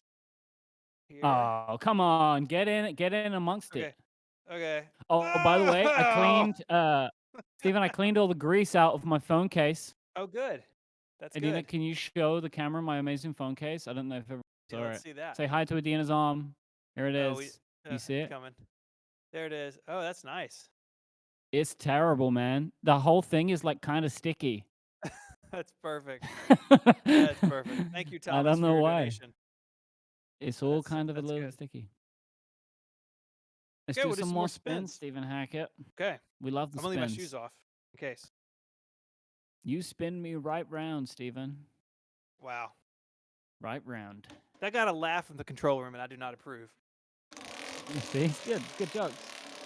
What was the joke that you made earlier that nobody liked? Oh, I know what that one is. PC Smash. Oh, yeah, we've memorized number 2. I'm I gonna think put my this board shoes is back rigged. on. Yeah, it's probably good. You need maximum. You need shoes. You need eyeglasses. By the way, can we talk about Rick's PC Junior Smash? Can we talk about that now that he's not around? That was kind of incredible, right? Yeah. Thank you. He really took to that thing. I'm hearing that there were many people in the production room that were very excited. Yeah, I think people really enjoyed that. He has quite a swing on him. I think you got to try and match that swing. Okay. I'm gonna sit the microphone down. That is definitely a good idea. All right, so here he goes. Microphone is down. He's going to leave the special jacket on, I think. And so he's going to be all nice and shiny as he makes his swing. I think Steven's trying to find his eye protection. Oh, no, it's the bat. He was trying to find the bat. Glasses off. Eye protection on. Look at him go. I want to get closer to the screen. I need to see this thing. Here he goes. All right. Batter up, buddy. Show him what you got. $500 from the weirdest fish. Oh! Oh! And he's gone. Junior. No. Junior, no. What did I do to you? What did I do to my boy? Oh, BC Junior. Oh, that poor thing. That poor thing. Mike, I You have go an to important update. stjude.org/relay. What was that? I have an important update.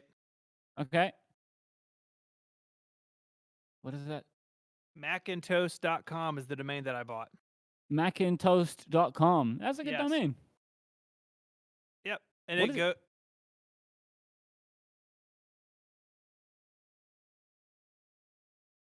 and this goes to the donation page, which you can go to at stjude.org/relay.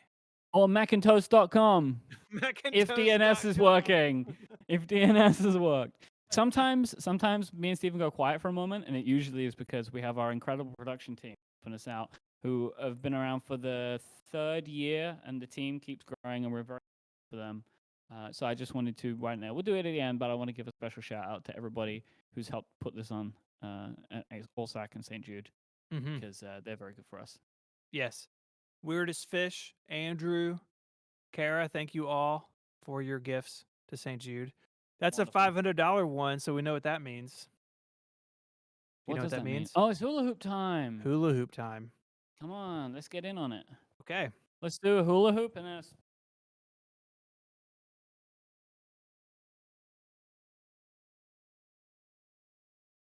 I also don't remember what's coming up next. If somebody could tell me in my ear what's coming up next, I would love that.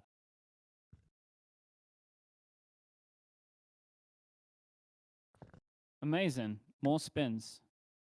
Oh, fantastic. We're spinning it up for Oh a yeah, I while. forgot about the mic stand. Oh, it's hula hoop time too. Are you going to go for the traditional hip hula hoop here, or are we going to mix it up? I think arm could be fun, you know? Like an extended arm, and you like try and do that? Or do you still feel like you've got some work to do on the hip hula hoop there, Steve? I think at the moment he's trying to deal with the hula hoop of cables that he's gotten himself caught in. Oh, he can't hear me. Steven's very good at this. There he goes. Look. Then everything would be destroyed if he tries to get out of these cables. Oh, here he comes. He's nearly there. Come on, buddy. You can do it. We believe in you. No, he's still... There's a lot of cable. He's very cabled up right now. All right. Okay, here he goes. Stephen Hackett with the 2? What is he... Oh, okay. This is going to be a disaster. They're going to go everywhere. Try 1 first. There you go. That's a good idea. Let's try 1. He's going to try... Yep, that's it. That's it. Ready? Let's do this thing. Oh, there he goes. That is going to fly off, and something's going to be destroyed. Hey, that very, very nice. Good work, Stephen Hackett. Oh, okay. You trying to show us that there's no string around something? Are you going to saw someone in half now? What is this? Here he goes. Oh, boy. This isn't going to go well, is it? This isn't. No. Oh. It looks like... There you go. Hey, Stephen. When you're doing that, you're the ringmaster.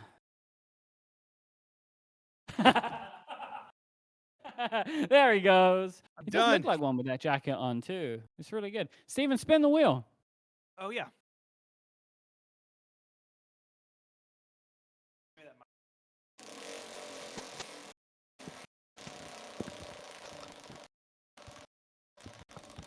Where are we going to land? Oh, it's still going. Oh, where can it stop? Whoa, where's it going to go? Where's it going to... Oh, it's going to... No. Number 3. 3. Okay. Amazing. Now what's going to happen? Oh, wow. Wait a second. Oh, where is it going to land?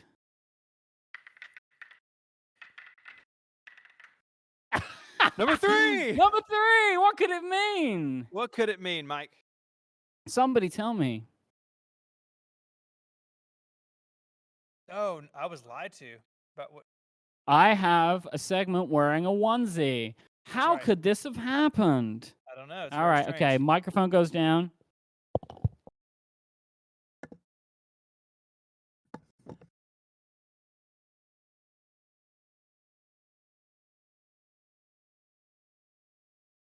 All right, so we're gonna see Mike change into something that I picked out for him. Yeah, I have no idea what this is. It's really weird. It was harder than you think to find a onesie that looks like an American bald eagle, but I was very successful.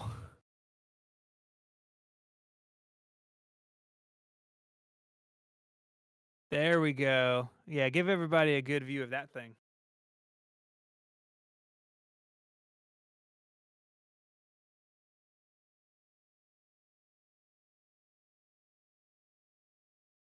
I know Halloween's not for another month, but I thought you'd get a jump start on it. Thank you. Is this glow in the dark? I hope so. Thank you, Scott. Donation of $500. That puts us very close to the beginning of the beard challenge. I need to try and put this thing. Okay. You're definitely going to fall into the balloon room. I guess I got a chair. This is what you tuned into. Watch a grown man try to put on a onesie in a room full of balloons. I mean, this is someone's thing. We're at $434,000. I'm going to be so warm in this, right? Yeah, you're going to get very sweaty. Man, Man, I look already at that could thing. be. You should wheel us this. All right, he's really struggling there. You can do it, Mike. Get out of my shoes. You can do it. So we're having a good time today. We're about halfway through. We'll be running until 8 p.m. Eastern. Got a ways to go. It's thunderstorming outside here in Memphis. Maybe you've heard that. That's been fun. It's dark where Mike is. I can see out the window that it's dark, and so I hope this anyone is walks. I might be Little speaking small? a little bit higher for the rest of. A little small. Or you just. Thank you, Joe. $500 for the kids of St. Jude. Mike, you just have to wear it for one segment. Did you leave your tie out of it? Not intentionally, but pretty great. And we need the jacket, I think, back on top of it. Do you want me to die? Oh, that's good. It's so good. It's so good. Oh man, this has just made my afternoon seeing this. Look at him go. And maybe you could give us like a little like skeleton dance. Well, hello, I'm Alfred P. Skellington. There we go. This is so incredibly uncomfortable. Oh, don't worry, we're all comfortable about it. All of us. That's fantastic. So what are we doing now? Oh, we got go spin the wheel again. Okay. Oh, it's so hot though. Thank you. Oh, it's so uncomfortable. Let's. Thank you, The Italian Baker. Baker with $501. All right, here it goes, spinning the wheel.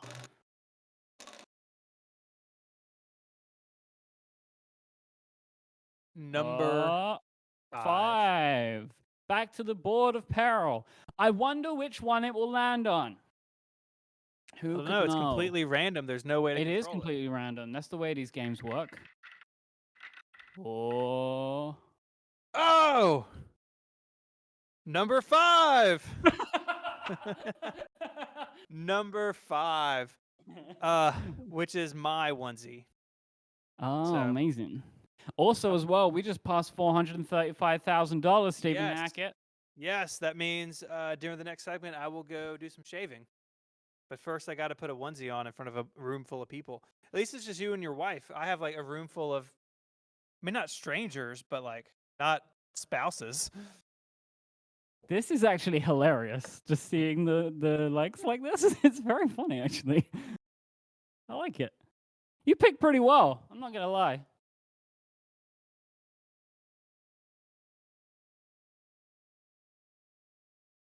So hot, though. Me too. I can't wait. I'm so excited for this. Stephen, this is going to be so good. This is like your essence. It's going to look great on you, man. Oh, it's your color. It's like your color and everything. I know you love yellow. Hey, Steven. Yeah. Name that Pokemon, buddy. It's Pikachu! Yes, it is. Oh, look at it. Oh, this is going to be good. This is like completely wearable, you know, like just in the average day to day. You go down to the grocery store, you know, people are going to get it. I can't really describe to you. This is made out of sweater material. Oh, yeah. Yeah, why do you think I'm sweating over here? Because it's sweater. I've got like a jacket on. I got a full suit going on with this thing. Okay.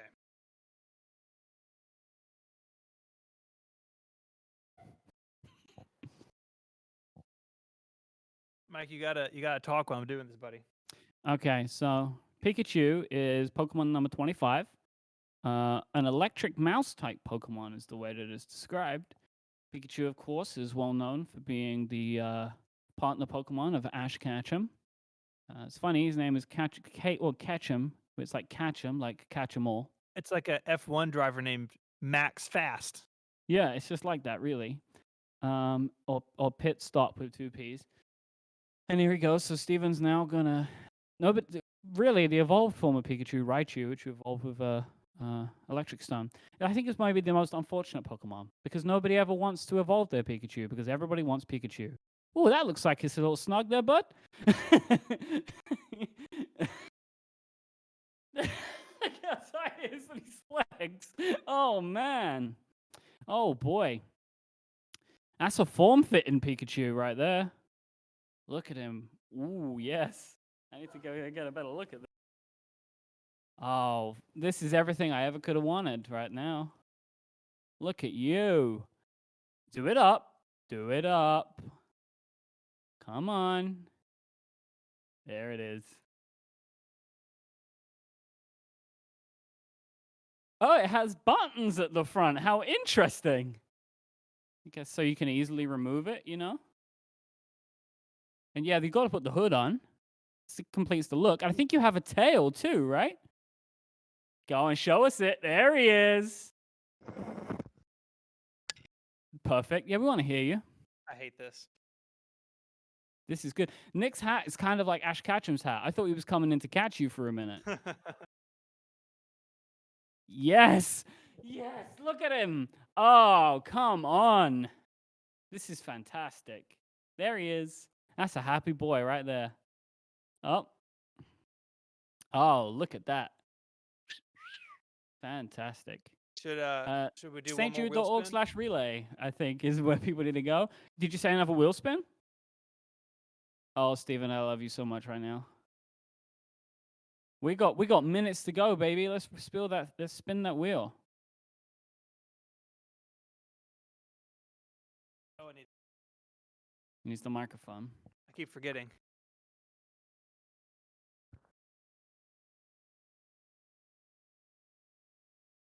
Okay, spin the wheel. If this one ends up landing legit on one of the... we want to do this. Obviously, it was very legit. 15. Okay. Board of Peril. Let's see what happens. What's it going to be? We've still got some great stuff on here that we haven't hit yet. I know.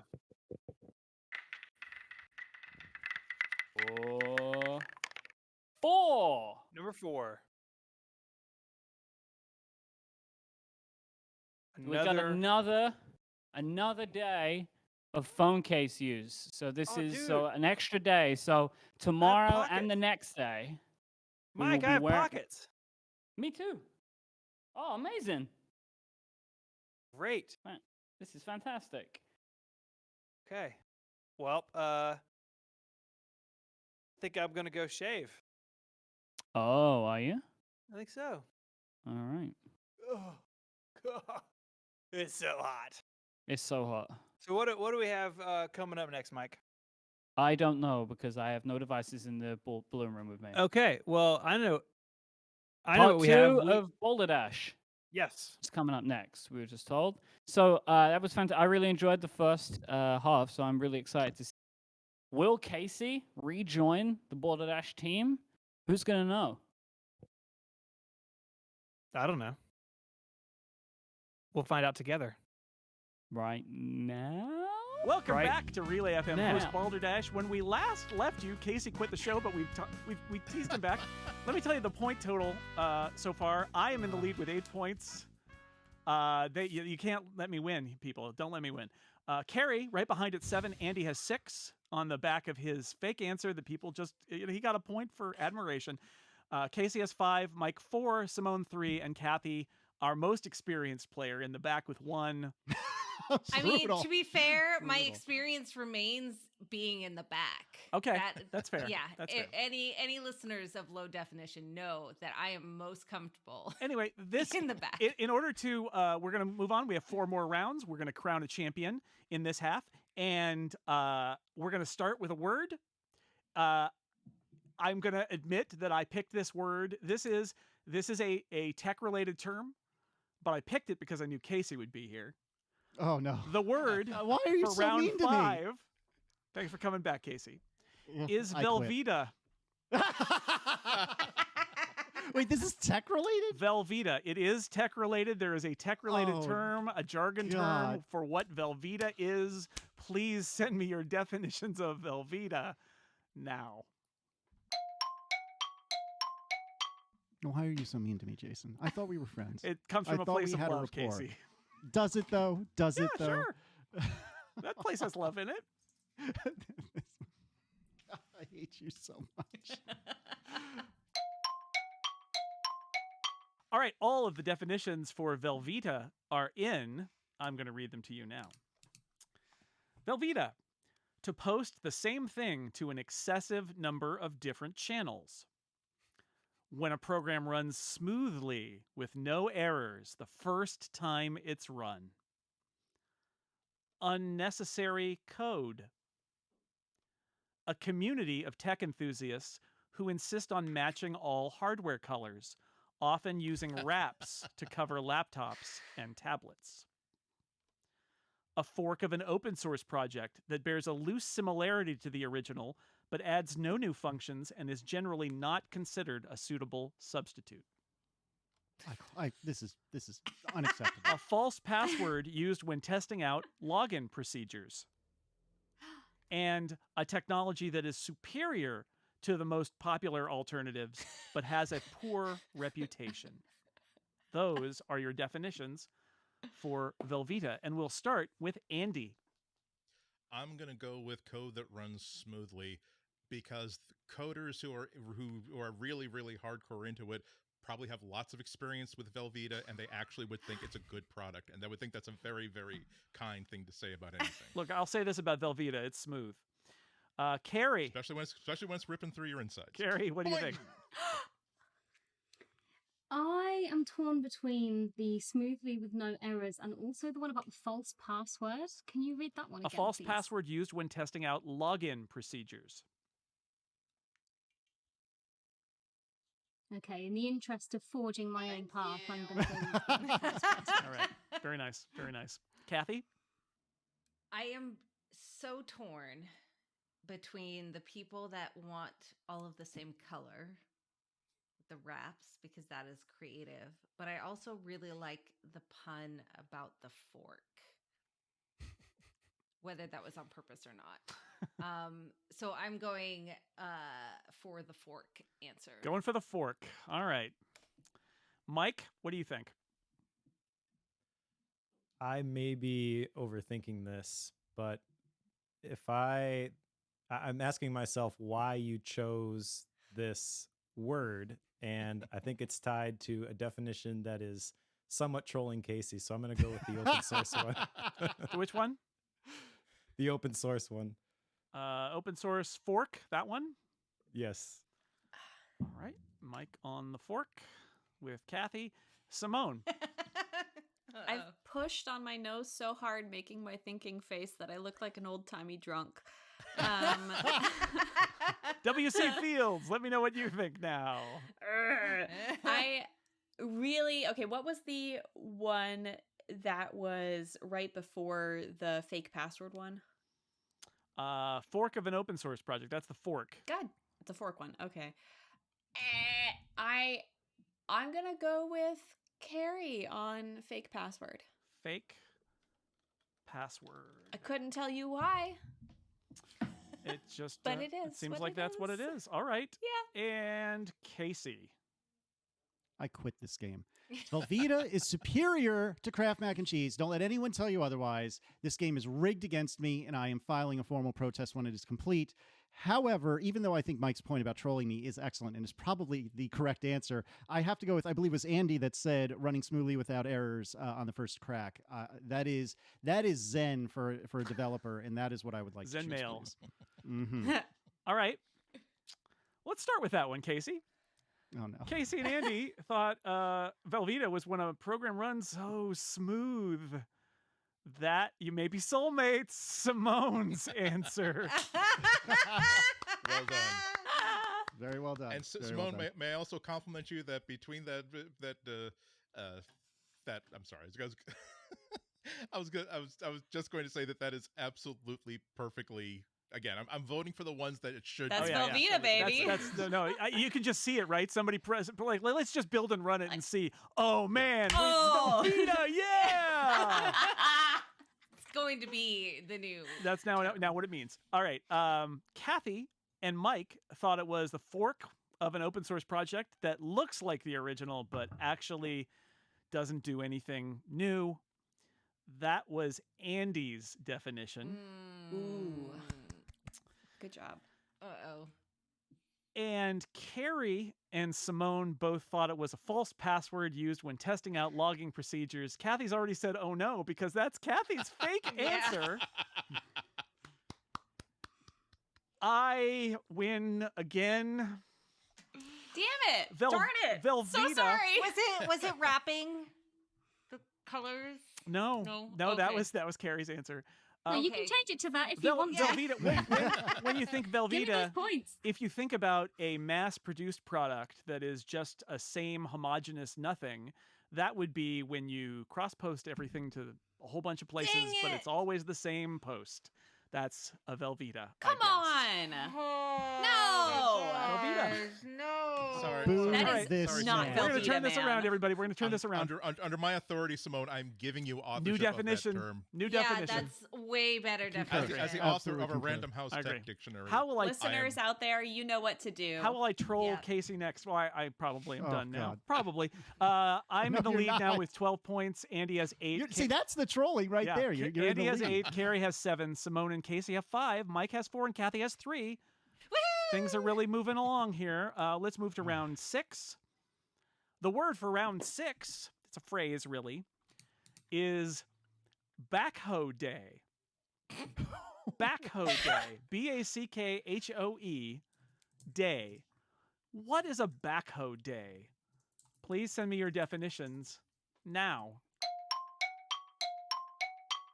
All of the definitions for backhoe day are in. Let me read them to you now. Backhoe day. Taking a personal day to organize your digital files, popularized in a Medium post from tech journalist Daniel Roscoe. When employees are sent home from work because the office network is down. The first day on a project when the team lays the groundwork for what is to come. When everyone in an office works on that one project they don't actually want to do in order to get it off the to-do list. Taking a day from delivering new features to instead clean up technical debt. A day spent focusing on and refactoring inefficient code. And the last day before a major software project goes to release candidate status, features with major unsolved issues are cleared out in bulk. Those Dang, dude. are the definitions for backhoe day. And to get us started, it will be Carrie Provenzano. Carrie, what do you think backhoe day is?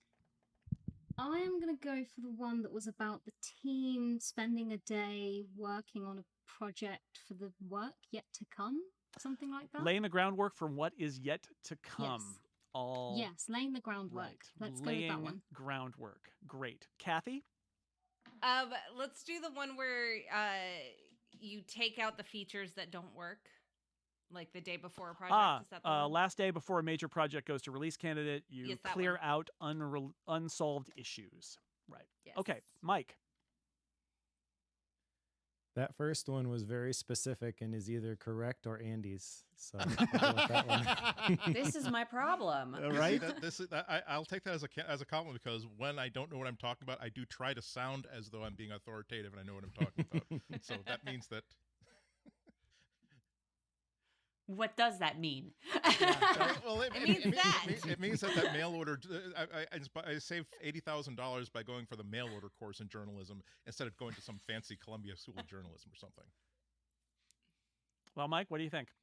Yeah, the first one. You're gonna do that. Whether it's real or Andy, you're going with that one. Got it. Frick. Simone? Not one of the definitions. Yes, I agree. Is that with Concur. 4 A's or 5? Does anyone else, this might be cheating. If it is, don't answer. Does anyone else recognize the name of the journalist that was referenced in the first answer? All right. No, but that doesn't mean anything. Sure, fair enough. I will go with technical debt. No, you know what? I'm going with the first one. I'm going with Mike. Go with Same Mike answer. on the first one. Okay. Forget the spread. Forget the spread. Casey.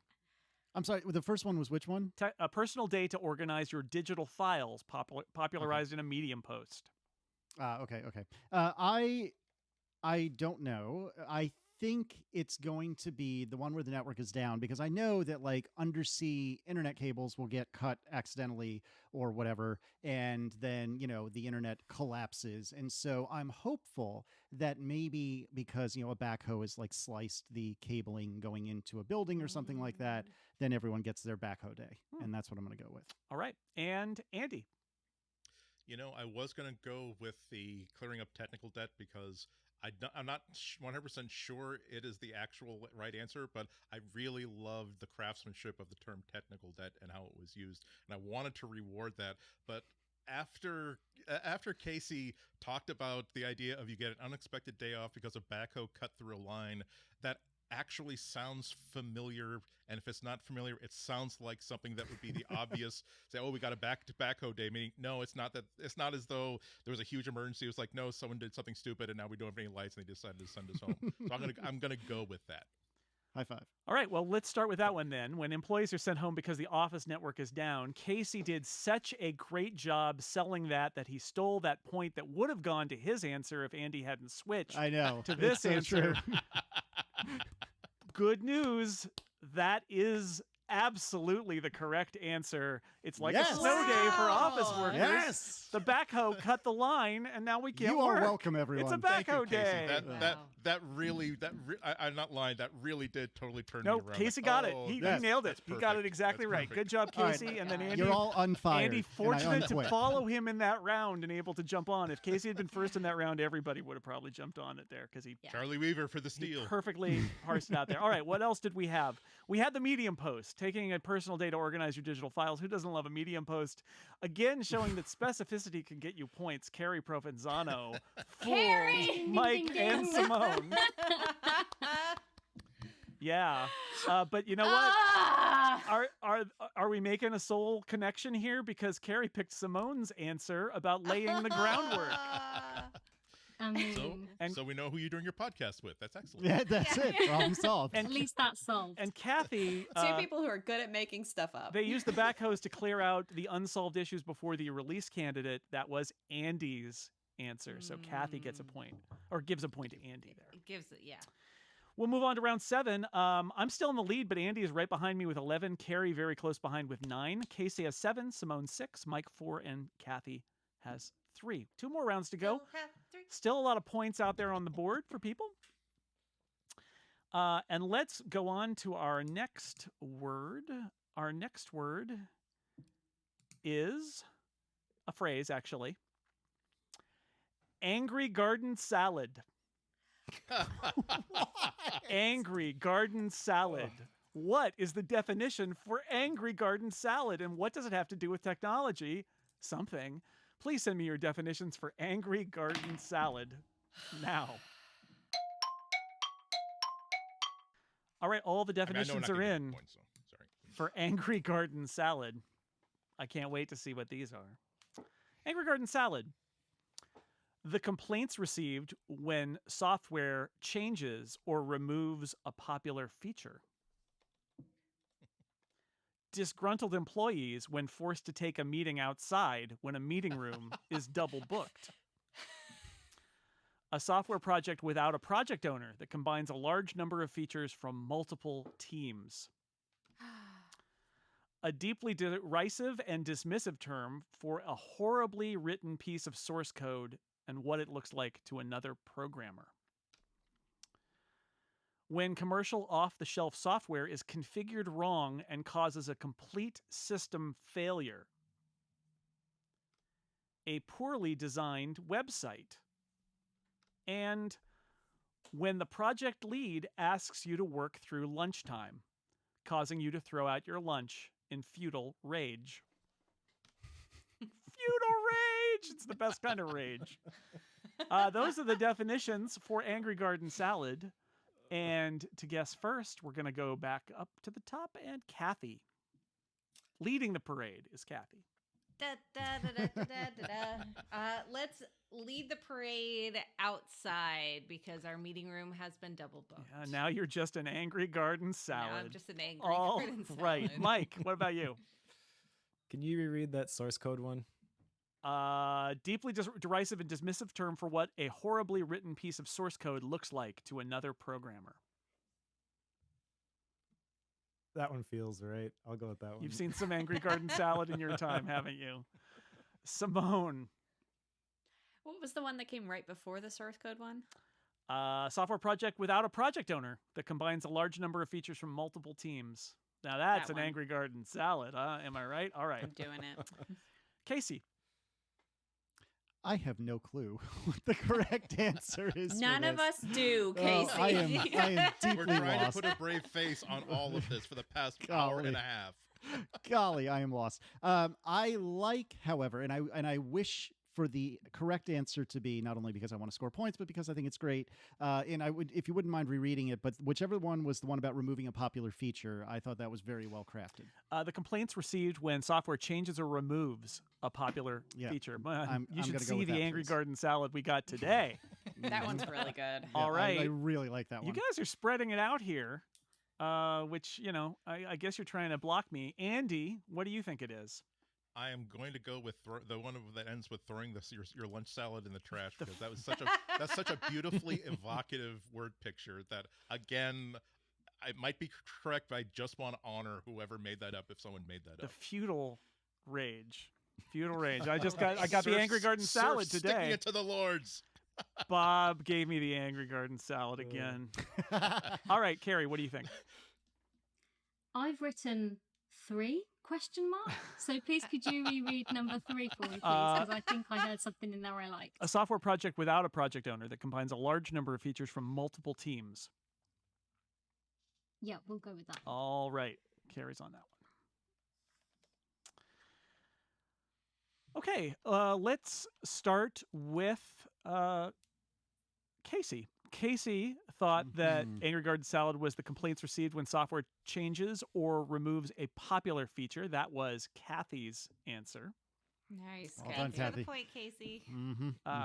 Kathy thought that it was disgruntled employees forced to take a meeting outside. That was Carrie's answer.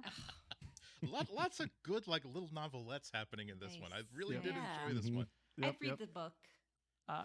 Carrie and Simone thought it was a software project without an owner, combining a large number of features from multiple teams.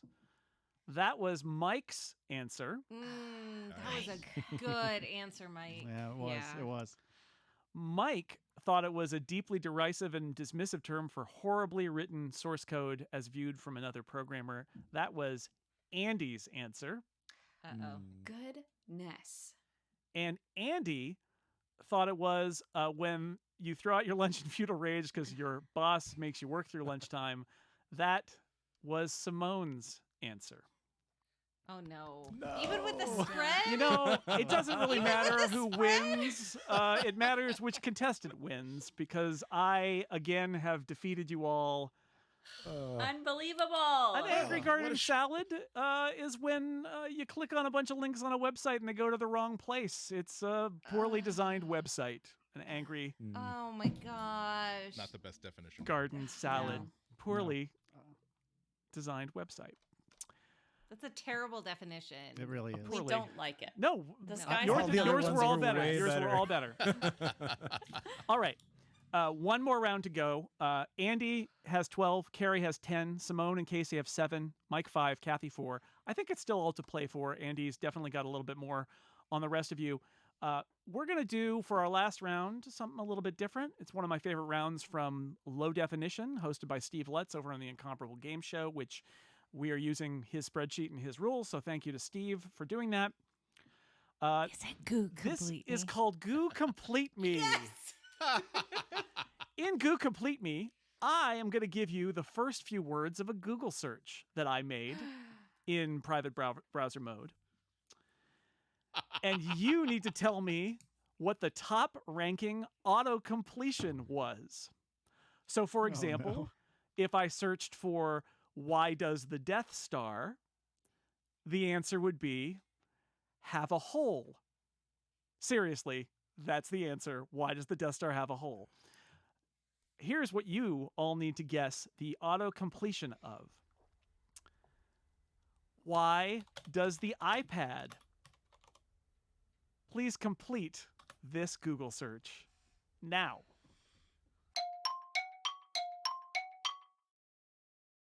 All right, all the definitions are in, or should I say all the autocompletes are in. For this Google search, why does the iPad, again, everybody's trying to guess the number one autocomplete on Google for why does the iPad at my house in a private browser window. It changes over time, but when I recorded this and put it down for posterity, here are your options. Why does the iPad not have a headphone jack? Why does the iPad not have a keyboard? Why does the iPad have a camera? Why does the iPad not have a calculator?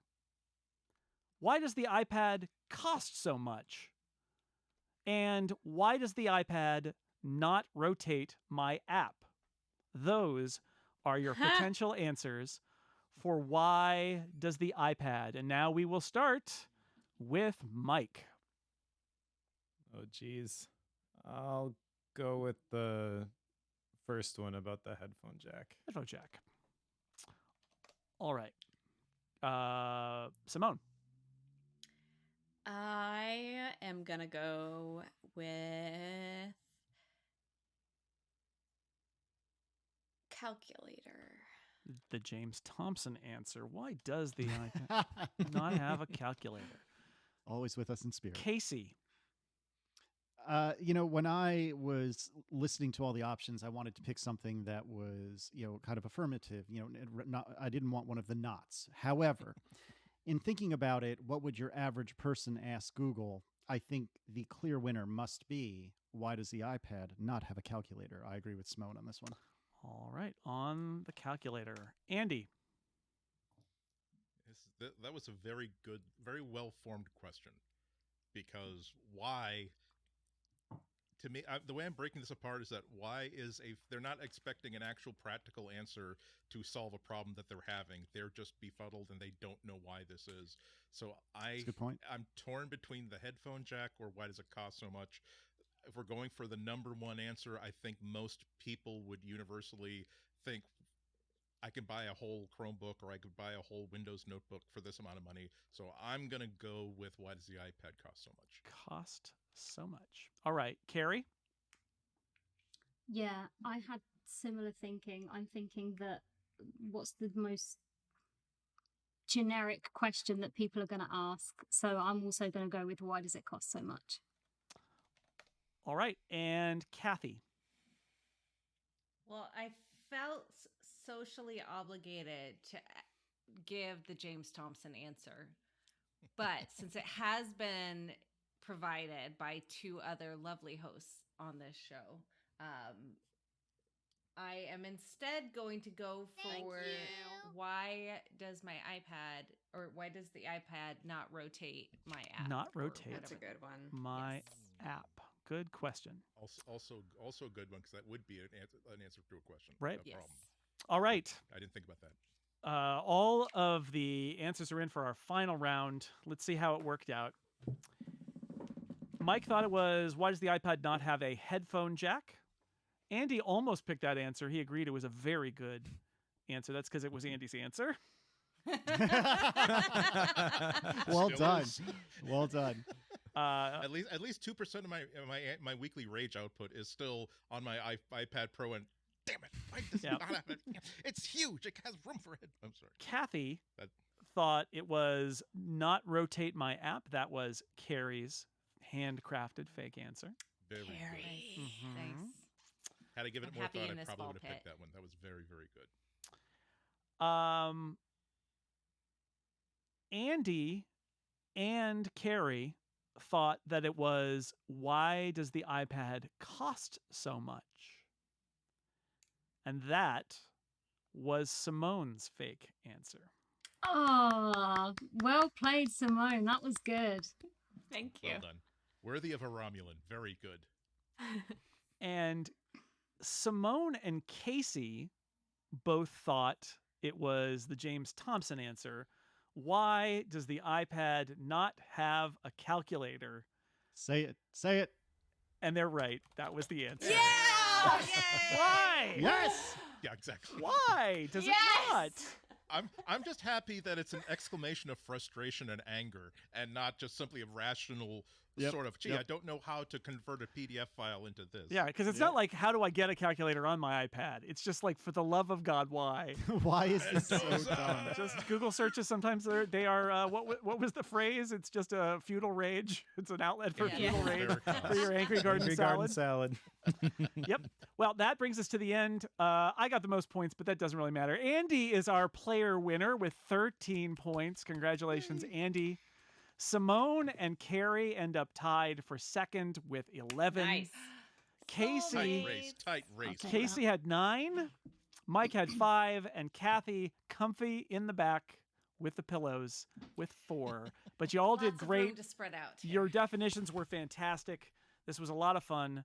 So one last time, I want to thank my players, Kathy Campbell, Mike Schmitz, Simone de Rochefort, Casey Liss, Andy Anatko, and Carrie Provenzano. Thank you for being on Relay FM host Balderdash, and thank you to Mike and Stephen and everybody at Relay and everybody out there who's donating to St. Jude. We appreciate you too. And that ends this year's Relay FM game show on the Podcastathon. Goodbye! I'm gonna do the reveal.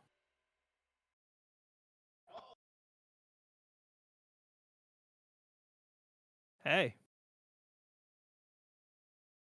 Oh, that's clever. Hello. That's really smart what you've done. What have I done? Oh, nothing. I'm just being pandemic safe, I guess. Oh.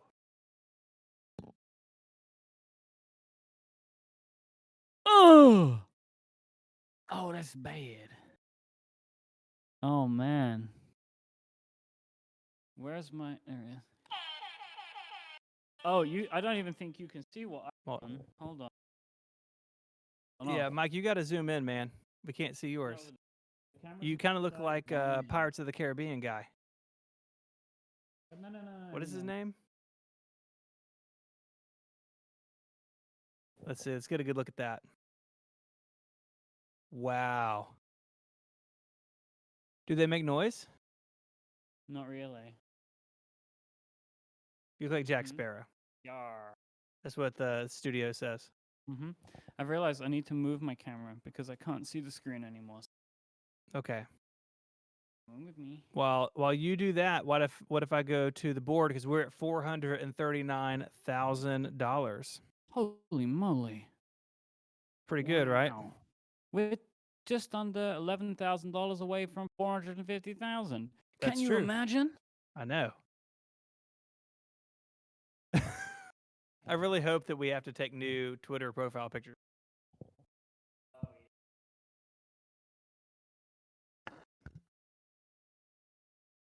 Okay, Mike, are you ready?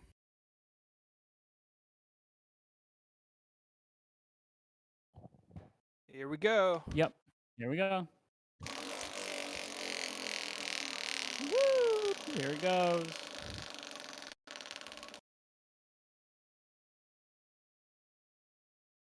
Number 12. 12. What is 12?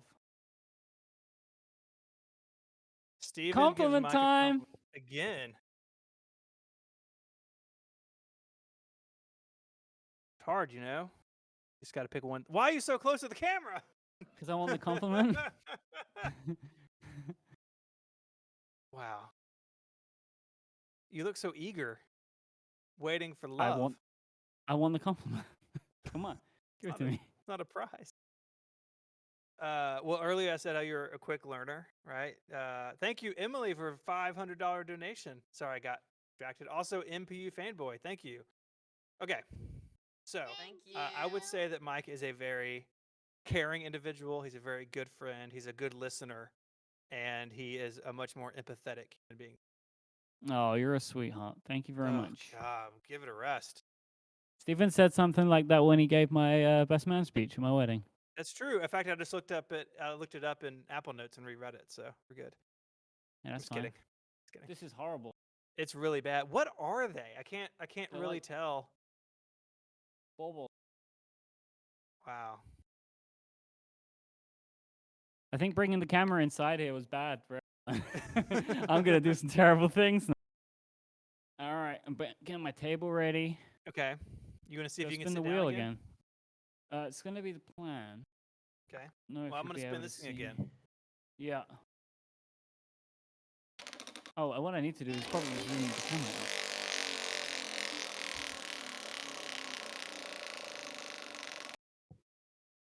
That was a good Can't spin. I find the think that may have chair. been my best spin today. Number 7. That's apparel. Board of Peril. I forgot to put my jacket on.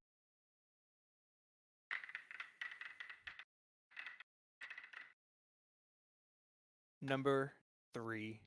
It's difficult to put the chair down when the. Mike Oh, Muncy. come on! I just.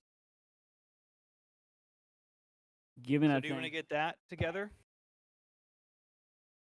Why don't you get that together and I'm going to come over here and I'm going to sit down. Steven, that beard is so bad, man. It's fine when, but then when I see you from the side, when walking.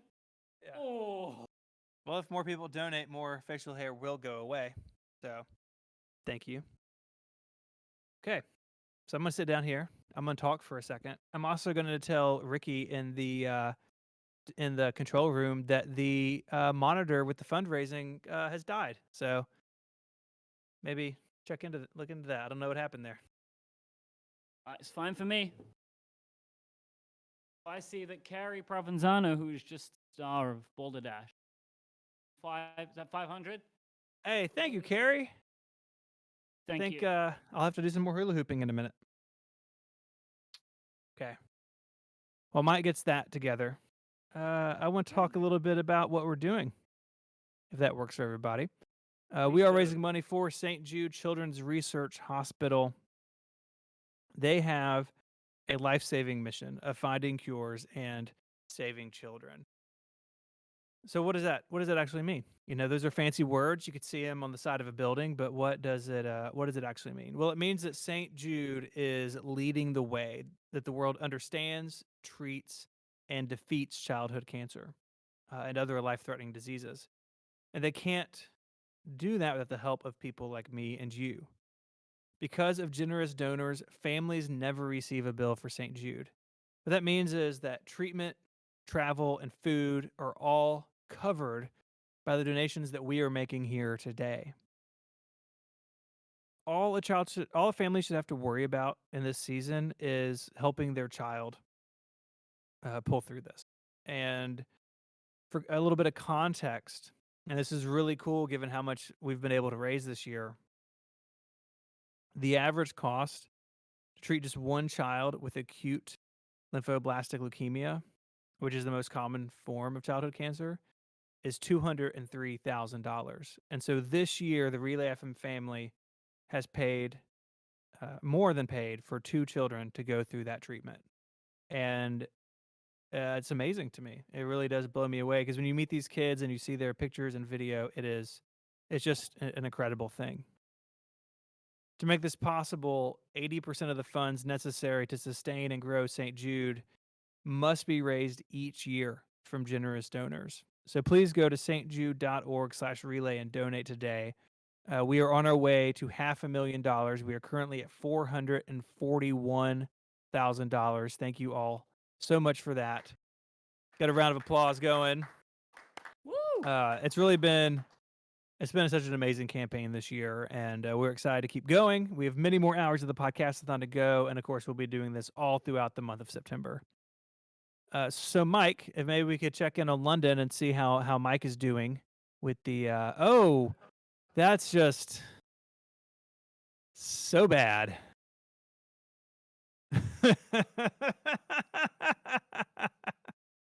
Hello, Howard J. Skellington here. Yes. Has this ever happened to you? I'm a skeleton lawyer. Are you? So, character here, skeleton lawyer Howard J. Skellington. Okay. I don't know if that was the name I used earlier. That's a situation to sit down in. Yeah, I think you need some more balloons in there. I think we probably do. Adina's very excited. She has been very diligently every time there's when I'm not on it. She's been. I think we have gone through all of our original balloons in here now. Maybe. Mm-hmm. There's 500. This is going to be 550. Wow. This is going to be 550 balloons. Just remember, a balloon for every $100. Here it comes. There it goes. Oh my gosh. While you're doing that, I'm gonna get some more Lego to put in my computer over here. I love mean, it. plastic building blocks. Plastic building blocks to put into your electronic communications. I'm gonna do what they call some Foley work. Generic plastic building block. Oh. How Oh, that loud was was bad. that? That was disgusting. that wasn't good. I think there was a That's the scream opposite of from the ASMR. Okay, let's see here.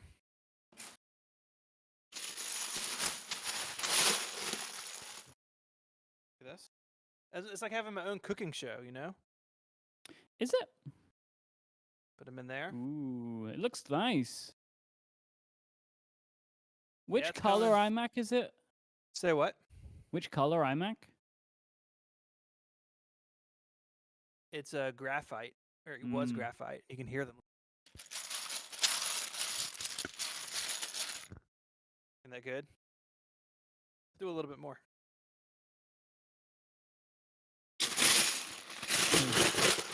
Oh, yeah.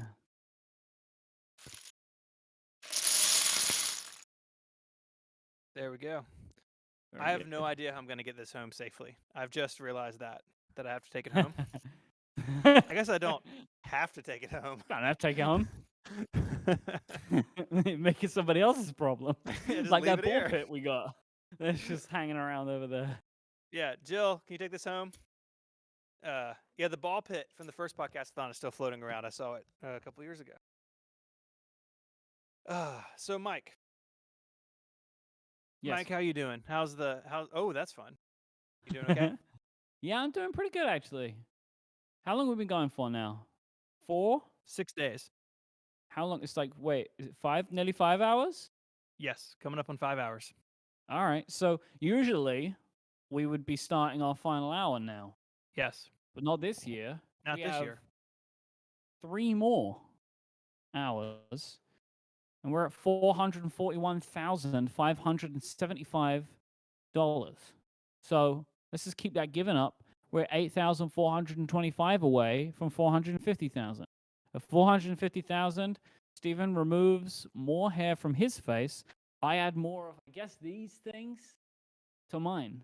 Imagine what I'm going to look like, face full of these things. But really what you want to see is that what is next for you? Is it goatee? Ooh, the Heisenberg.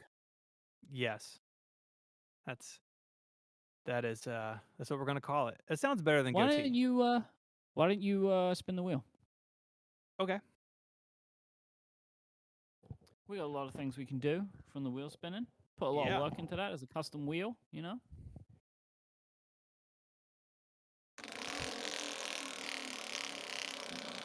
Here it goes. Here it goes. Oh, my microphone stand just broke. So janky. Number 1. Board of Peril. I have the list in front of me now. Oh, good. Number 9. Mike, what's number 9? Update profile pics. Woo! All right. Boy. Hold on. Here we go. Okay, let's edit profile. I need a better background this time. Hang on. I got an idea, but I have to set the mic down.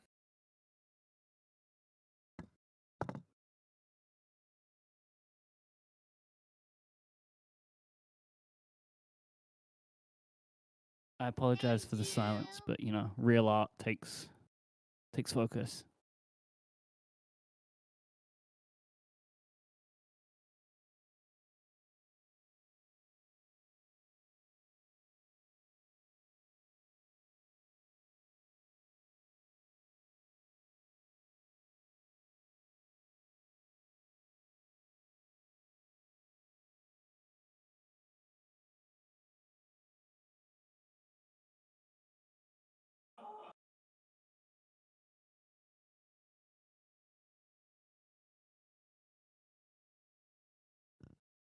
Laying down on a bunch of Lego was a terrible idea.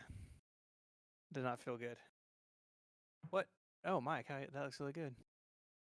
Jonathan, thank you for your $500 donation. I guess while I'm over here, I should hula hoop, probably.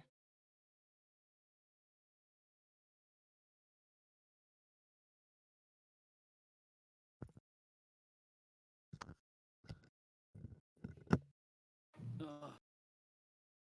It's super difficult to move around inside of this. Would you have guessed? All right. Profile. Edit profile.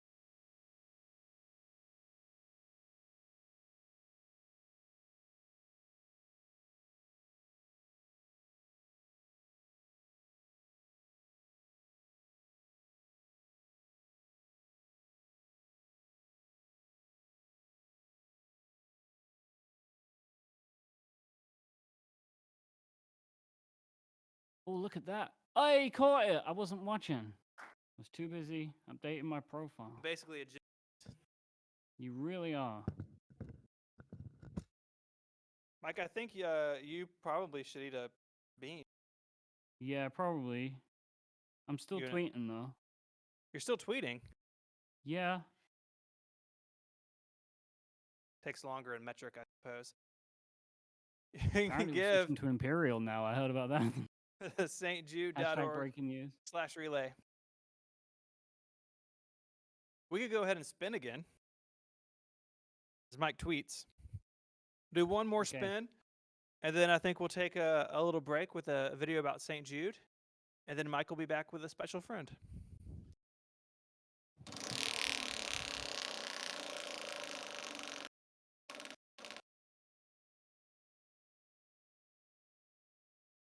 Oh, number 9. I was hoping for 10 again. Board apparel. Board of Peril.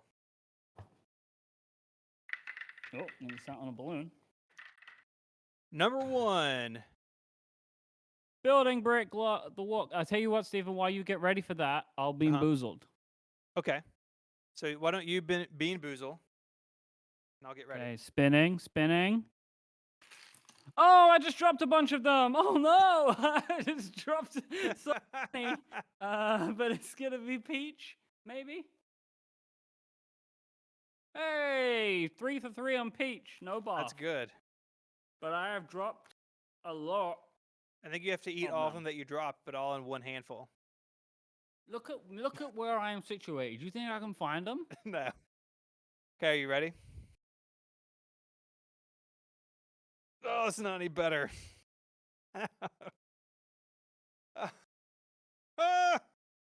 Please donate at stjude.org/relay. Oh. Ow. Wow, why is that sharp? Get out of here. Okay, that's done. It's terrible. Mike is still looking for his beans. Oh, I found another one. Raising. Should I just eat it? Okay, so we're gonna be right back. We're gonna show a video about the life-saving work of St. Jude, and then Mike will be joined by a guest. Let's roll into that.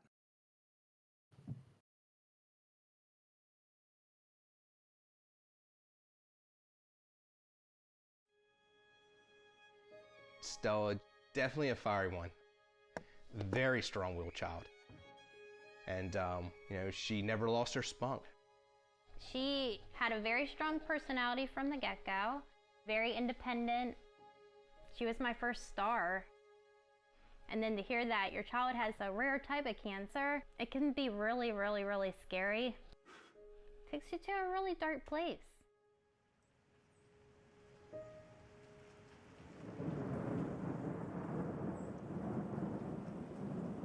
This was all around Thanksgiving. Stella was only 4 years old. She wasn't feeling too good, so my wife wanted to get her checked out.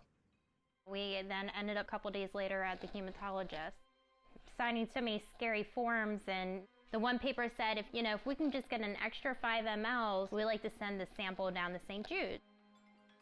December 16th, we received a phone call from the hematologist. That little sample that they sent down to St. Jude showed that she had AMLM7, which was like a really rare type of leukemia. Pretty much, it's devastating. It's devastating to hear, and very, very gut-wrenching. It was just like your whole world was torn upside down, and all the life and happiness and joy was shaken out of you.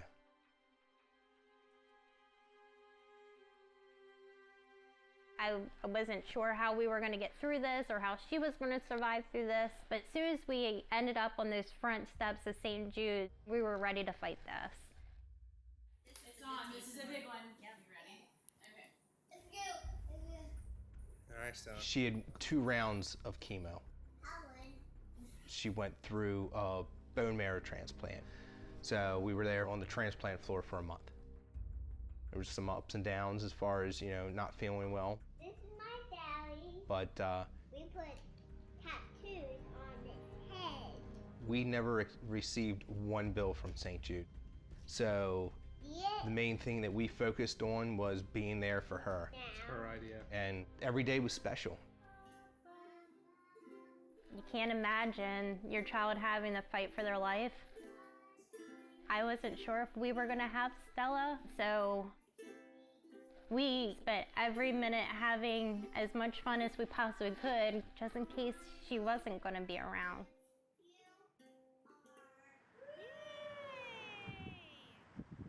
But she is now 8 years old and doing great, playing like a normal child. Nobody would even have known that she had gone through what she'd done 4 years ago. She's happy for every day that she has here, and really taking advantage of every moment on her second chance. My name is Stella. I go to school now, and I also want to be a teacher.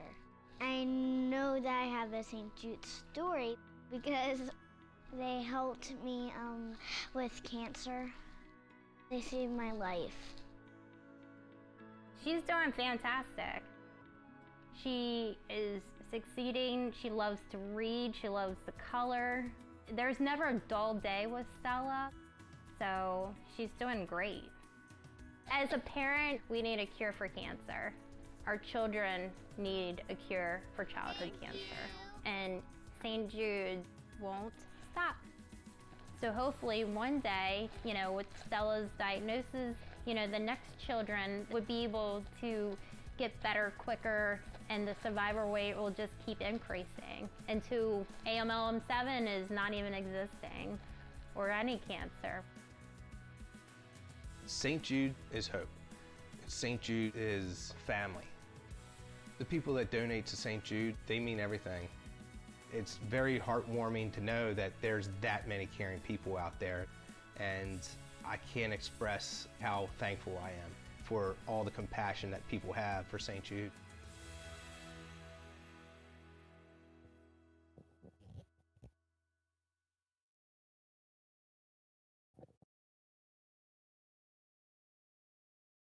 Hello, welcome back to the Relay FM Podcastathon for St. Jude.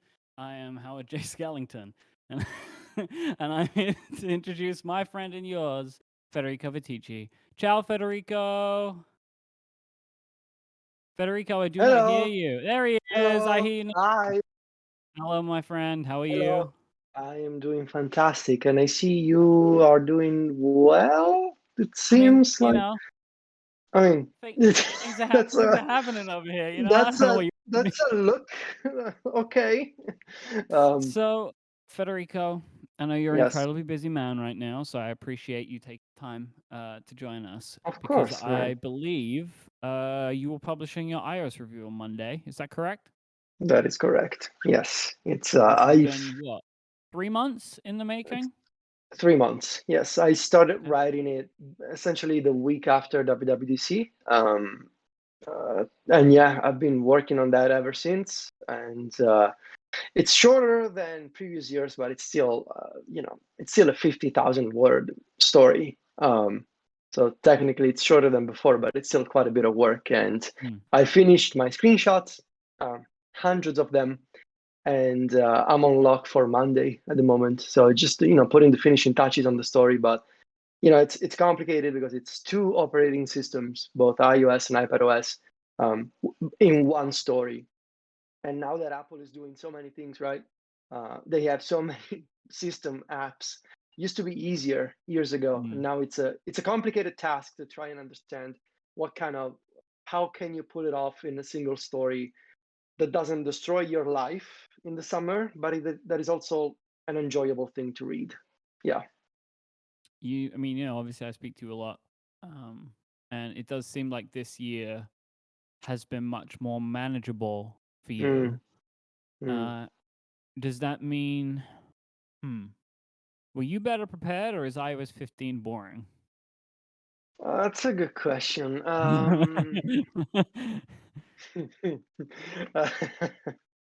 Well, I feel like I have a better setup than in previous. So I think it's a bunch of things. I think there's some part of the sort of my reality this summer was the necessity to try and do things differently, because in addition to my review, I also worked on the major relaunch of the club, right? And so with Club Mac Stories and all the different things that we have launched, I knew that I would have less time than in previous years. So that was that reality. There's also the fact that I've been doing this every year since iOS 9. So this is my sixth review, I think.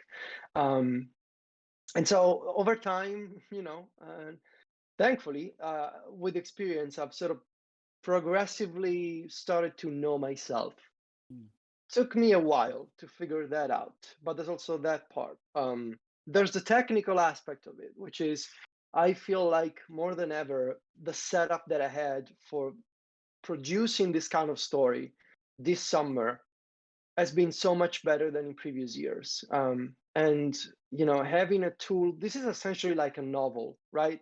And imagine that instead of characters, I have apps and features, and there are like common themes and threads, and if you will, sort of storylines that you have to pull together throughout this massive story. And so having a tool that lets you do that easily, that was very helpful. And lastly, to your point, yes, iOS 15, and this is also like the theme of my review, iOS 15 is not a massive update. I mean, there's a lot of things for sure. There's a lot of features, there's a lot of changes to apps, but it's more of a sort of quality of life improvements throughout the OS. And that made it easier. I didn't have, yes, iPad multitasking, there's a new menu, but it's still the same split view. It's still the same slide over. I didn't have dark mode, which is brand new. I didn't have drag and drop like in iOS 11, and that was brand new. I didn't have the widgets like last year, and those were brand new last year. So it felt easier because of what iOS 15 is. Yes. So it was a combination of things. You mentioned iOS 9. Was that the one with share extensions? No, that was iOS 8. Huh. But so you said what did you do around iOS 8? Did you not have a iOS 8? Well, so with iOS 8, I did that was last year that I did sort of like a personal story that was not labeled a review. Technically, it was a review. I believe I did a story called Living with iOS 8 or something silly like I that. consider that one like my most Federico review, because I read that on a beach in Palermo in Sicily on a Kindle. Yeah. And I have vivid memories of reading, and I'm pretty sure it was the share extensions year. So that was I don't know iOS 8 which for one sure. it was. But yeah, I remember I was on vacation reading. Nice. Yeah, that was iOS 8. If you remember share extensions, that was iOS 8. I know it's the same time as the iPhone 6, because that was also when Upgrade launched. Yes. When I was on Yes. vacation. So Because it was 20. It was 2014. Maybe? 2014. So 6S maybe. Yeah, I think it's 6S. And I started doing this officially with iOS 9 in 2015. So this is 6 years that I've been doing this every summer. And it's always a struggle to try and balance, also because I tend to have a very Italian summer, going to the beach and spending a lot of time at the beach. So it's always a struggle to balance, this big responsibility, this big project that I have, that a lot of people thankfully expect.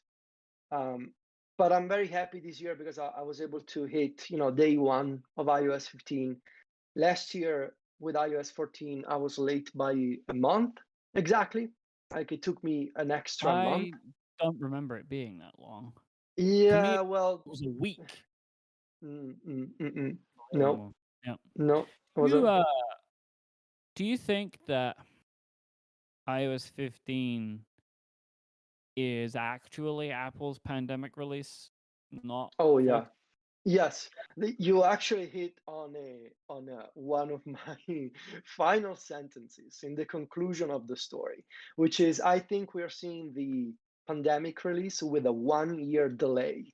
You would have thought that last year's iOS 14 was the pandemic release, but Yeah. I actually feel like it's this one because the way that Apple puts together these updates, they start, I don't want to say a year in advance, but it's basically that sort of timeline.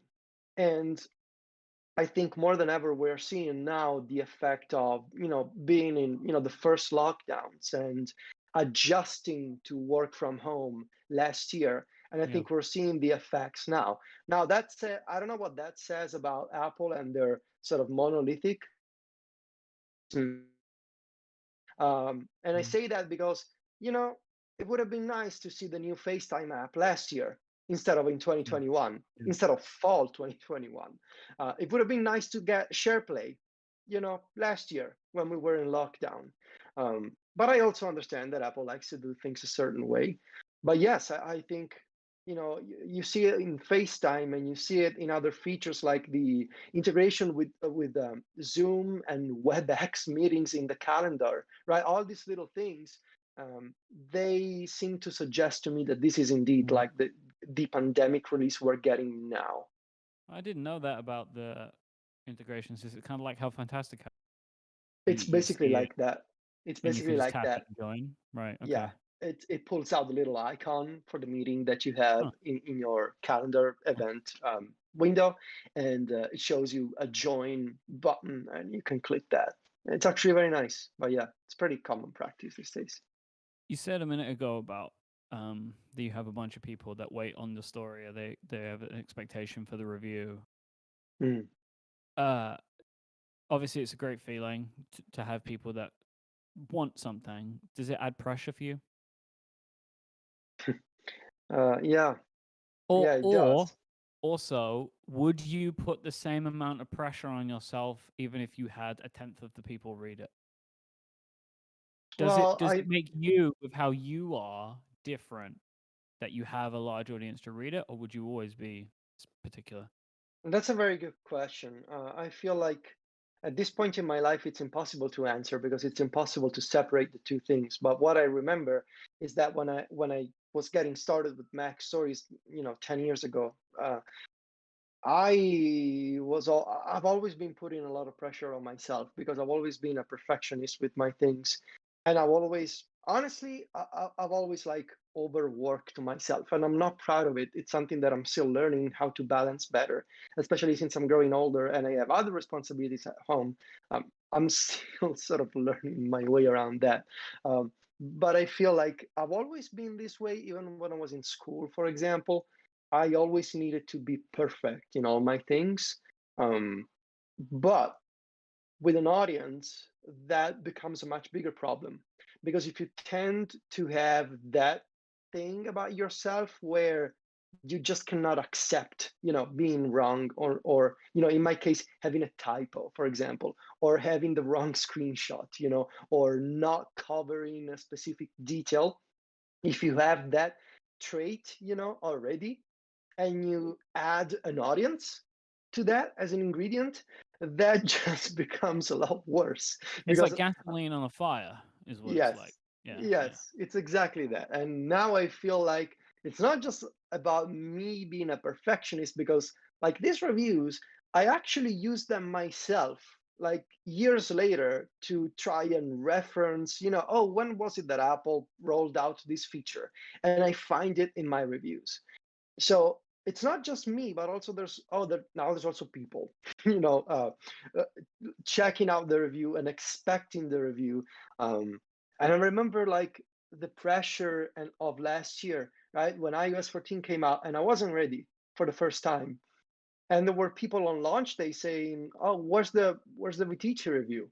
And I don't know, it just kind of, it was not a good feeling. So No. an audience makes it better, but it also makes it worse because now, I feel like I cannot let people down. And Yeah. yeah. Well, that's just a part of you, right? Like, it's not. Mm-hmm. I know what you're saying, and I'm not trying to correct you, but it's the audience isn't the issue. You're the issue. But and I feel I have the same The kind of issue. stuff, right? I have Yeah. the same exact same kind of things, and it is like when we sound like old men there. When we were 10 years younger, that is an easier trait to have because we had more energy and less responsibility. Mm-hmm. And Yeah. as you, yeah, it becomes a constant balancing act. I'm sure many people watching can. Man, I was expecting to talk to you about notifications, so I don't know. I'm sorry that I've gone into this This is with so you. much better. I do want to ask before I let you go, if there is one thing that you would suggest for people to look out for in iOS. Obviously, I don't want you to Mm. spoil the good parts of your review, but like, what is maybe one of the things that you have been most surprised about your enjoyment of it or your usage of it that maybe you wouldn't have necessarily expected? Or it could be in the inverse, something you thought you really were going to get a lot of. Actually, you haven't got much out. Um, what really surprised me and what I think I would recommend people check out is not just the new focus system, which would be the new do not disturb, but really looking into focus and setting up automations for that and setting up like custom home screens. That's one of the things that you can do with focus. If you really go, down the rabbit hole of checking out all the settings and all the options, um, because now you can try and think of your iPhone and your iPad, if you will, as being able to sort of adapt to different parts of your day, right? Yeah. And so Yeah. something that I've started doing is I have a music focus, and now my phone just shows me stuff for music. Yep. Or I have a gaming focus, and it shows me just games and Apple Arcade and a Yep. bunch of things like that. So I I would think one of my recommend. favorites. So Matt Bischoff posted a travel focus, and it Yes, changed their home screen to have like flight widget, like travel app. I was like, oh, that's so smart. Like that's something I know exactly, I'm gonna steal and set up for exactly. myself. I thought that one that's like a perfect use case where it's like you need things at your fingertips that you need so infrequently otherwise. And so I Yeah. thought that was really cool. Yeah, I've been liking setting them up, but I still have a lot deeper to go. Federico, obviously the best place to get the information about this is in your iOS and iPadOS 15 review, which is coming on Monday at macstories.net, right? Yes, sir. That's correct. On Monday I love afternoon at you. some point. I love you, my friend. Love you, Prince Mike. Flexi, everyone. Thank you for joining us. Thank you. Go donate. Thank you, guys. Bye, Federico. Have fun. Good night. All right, we're back. Hello, it's me. Hello, it's me. I left this on the whole time. I figured we could maybe now. Are we going back to? Oh, have you done more shaving, or we haven't hit that yet? How far are we away from you shaving? We are about $4,500 away from the next shaving. We're going to do that Okay. at $450,000. So please save me from myself. stjude.org/relay. I'm gonna try and take this onesie off now. Do you Please. wanna? Are you gonna do some wheel spins? What are you gonna do? You I got some think I'll hula do a hoops to wheel do? spin. We do have a $500 donation, I think. I think Tim Like, deserves a wheel spin. okay, you're gonna wheel spin. You're not gonna hula hoop. Come on. Mm, Do a hula while I take this off because it's gonna take me ages. Come on, go do your hula. okay.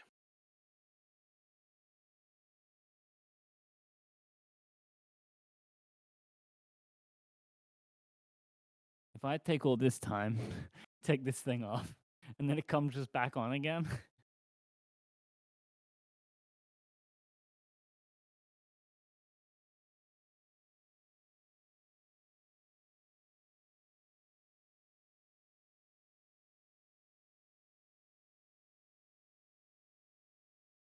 Is this what you thought you were gonna see today when you decided to tune in?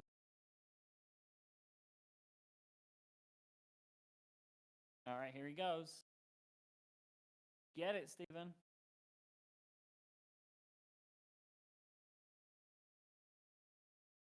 Oh, that was bad. Yep. Nothing terrible happened? Did something bad happen? I think he knocked something. Okay, here we go. No. I've lost it.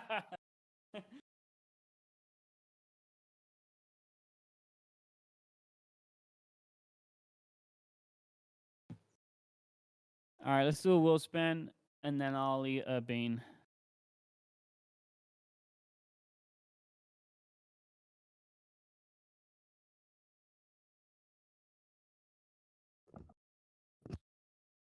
Hula hoops are silly anyways.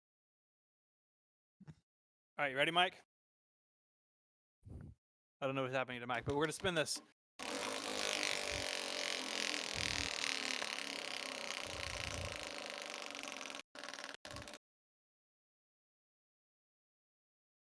Number 12. I give Mike another compliment. Let's go to 16. Yeah, Mike's busy, so we landed on 16 here. Let's see. I'm going to do some more I Foley keep work. talking as if you can hear me. I can't hear you. No. I have a bean. It's a juicy pear one or booger one. Pear. That's good. I'm going to pick an Apple history date. Oh, fantastic.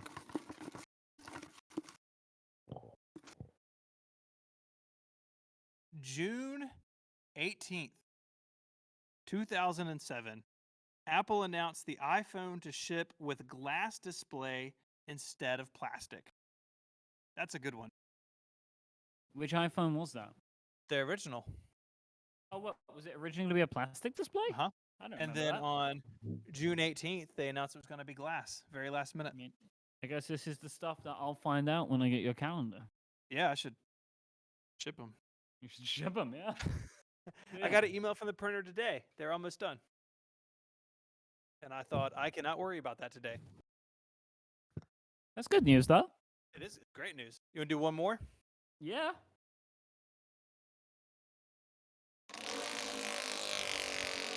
stjude.org/relay. That's where you can go.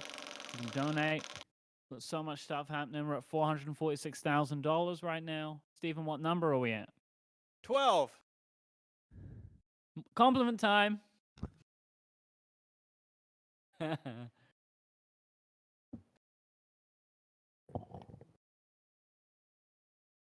Mike's pretty funny. Thank you. You're welcome.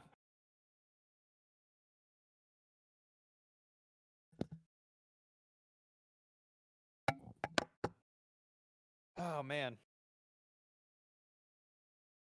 I enjoyed your talk with Federico. Oh, thank you. I basically used none of the notes that I prepared. I guess that's always the best kind of conversations, though. Really. I was in the control room. I was like, oh, it's like therapy with a skeleton. Yeah. Well, I guess maybe Henry J. Skellington is actually a therapist, a lawyer. Or he's just multi-trained. I mean, he's lived multiple lives. You can't put him in a box. Nope. Wait, that's where most skeletons are. someone tried to, and then he got out. Someone tried to. Yeah. No Oh, one can keep him in. That's right. Emma, thank you. Your uncle, thank you. Your name is very confusing. Justin M. John, if you guys want to join, stjude.org/relay, join in this fundraising effort to support the life-saving work of St. Jude. So as we said before, we're going to be raising money all the way out throughout September. Something that we're going to do, I guess we should pick a number for it, is there is a second Boulder Dash episode with a whole fresh set of people. So what should we say? Maybe pick a number when we reach X amount? Let's do 475. Great. So once we reach 475, that will become unlocked, and then it will be published on the Relay FM YouTube channel shortly after. If it happens, hopefully it will happen today. We'll get it done in the next couple of days. So can we get a reminder? What have we got so far? We've got 2 days of phone case usage, right? Yes. 2 days of Android use. I think so. 2 and TikTok you have things. 2 TikToks, and I think you have to $160 in matching donations. Yes. Very good. This has been great for me so far. I just had it confirmed in my ear that they were correct. Yeah, I feel like it's a little uneven, if I were to be perfectly honest. Well, you get to spin the wheel, so I would love to spin the wheel. That's true. Well, and you maybe got to be in the room when Rick destroyed the PC Junior. Well, let's see. Maybe you can spin the wheel through me. Let's see if we can make this happen. Oh, okay. This is, I don't know. Oh, am I going to possess you? Do I Like an need to dress E.T. up as Henry Elliott J. situation. Skellington again? Okay. It's paranormal. All right. Okay, so tell me where to Okay. put my hand. 4. 4? Yeah. Down here? Yeah. And like push it Yeah. away from me or pull it towards me? Push it away from you. How? How strongly? As strong as you can. In 3, 2, 1. Ah! That went about as I expected. What is Of course. You're not getting another compliment. Let's try that again. All right, spin it again from It's on that one. which one? So the crew wants you to give me a compliment, but that's on the board of peril. Yeah, but the reason for this, by the way, in case you wonder why one is on the good, one is on the bad, I love compliments. Steven hates them. So this is a good thing for me, bad thing for him, so it couldn't be. Let's do another spin. Let's go from number 2. Okay. Go backwards. So back towards me? Yeah, in 3, 2, 1. Oh, that was a good one. Okay, Number 2. I have to do a donation match. See, it worked. Okay. All right. I will match $100. The next $100 donated, I will match it. That sounds good to me. I feel like we should get you on the board of peril too. So let's say that we had rolled a 3. Yeah. You can see what I do over here. Okay. So you tell me where you want it. Sort of in the center now. Should I move to the right or left? Right. How far? Stop. Right here? Yeah. Drop. Oh, it sounds good. Number Update 9. profile pics. Was that 9? Okay. Yep. Profile pic time. Okay. We do that one a lot. I feel like Yeah, there's but some it's also a gravity. good. It's also a good one, right? Yeah, it's good.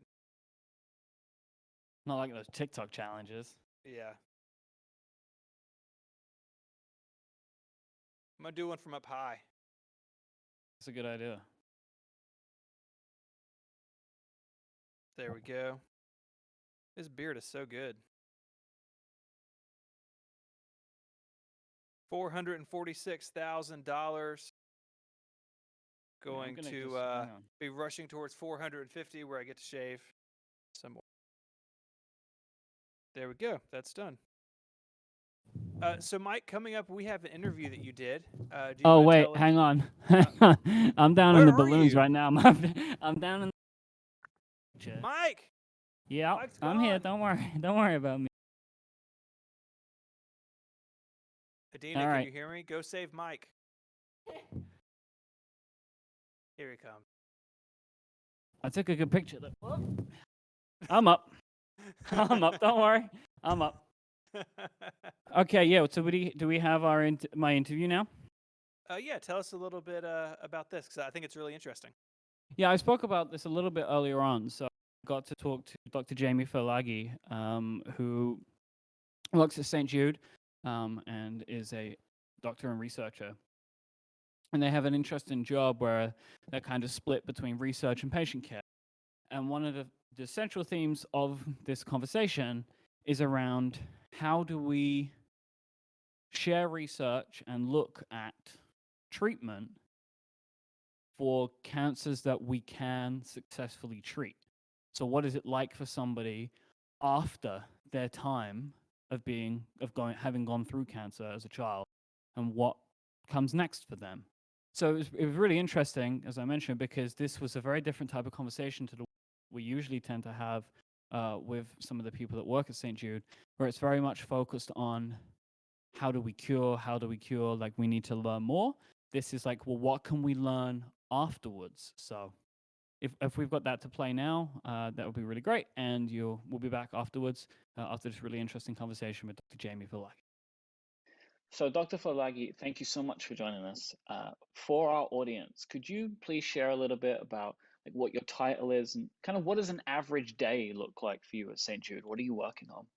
Absolutely. So thank you so much first for having me. It's my absolute pleasure. So my title is I'm a doctor here at St. Jude. My specific title is that I'm an assistant member, which means I'm part of our faculty or our core doctors here treating patients. I work with our leukemia lymphoma division. So my focus here is that I see patients primarily with lymphoma, which is a cancer of the lymph nodes. And that's what I do and what I research. My typical day has no typical aspect to it, except that I come to work every day and get lots done. In the morning, I usually focus on patients, see who needs what and what needs to be done, and start there, as that's always a priority.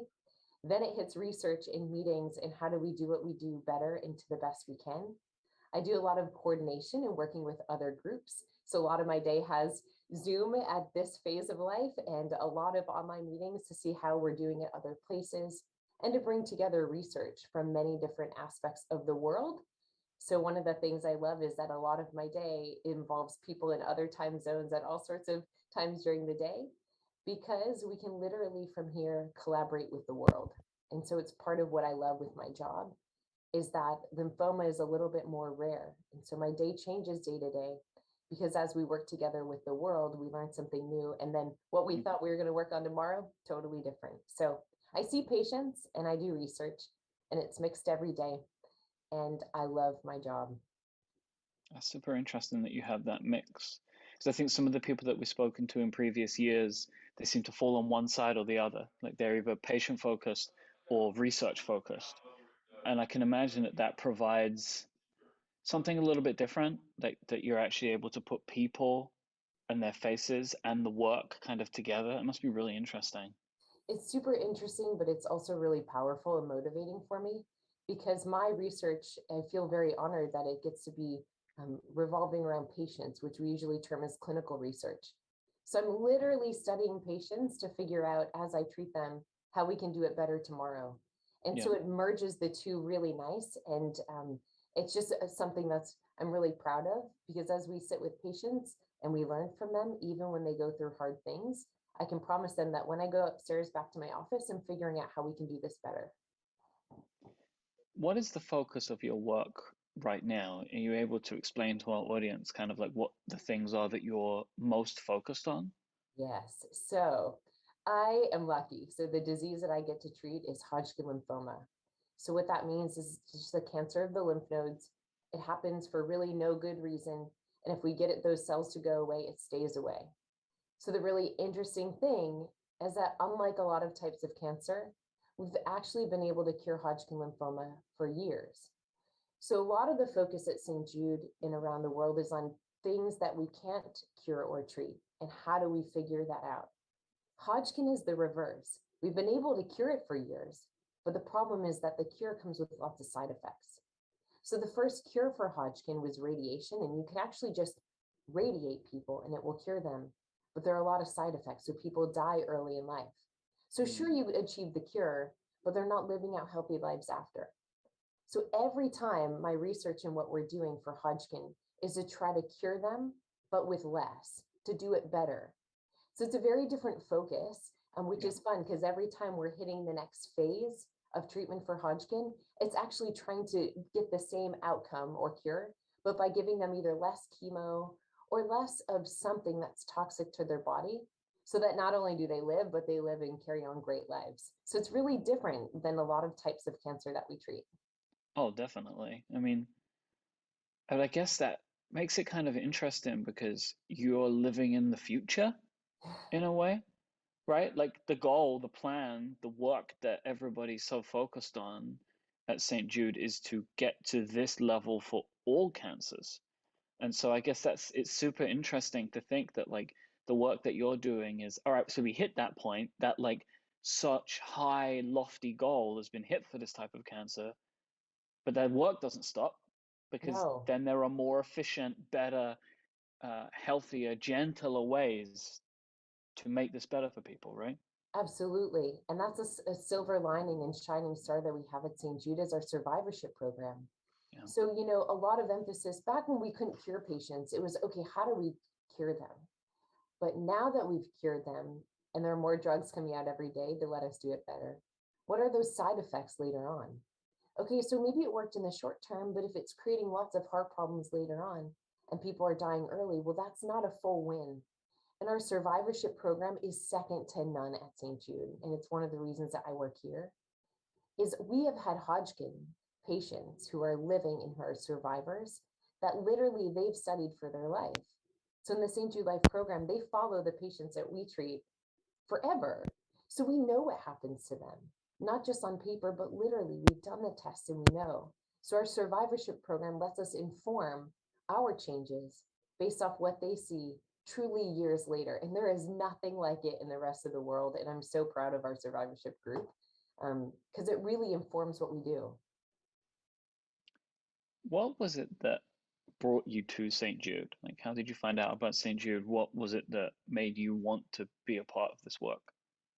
So obviously lots of people know about St. Jude because of its wonderful reputation for being a leader in catastrophic illnesses and most importantly, cancer. For me, I came to St. Jude because I actually have a love of international work and international oncology. So at the time that I first started here, we didn't have the global department of pediatric medicine that it is now. It's expanded immensely since my time. But we still had an international outreach program, and I came to join them during my training time as a fellow here in hematology oncology. So I spent every other month for the month in Guatemala City. I flew back and forth and lived in 2 places because we have an amazing site there. They're exemplary. They do incredible work. And so I was actually going there to learn from them, not to bring them knowledge, but to learn how they're doing it so well, how we can emulate that, how we can teach others how to do that. And so it was really fulfilling for me. So I came to do international work, and that's actually how I fell into Hodgkin. So Hodgkin's not just easy to cure here, it's easy to cure anywhere. So these patients don't actually need to be dying, no matter if they're in the middle of Africa or if they're here in St. Jude. And so because of the international applicability, sort of like I was mentioning, we're on calls with all sorts of people all the time, we can help cure Hodgkin anywhere. And so it's been really fun to be able to share our knowledge to help the lives of people everywhere. Some cancers are really hard to treat in low and middle income settings. Hodgkin is not one of them. Yeah, I think that these kinds of stories, I think, help really resonate. We have a global audience, and it's so interesting, you know, that like St. Jude, by and large, appears to just be in one place. You know, like it's one hospital in one place. Yeah. But I think it really helps people understand, like, if you live in Scotland, you can donate to St. Jude because one day you or someone you love may benefit from the research that happens there because it's so widely shared. And it's such an incredible thing that is, you know, I think quite rare in this type of medicine. And it's what makes St. Jude, I think, such a beacon. And we didn't talk about this in my typical day, but one other thing that all of us do all the time, and it's a huge part of my week, is consults.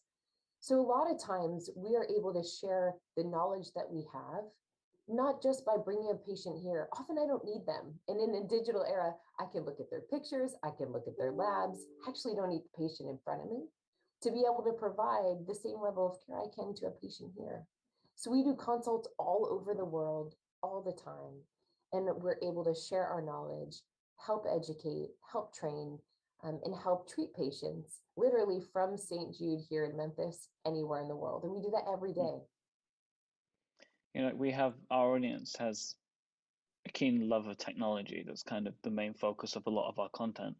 And it sounds like technology plays a really big part in your role. And you know, you mentioned it earlier that like in these current times, you find yourself relying on it more. Is that helpful for the type of work that you do, that you can have them digitally? Does it help you see more patients that way? It does. It is helpful in the technology era that we can readily share things. For instance, for Hodgkin, it's all about what the pictures look like, the pictures being of their body and of the disease, and what it looks like during treatment and after. Mm-hmm. So it's really important that we can freely share those, because you can't put anything in words that helps me enough understand what the response looked like to give you feedback. But if you can show me the picture, that is everything. So technology has connected us and allowed us to actually treat patients adequately and help consult on patients no matter where they are. We even do that within the US. So I run our Stanford St. Jude Dana-Farber consortia with a bunch of sites. But primarily with those groups, we run our own clinical trials that I lead. And we, even just here, need each other. This is not just helping other countries and helping other places. There are a lot of tricky questions that are really important on an individual patient level to know whether or not that patient needs radiation, to figure out how they responded. It's not all black and white. And even people who have been doing it a long time, we need each other and lean on. So we have a meeting every week with all of us together just to help talk about cases and look at them. So technology helps not just internationally, but also within the US, because it really does take a village. So when a patient is straightforward, that's great. And they follow the cookbook, they read the textbook, they do exactly what they were supposed to. But that's not a lot of patients. And so when they deviate from that, when it doesn't go as planned, the question is, what do you do next to make sure you cure them, but maximize benefit and all the things? Those are hard questions. And so technology allows us to actually connect for all patients. I assume that you've probably been a part of or been around or involved with many other pediatric cancer research facilities and care facilities. What makes St. Jude different? I was thinking about this question in preparation for today, and it's that this place shines. And if I could impart one thing to people, I wish, almost like I can't convey the pictures and PET scans in words, you can't convey what it's like to be here and work here until you walked in the door. People sort of joke about Disney, that this is the Disney of cancer. It is. Why? Because people understand that every patient and family who's here is going through a really challenging time. And it doesn't matter if you're in the coffee line at Starbucks, it doesn't matter where you are. People care. How are you today? And they're not just asking, how are you? Because it's the thing you do when you pass somebody. They're asking, how are you? How are you as a person? How's your kid? How's it going? You look tired. How was your night? And so it's just this whole sense that every single person who's here is dedicated to the mission. We are trying to help no child die in the dawn of life, no matter what they have. And that if you are helping clean the floor, if you are helping to give them chemo, if you are helping to order that, if you're leading the whole thing, all of us are equally as important. And everybody feels dedicated to the mission.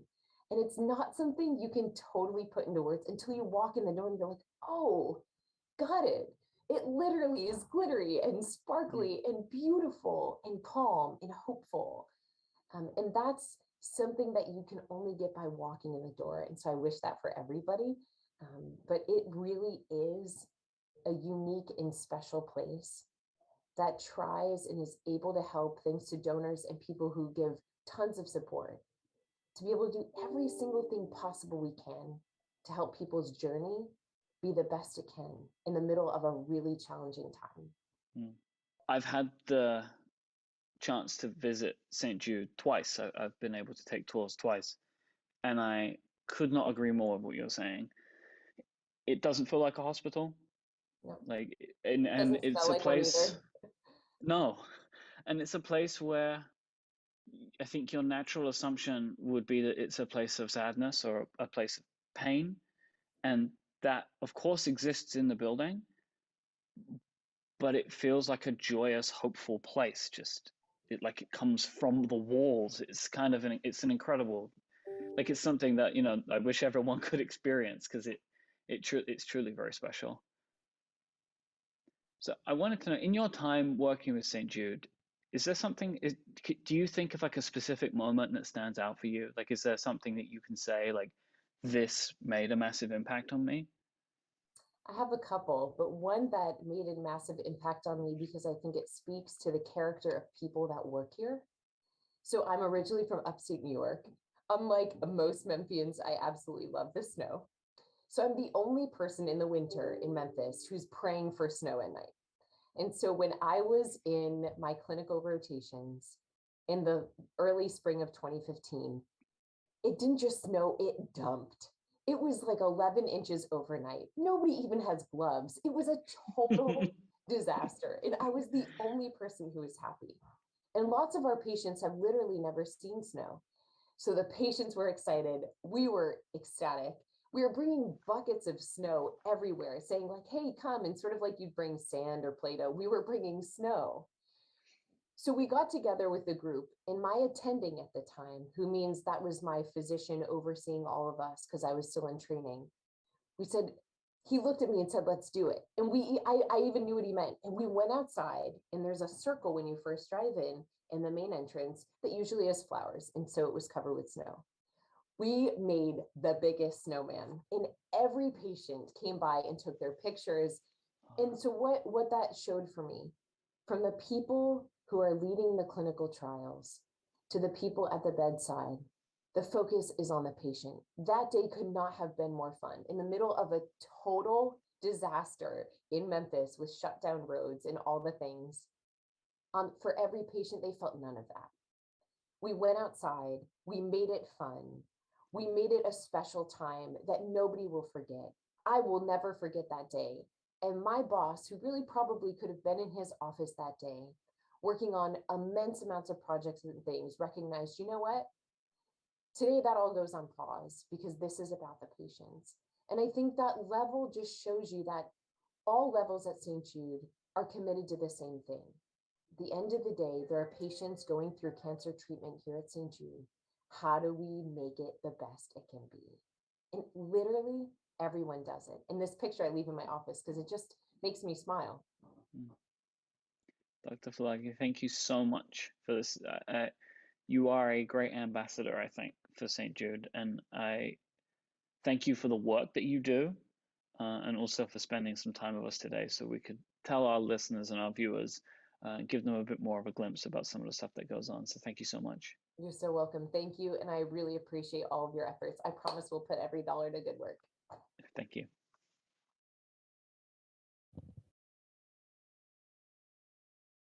And we are back. Hello, Mike. Hello. I really enjoyed that interview. Good job. Thank you very much. It was very different. And Dr. Falagi has the best glasses I've ever seen anybody. It's true. Very They're good. so cool. It was so cool. The big glasses goals for me. So, Mike, now we're going to play a little bit of a game. Mm-hmm. And it's a game that I've never won, I don't think. Historically, you have performed very poorly at. Yes. Yes. So it is time for another installment of Relay FM co-founder trivia. And it's going to be hosted by our community manager, Kathy Campbell. And it's going to pit our knowledge of the company against each other. So we're going to see what Kathy. happens. Hi, guys. Are Thank you ready? For joining us. Yes, but I think, is this the third installment of co-founder trivia? At least. Is it? I think we did it. We did it in San Francisco. Mm-hmm. And then we did it in the Podcastathon. I feel like there's another one somewhere in there. I don't think so. I don't know. Maybe I'm wrong about that too. We'll make it up as we go along. I'm sure one of you is correct or one of you is wrong. I don't know. But this one is going to be the best one because it's the one we're doing today. Okay. I can tell now that one of the questions isn't how many rounds of co-founder trivia have there been. That is correct because I did not research it. However, we have so many great, amazing questions. I reached out to our absolutely incredible Discord community. They submitted questions. So there's going to be some that are a little bit off the wall. And they all have been kind of double checked thanks to the mods and admins in the Discord. So brought in all of the community for this moment in time. So gentlemen, start your whiteboards. Let's begin. Very first question. How many active shows are on Relay FM?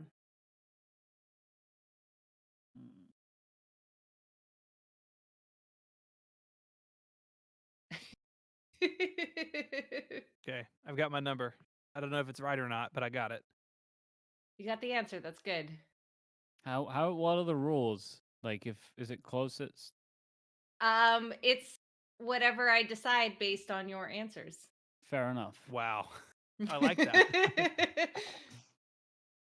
All right. Shall Yep. we? 23. 26. Ooh, both of you are under. There are What? currently 30 shows listed on the website under active. So I guess Steven gets a point because he's the closest. Yeah. Yep. Well, yes. sure. Yeah. Yes. Yeah. Yeah. There's Play no way closest, around that one, closest Mike. wins. Yes. Closest wins. Yes. Unless it doesn't win, and we'll see. But next question is from Matt Van Ormer, and he is asking, as of the birthday, August 18th, how many total minutes of podcast audio is currently hosted on the Relay FM master feed? All right, minutes sucks, by the way. Yes. Yes, It does. Would you like days to give us 6,500 days? Because I can ask that too. I have that count. Do you want to ask how many days? No, we'll do minutes.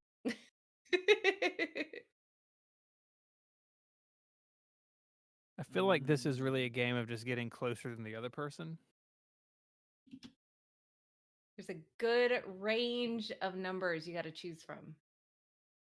I mean, it's like, do you do how many zeros is the beginning part? 7 What years kind of audio. bracket do you want?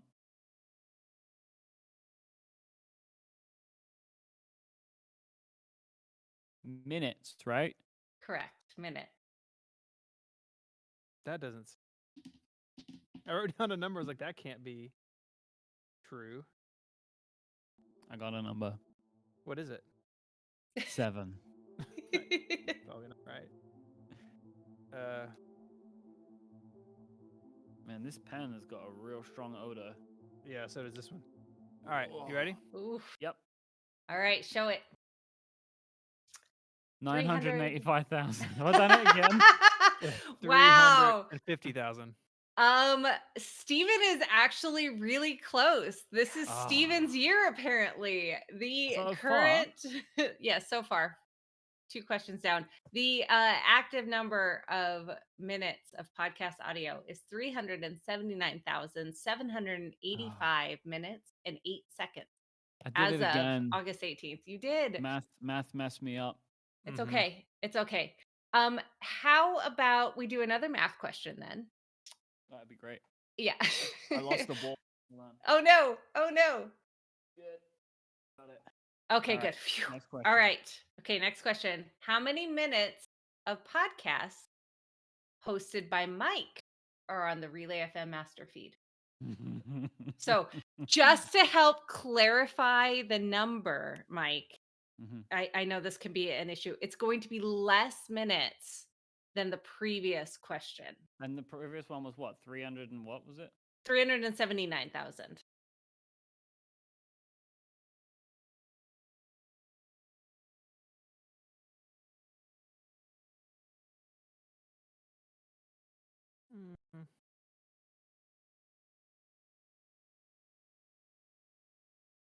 All right, I got a number. All right. I just changed mine. Okay. But I got Show it. me those numbers. 74,500. 180,000. Okay, so the answer is 157,397.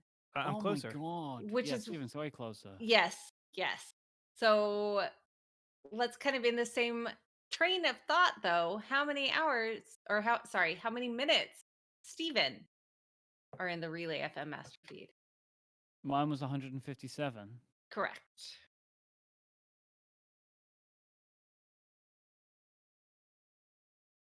Okay. The eraser on the top of my pen is real bad. Uh-oh. I got like a Don't use your snazzy jacket. Stephen, you're crushing me so far. All It's right, all I'm ready. numbers based. That's the problem. All right, I'm ready. 94,500. And 87,000. Okay, well, Stephen gets it again because it's actually 67,000. Oh, you slacker. 458 minutes and 93 seconds. Wait, what was mine? 157. There was a 90,000 minute difference between the two of us. Have you listened to Wow, how buddy. long Cortex is? You have a lot we do of long 12 a year. podcasts. All right. You know what? Let's do a kind of tangentially related math question, and then we're going to move on to others. Okay. Okay. Which show on the network that has more than 5 episodes has the longest average episode duration? That has more than 5 episodes? Yeah. What? That's a I don't really know. weird qualifier. Yes. Blame Matt. The one episode of Almanac was 8 days long. I think that's the reason. So you're asking which show? Which show?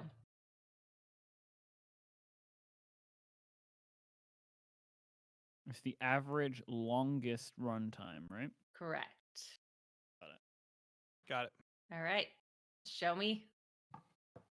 Yeah, Rectifs. Good job, Mike. You're on the board. Those boys love a chat. Well, I'm not, am I? Do I get a point if both answered it? Yeah, it's called a tie. Okay. Yeah. Yep. Yeah. What, so we both get points for that? I mean, Not- yeah, it's not because you both soccer. had the correct answer. Okay. Well, it hasn't So- moved me forward any. No, it hasn't, but you are on the board. So Okay. that's great. I'll take that. Okay.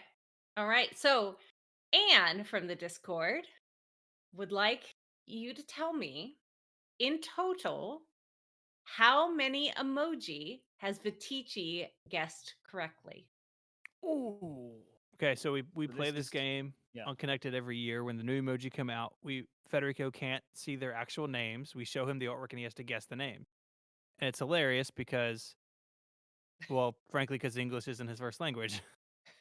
But also the descriptions of the names of the emoji themselves are So how many Yeah, he's gotten I correct? think a lot of them I wouldn't be able to get. Yeah. All right, I got a number. 115. 70. Ooh, Mike is correct. Well, closer to being correct. 121 out of I was pretty 201, close. according to the Jeremy's.Heroku app, HerokuApp.com. All right. This one's for Stephen mainly, but obviously both of you need to answer. From Justin Hamilton. Okay. How many Apple devices has Stephen broken? According to relay.fandom.com. That's actually a pretty complete list. Or at least it is the most complete list that Stephen will admit. Yes. We're at $447,918 right for the kids of St. Jude. That's awesome. Amazing. That's almost as many devices as Stephen has broken. Come on.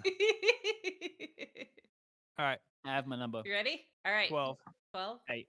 8. Oh, Stephen is closer to being correct. Of course I am. 11 It's my devices. out of 12. We're not counting the leather case as a device. See, I just want to let it be known. Stephen had to answer a question about himself, and he picked 12, which means there is a hidden broken device. You know, it actually just got. It actually, I think, just got updated. I think an Apple Watch got added just this week. I didn't break it this week. I finally told the story this week. Interesting. You broke another one?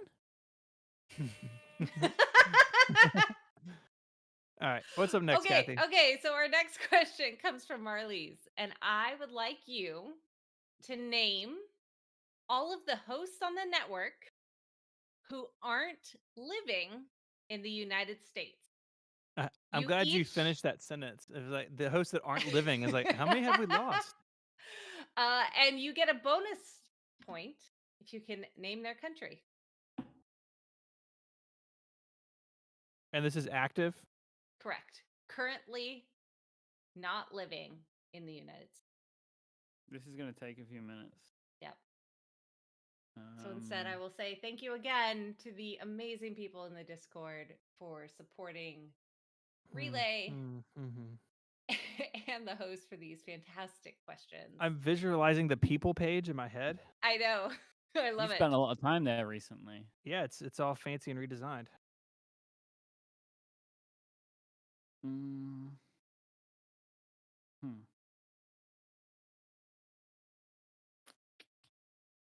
It's going to be really sad if both of you miss the same.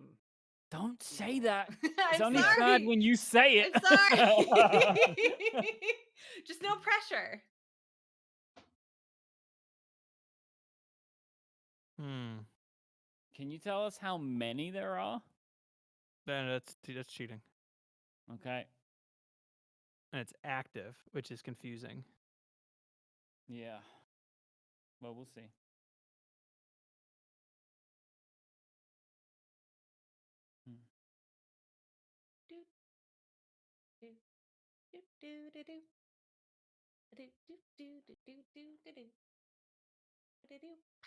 These are some very focused boys here. I know. They're thinking, I should have saved this for the last.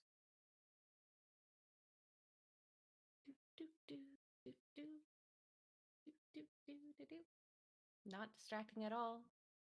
Okay. I think you got to give us a time limit, Kathy. I know. I think I'm going to give you, let's see, 10 more seconds.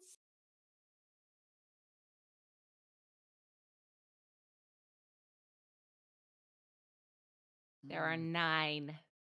What? What? Oh, no. I need a lot more time.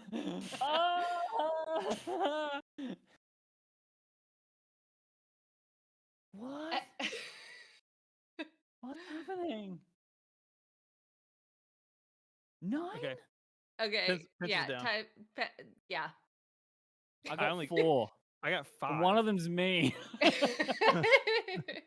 That's good. That is one of the answers. That's correct. Okay, so All right.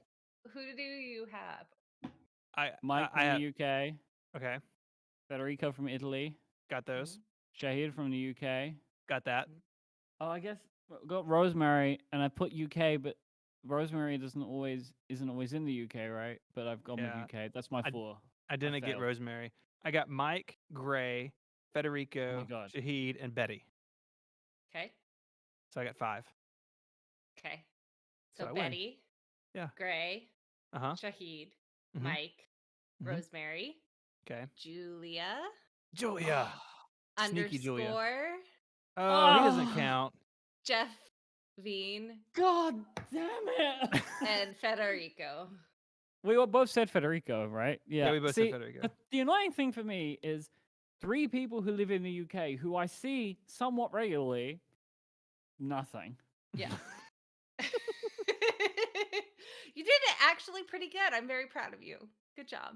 Steven did way better, though. Yes. Yes. I But can't you got believe- the countries correct. I cannot believe I didn't think of Gray. What is that? Seriously. Right? What is that? Yeah. It's And okay. I saw underscore 2 days ago. Oh my goodness. All right. So It's late. That's my excuse. It's Yeah. 11 p.m. That's my excuse. Totally. Yeah, we'll believe that. Okay, Oh, moving boy. on to the next question from Insatiate This in the Discord. Out of all the great sponsors for Relay FM, who are the top 3 companies who have sponsored the most ads across all the shows?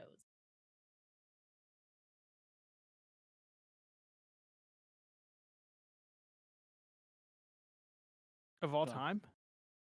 Yeah. How did you even find that? That's very good. Magic. Serious scraping of the Yes. website is what I Yes. expect with the code here. That would be correct. Mm-hmm. See, It was this 3, one, right? yes, top 3. This is your question, Mike. Yeah, I mean, if I don't get this right, I'm going to be myself. I know. Honestly, I would be really sad too. But Okay. We I are believe in you. nearly at 90% of our new fundraising. That's incredible. 448,000. Hey, I'm ready. Are Me you too. ready? Okay. Squarespace, Yes. Kingdom, That's Square. Smile. Oh, I think it might be Oh, Linode. I think it might be oh, Linode. I did Squarespace, Mike. Kingdom, and Linode. Steven is Okay. correct. I went Boom. for length. That was what I went for. There are 3 most regular oldest ones. Yeah. Okay. Oh well. Boom. Good call on Linode. Thank you. Good job. All right. Next up, we have a Well, spread. maybe I just went for my 3 favorites. Maybe that's Oh, there you go. Wow. Oh, there you go. but that means there are They're all my favorite children. Yeah. Bombas is Nice out there cover. crying. Nice cover. Okay, so we have a spread of some fantastic questions from Kate, who has Okay. done a lot of research, and Oh, it's all title related. not all right? of them, Okay. but that's where we will start. How many live streamed episodes have been named via Showbot? And I will give you a hint since February 11th, 2015. Wow. All right. Going back to math again, which is upsetting. I know. But it's not really math if it's just a number. You ready? I'm pretty. Yep. Yeah. Okay. 825. 3,200. Oh, Mike is way closer. Yeah, I overshot it. 1,506 episodes. I'm just gonna say, as someone who does this, saying I overshot you. That wasn't an overshooting, my friend. You were 3 times higher than the number. Overshot a lot. So far. All right. In that same vein, how many people have named at least one live streamed podcast episode via Showbot? How many individual people have named at least Individual one? humans. Because I don't think robots could necessarily name. Thank you, James. James had a really good idea. Donated 1 year of Apple Card cash. Thank you, James. Ooh, Oh, that's cool. That's a great idea. That's fantastic. All right. All right. Got your answers? Yep. All right. 110. 100. Ooh, Mike is closer. 192 Whoa. individual humans have gotten a podcast title. Wait, so it was how many? It was 1,000 506 episodes. named by 110 separate people. 192. 192. And I'm sure in there are like some serious outliers. There's like, well, maybe we're going to find that out in a minute. I don't know. Stop talking. Let's find out. Yep. Spoiler, we're not going to find out. All right. How many alumna are listed on the people page of the website?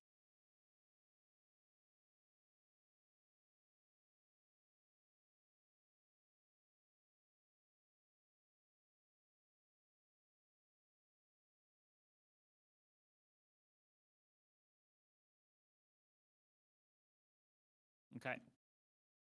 Ready? I also said 12. We both said 12. So close. The answer is 10. Huh. But Katie Floyd is not listed on the alumna page. So that would have been 11. It doesn't change the answer. It doesn't change anything. So I would say that you we both were wrong. We both get Yeah. a point or no point. It doesn't really I matter. think you get no point. You Okay. both would get a point if you got the correct answer, but because neither of you got the correct answer, neither of you get the point. We both can't get points for being wrong. Yeah. Okay. Yep. Okay. What's next? What's next is how many current hosts are there on the network, including you?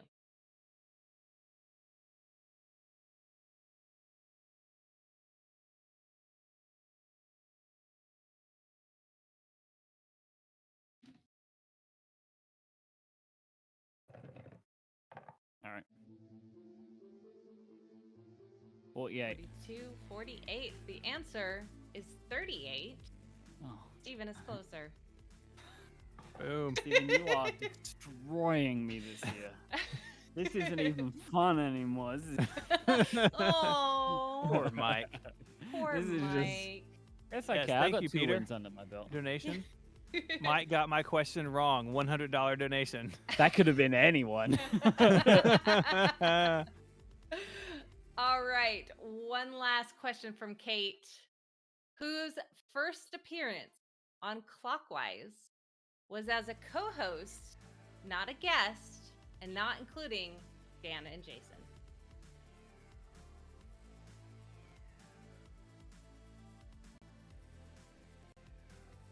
Got it. Right. Hey, we hit $450,000. Woo! 450. Jeremy, thank you, Bud, Jeremy. The creator of emoji did it again. He did. Emoji Thank you, too. Jeremy. That means more beard-related activities. Thank goodness. All right, show me your answers. Micah. Oh, Mike Hurley. neither of those. That would be Brian Hamilton, episode 201. Wow. Remains also the only person to have hosted more episodes than they have been a guest on. What a fantastic I don't think fact. Clockwise knows what the word host means. Yeah, it's the second person.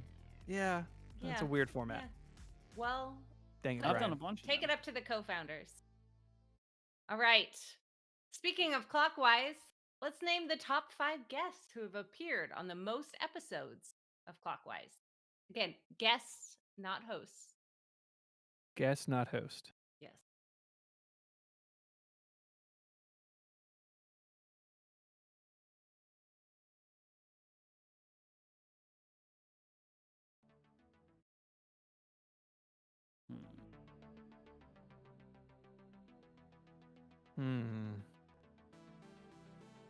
You'll get 1 point for each name you get correct. Whoa, that makes this question really more important than the others.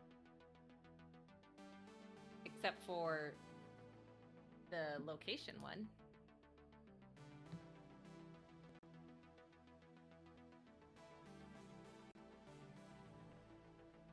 Okay. Wow. This is about as good as I'm gonna get. I only have 3 people written down. I can't even think of it for 2 more humans. I just have, okay, I'm just gonna go. I wrote 3 people down. That's all I got. Okay. Rosemary, Shelley, and Lex Friedman. Okay. What Jeremy do you think? Budge, James Thompson, Oh, Kelly James. Brisbane, Mike Hurley, Rosemary Orchard. All right. Steven gets 1 correct. And Mike, I think you get 2. The top 5 are James Thompson with 30 appearances, Aline Sims with 27, Shelley with 26, Casey List 25, and Allison Sheridan 24. I used to be high on that list. That was a long time ago. You're very busy. Yeah, they Did you- changed From grace. time. Yeah. That was And it. did you see how many minutes of podcast you are? That's true. Like you're very busy. All right. Final 2 questions. Okay. Okay. What date was the Discord launched? Come on, you can do this. No pressure. To the public? Yes.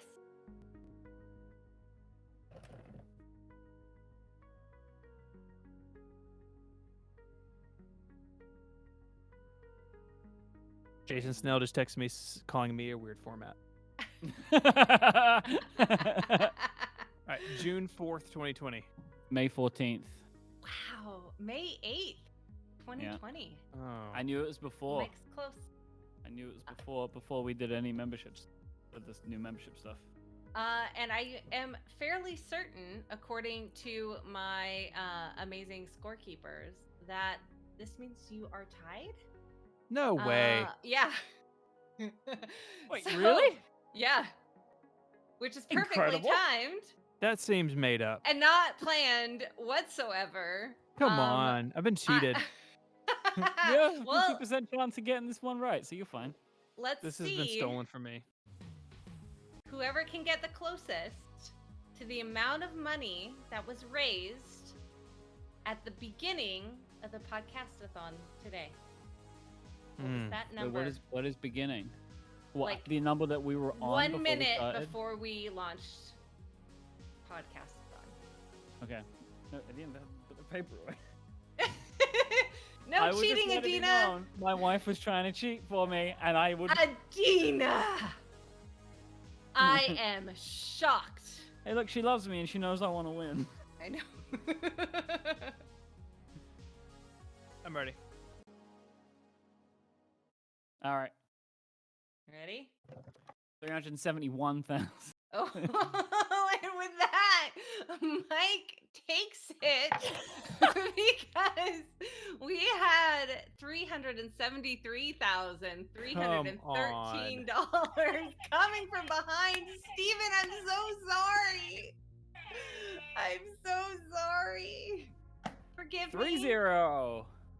Well, Relay FM will be looking for a new community manager.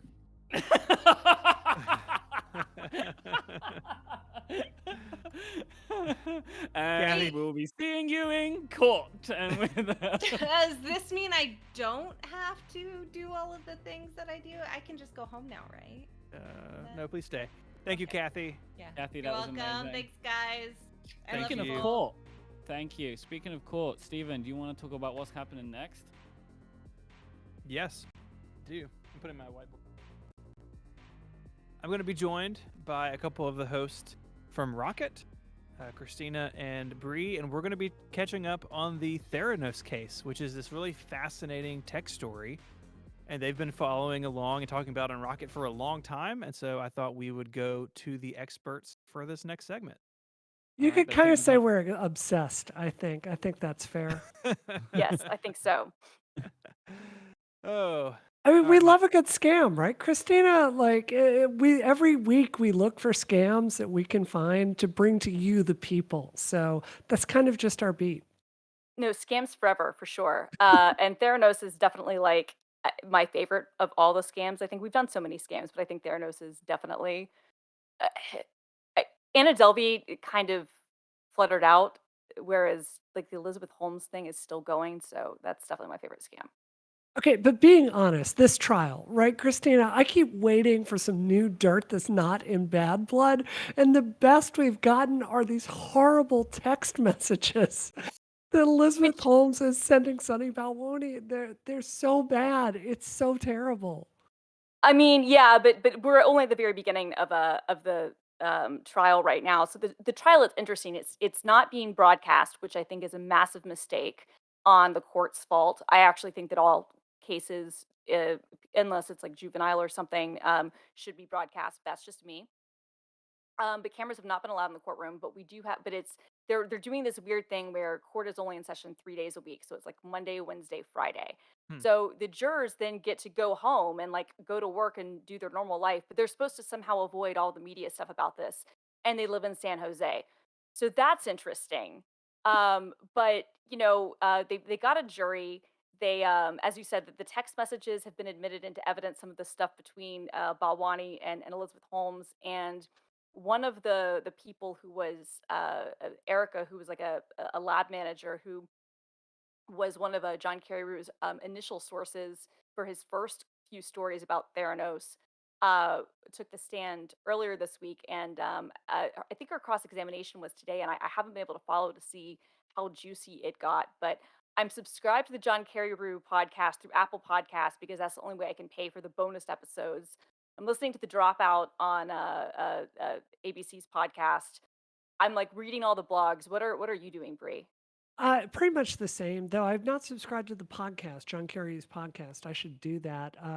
It's so interesting because I know the New York Times, their job is to be so steady and staid in the coverage of this. So I'll read a story in the New York Times about it. And it's like Erica Chung testified today, and they tried to, the defense tried to counter. And then you read every other story, and it's kind of hinting at what a disaster it was for the defense. I mean, Erica Chung, if you read Bad Blood, she's a 10 out of 10 just quality person. They were dying for like laboratory experts of her caliber. She came in, she's complaining about their constant problems not being able to calibrate these machines. She's testifying that people are literally sleeping in their cars waiting for the Theranos machines to recalibrate themselves just so they can do basic testing. And, basically she tried her best to whistleblow, and they ended up just ignoring her and showing her the door. So, I think her testimony was highly, highly credible. But as far as, the dirt, which you and I are here for, Christina, I didn't see anything new here. So I was disappointed. Yeah, so Yeah. let's back up a second for people who Yes. haven't read Bad Blood, which is a fascinating book, and I think that the two of y'all were the same way. I could not put it down. So good. Let's give people sort of the elevator pitch of the Theranos story Okay. and what sort of unfolded since then. Okay, so the TLDR, so to speak, is that Theranos was a company that had raised almost $1 billion in funding, including from people like the DeVos family, Rupert Murdoch. It had very high-profile people on its board of directors, like Henry Kissinger and George Shultz, who was a former Secretary of State. And its founder was this woman, Elizabeth Holmes, who went to Stanford, dropped out, and then had this idea where she said, okay, what if you could take one drop of blood from your fingertip and run a battery of assays, which is blood tests, and get a battery of results from this one, like a thimble full of stick of blood. You could get all these tests. It could be reliable. You wouldn't have to use a lot of needles, and it would all be done on this one machine and be very beautiful and Apple-like. Well, the idea, is kind of futuristic and it's kind of out there. The problem is, as has been alleged, and frankly, as the defense sort of conceded when this went to trial, the tech didn't ever really work. And over periods of time, it was just kind of fanciful. Like they'd hired a bunch of people, and the company went through various periods of time of hiring people and then almost running out of money. And at a certain point, it had become a quite, like had a large valuation. Like I said, had all these big, important people on the boards of directors. Had this really big deal with this really big partnership with Walgreens, where you could go into a certain select Walgreens locations and get your blood drawn, and it was supposed to be run by Theranos machines. Well, something didn't sit right about this with John Carreyrou, who was a reporter at the Wall Street Journal, and he wound up kind of writing an article that wound up kind of exposing that a lot of the test results were not actually done on Theranos machines, but done on normal machines, and B, that a lot of the results that were coming back were incorrect, and that people were being misled, and that there were a lot of other problems happening in the company.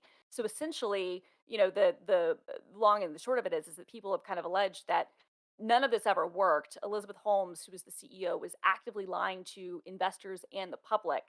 And there was a settlement with the SEC. She can't hold office in a private company or public company for X period of time. But now the Department of Justice has a lawsuit, or not a lawsuit, a criminal complaint against her for like deception. So this is taking place in San Jose right now, where they're basically what they have to prove is, um, did she did she know that these test results were inaccurate, that the company could not do what it said that it could, and was she knowingly lying to people and investors about this or not? And so that's where we are now. Yeah, that's the thing that really blew me away because I remember that when that first article came out, and then of course the book, and you have a lot of these things are going on at the same time. Like they know their machines aren't where they're supposed to be, but then they're also in meetings with Walgreens and other drugstores, and it's like Right. trying to put things out into the world where it's full knowledge, at least of the leadership, that this technology is not where they're saying it is. And I just remember reading it, thinking like these these meetings, these people, it's so brazen to me. Like it really was pretty surprising. Like you read about these meetings and these pitches they're making, and Completely disconnected from reality, right? yeah, Like, yeah, just like I don't know what's going on over there. It's like yes, you do. Like you know that you're not where you're saying you are, and that's one thing in like consumer technology. But we're talking exactly. about But health. tests for various diseases, some of which can be very serious, and you're giving people bad diagnoses. Like that's a lot bigger of a deal than like if you hold your iPhone wrong and it drops a call on AT&T. Right. Right. No, Right. It exactly. was so disturbing because if you really get into a lot of the allegations here, I mean, I personally don't find it credible that she could not have known about this. And I think that's what a lot of what the text messages, if you're reading into a lot of the text messages that the prosecution brought forward, it's really showing how hands-on she was with a lot of these firings. And just to give a little bit more detail of how they basically cheated these blood tests, Theranos was claiming to use their proprietary technology. So then they would get the vials of blood, and then they would dilute it with saline and then run it through a Siemens machine, right? And then in doing that, it would have the results all over the place. You had that, you had her direct role in firing people. You had her going after former Secretary of State George Shultz's grandson, who is a swear to God hero in the book of whistleblowing and trying to do everything in back channel that he could. And Elizabeth Holmes doing everything she could to kind of mess up his life. To read about Sunny Balwani and Elizabeth Holmes's frank appraisals of him in these text messages, it's honestly heartbreaking, because if you know the other side of the story, this is a young man. His parents are terrified of losing their home. They're putting up all this money to counter lawsuits from Theranos. They're being pressured by his grandfather. He's having his family fall apart, and they're treating it like a game. So I personally, that's why I found these text messages very credible evidence. Yeah, no, the text messages are interesting. How the defense is obviously going to counter is they might have additional messages that show other context. Also, a lot of the information about like what was happening behind the scenes with the Tyler Schultz and his family may not be admitted into evidence, right? Like it might not be one of those things that the jury is allowed to know about. So there are things that this is what becomes interesting about this case. There are things that obviously will be public, and there are things that won't be. And so what the defense's take right now, I think, is, and I'm going to be honest, Brie and I have a bet for $500 whether or not she's going to do jail time or not. I personally do not think she's going to jail. I'm not saying she won't be convicted. I'm saying that she's not doing jail time. And our deal is that Brie thinks she will be. My personal thought is, That's fantastic. Just as a yeah, side note, that's very yes, good. yes. This is So how we do it. I'm team jail. I'm I willing mean, I to, I yeah. I want her to go to jail. I just don't think she's going to. I Yeah. think that I think that white mothers and nice looking ladies in America, I just don't think it happens. Especially since they have to prove intent, which is the big thing here. Because Right. if they put her on the stand, and this was somebody who, look, I think she's a sociopath. That's my opinion. You can't come after me for slander, Elizabeth Holmes. Although I mean, you can try, but you can't. That's my personal opinion. I think she's probably a sociopath. I'm not a doctor, but she definitely appears to have some of those symptoms based on what I've read in my non-doctor brain. But she was able to charm people. She was able to convince Yeah. these men, very powerful men, to give her hundreds of millions of dollars. Again, they raised $910 million, which is just an extraordinary amount of money for something that never did anything, which just shows you how little due diligence a lot of these rich people Yeah.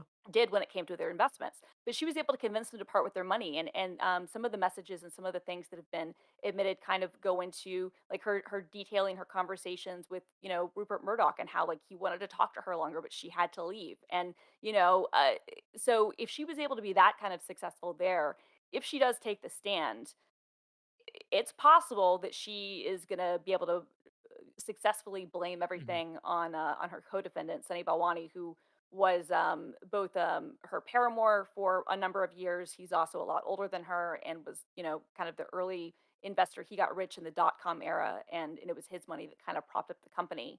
And by all accounts, they ran things together. But she's now saying, actually, he was the one who's pulling all the strings. I was in an abusive relationship. I didn't know what was going on, and the things that were false, that were being spread around, I thought were true. I thought I was making true claims. Yeah, I'm on the other side of you, Christina. I think she might be a sociopath. So you get both sides on Rocket. No, I said I Christina think is she is a pro. sociopath. I'm joking. You're like, you may be a sociopath. I think she might be. Well, you Oh, get okay, both got it. sides Yeah, of yeah, that. yeah, yeah. Yeah. No, for sure. And, you can read into these text messages. I don't know what kind of stuff y'all and your spouses, but I don't have anything on the bad poetry Elizabeth Holmes was sending Sunny Balwani. Like, it's like, Angel, you lift me up. Like, it's like, it's like Coldplay lyrics. It's so painful to read How this dare you? stuff. Chris Martin Yes. is a treasure. How dare Okay. you? Okay. Sorry. Yeah. It's it'll be interesting to see where it goes. Yeah, definitely. And just one last question, because I saw a picture, I think it was on Twitter the other day, of some people outside of the courtroom as she was coming Oh in, my God, the dressed cosplay of Elizabeth Holmes, dressed so like good, her, so and good. you get that in the book too a little bit, that she really crafted her image, and mostly I think after Steve Jobs, or at least Yep. her impression of Steve Jobs, which is a whole Yep. nother like thing we don't have time to go into. But what what are you doing? So she does have this ability, I think, to draw people, and I don't know if inspires the right word, but No, but you're right. I compared it to the Manson followers who showed up, like the members of the family who showed up to his trial, and some people were like, "Well, no, that's not really fair." And then I made like my point about the comparisons. Like, no, actually, I'm making that very specifically. Like, right. you're showing up at a trial for this sort of person dressed up like them when you don't really know anything about them. It's Yeah. it's deranged, and I love it. It's not a thing that I've ever done. I No. don't want to cast any doubt on anybody else's actions, but I have never gone outside of a courthouse dressed like a defendant personally. No, No. definitely not. I mean, Yeah. it's kind of that reality distortion field. She has that same thing that Steve Jobs had. It's like that line from Better Call Saul. If you believe a lie hard enough, everyone Right. else will believe it. I actually made a woman once believe I was Kevin Costner. That's from Better Call Saul. That's Elizabeth Holmes, right? Like she believes it. And I mean, look at Rocket, right? Christina, she's got us. Like how many episodes have we spent So dissecting this many. scam? I mean, Mhm. we're not Look, she's got our groupies, number. but No, we're yeah, not groupies, but 100%. we're obsessed, Yes, 100%. Like the amount of absolutely. media that has come from this. Apparently, Jennifer Lawrence is going to still be in a movie. There's going to be a TV show on Hulu. Like there's been a Wow. documentary. It's so good, and I'm just excited because the trial is supposed to go until December, so we have so much future Rocket content. Well, thank you all for covering it. It is such a bizarre story in tech, and one that's been going on for a long time. I mean, this was now several 6 years years. ago. Yep. Yeah, it's totally wild. Well, thank you all for joining me today for the podcastathon. People should go check out Rocket. It is fantastic. Every Thursday on Relay FM. You Yes, you should and check out funny. Rocket, but you should also donate to St. Jude. You should I was going to say, support this. donate to St. Jude. We have the opinion on Rocket that cancer for children is bad. I know it's not everyone believes that, but that's how we roll. That's a hot That's take. what we feel. So please go support them. They've touched so many lives of people I've known. When I ran for Congress, I met a lot of people that had had children with cancer and other very serious things. It's a resource for them, and it's well worth your money. So please help them out. Absolutely. Cool. It was good seeing y'all. Mhm. Have a good Thanks. weekend, and Have we'll fun. talk soon. Bye. Bye, y'all. All right, so we're going to be rejoined by Mike here in just a moment, but we have broken $450,000, which is absolutely incredible. So I'm going to go get rid of these things real quick. I think we're going to show a little video, and then Mike and I will be back for some more wheel spinning in just a minute.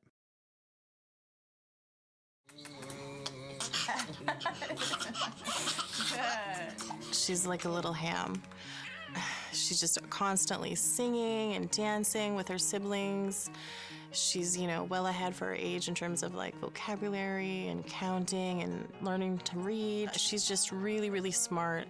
She'll tell you how she feels. She's always laughing. My daughter is Marina, and she's 2 years old.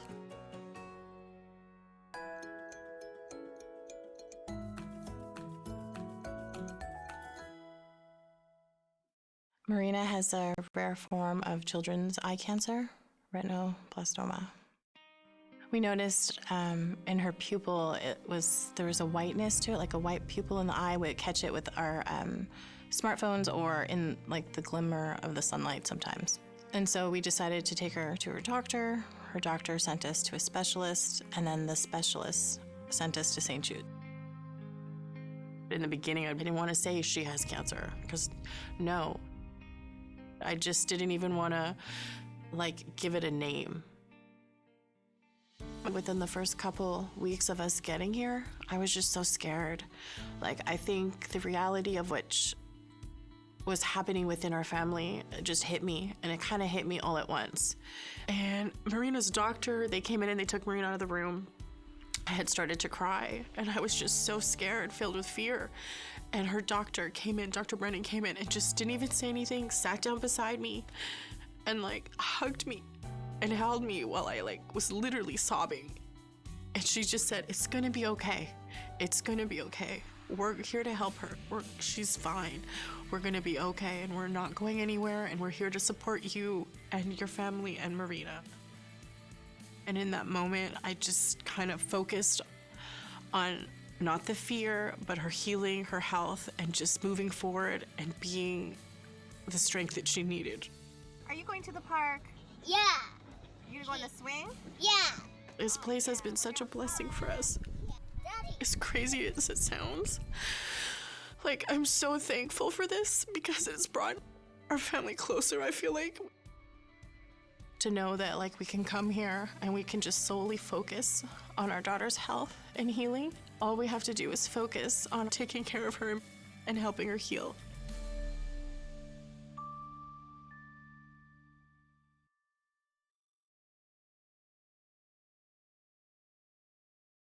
Hey everybody. So I think Steven's shaving. I added some more of these things, and I found some ones that make sound, which I'm sure is wonderful for you all. I wanted to just give you a good look here. What we're dealing with. Got a couple of new colors, gold and red, added to the whole shebang. So that's going on. Don't forget, you can donate. You shouldn't have forgotten, but we'd like you to go and donate. Go to St. Jude. Donate. We have passed $452,000. Thank you to all the great shows. Dak, Jake, and Carly Underwood, 100. Mutt for 100. Thank you to Kathy and the Soup family for their 100. Of course, thanks to Kathy for that wonderful quiz that she put together for us. So yeah, we are at $452,636. That puts us at 90 towards our goal now for the rest of September of hitting $500,000 raised for kids of St. Jude Children's Research Hospital. That's what we're aiming for now. $500,000. We believe that we can do it. We're sure we can do it. And we want to see how far we can reach tonight. We are another $22,000 away. Which put out the second of the Boulder Dash specials. This is a terrible sound for me every time I talk now. I don't know if it's as bad for you as it is for me. I hate it. But what I don't hate is St. Jude. Oh, Atomic Night for 1,000 nation. Bean Boozled time.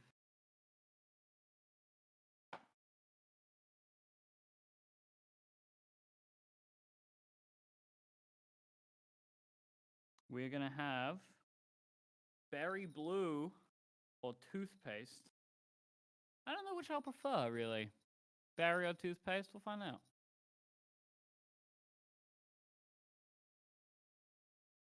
It's berry. I don't really like it. So, you take what you got. Luckily, it wasn't the rotten milk one. Spoiled milk. That was the worst one last time.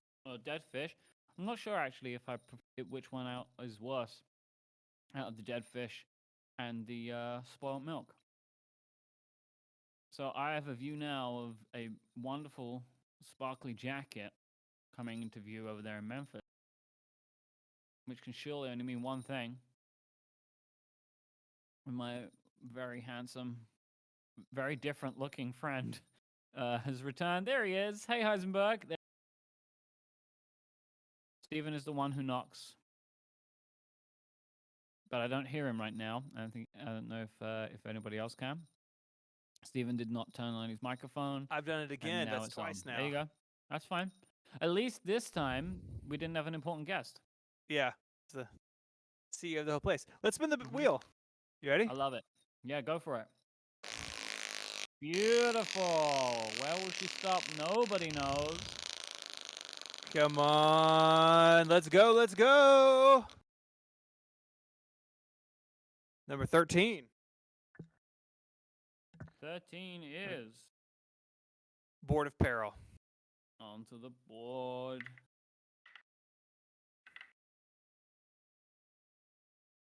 Number 9 again. New profile picture. Oh, okay. Okay, so we're going to I do have this again. more. Can you hear this, Steven? Is that your face? Yeah. That is my not. face jingles now. That's not great. It's really uncomfortable as I'm talking because I just hear this. Yeah. That's Which good. is probably really bad audio. That's okay. We're not professional podcasters. All right, you making a new profile picture? I sure am. Okay. Let's see. There we go. New profile picture coming up, but I'm going to crop it funnily.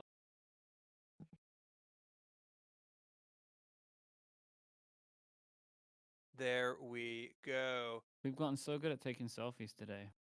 No, I hate it. Okay, there we go. You want to do another? So we are here raising money for St. Jude Children's Research Hospital. The reason that we do this is because the work of St. Jude saves the lives of kids who are diagnosed with cancer. That's a terrible thing. I'm a parent of a kid who has been a St. Jude patient. And when you get that diagnosis, when you get told that this is what's going on with your child, it's crushing. And St. Jude is there for those families. They treat these kids without charging their families a single dime for treatment, travel, or food. That means you can come to Memphis, you can receive the best treatment in the world by the best doctors in the world, and everything is taken.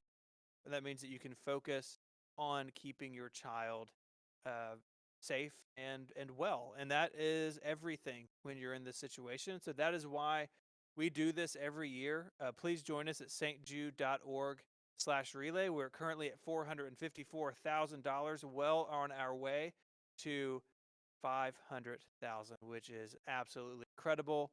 stjude.org/relay. Mike, let's do another wheel spin, because every time people donate, things happen. We're catching up a little bit from some interviews and whatnot, but every $2,500 or so, we spend this thing. So I'd say we do another one. You should do it. Your goatee is really upsetting because it's so large. It's like physically very big. I don't know if I've ever seen a goatee as big before. It's a manatee. Worrying me. A manatee. There you go. Doc just donated $500. Thank you, Doc. Thank you, sure Doc. You've got a hula hoop as well. So I know. Number 2. Donation match. By Mike. All right. Okay. I'm gonna match $1,000. Okay. All right. I like this. Okay. So the next $1,000, Mike will match. Yep. So once $1,000 comes in, I will put in another 1,000. Fantastic. And I've got a hula hoop because Doc gave $500. Mm-hmm. I won't eat a Bean Boozled bean for my own donation. I will do it for the other one. All right, here we go. Oh, it's a nice orange and green. Yeah. Time. Let's see if we can get a couple of revolutions going, Steve. You can do this, buddy. You can do this. Look at that warm up. Hey, that was pretty good. That was pretty good. I'm not getting really any better at it.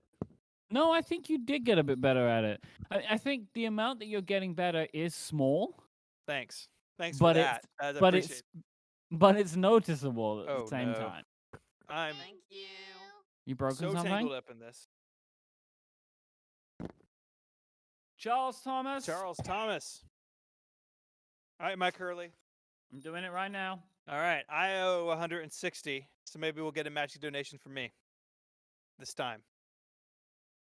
Spin this thing one more time.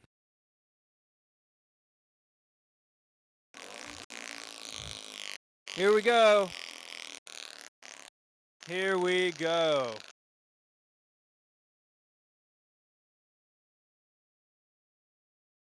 Number 3. So if you're just tuning in, this is how this works. Even numbers are on the wheel of adventure, and that means generally something good happens. If it's an odd number, like 5, or in this case 3, we have to go over here to what we're calling the board of peril. And what happens on the board of peril is I have this little puck here, and it slides down here, and these numbers 1 through 9 are bad things that happen. Some of them happen to Mike, some of them happen to me, some of them happen to both of us. And so we're going to see what happens here, and I'll give you a little ASMR as it happens. Ooh. Number 3. Number 3 is Mike in a onesie. Oh, it's the return of, what was his name? Hector Skeleton Man? I forget. Is it Alfred J. Skellington? Harold J. Skellington? Something like that. Harold J. Skellington. I know it was J. Skellington. Harold's his father. When you do that, I'm going to give this one more spin, and then maybe we can get a little skeleton update. Okay? I'll jingle now, too. Here we go.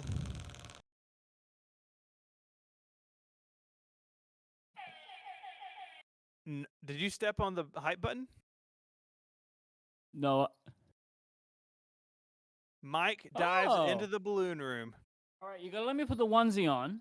Okay. No. And then we'll do that. Another spin.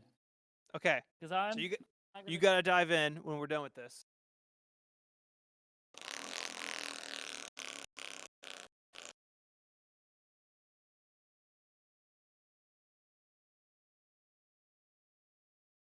Number 2, which I believe is I have to pay Mike a compliment. Is that number 2?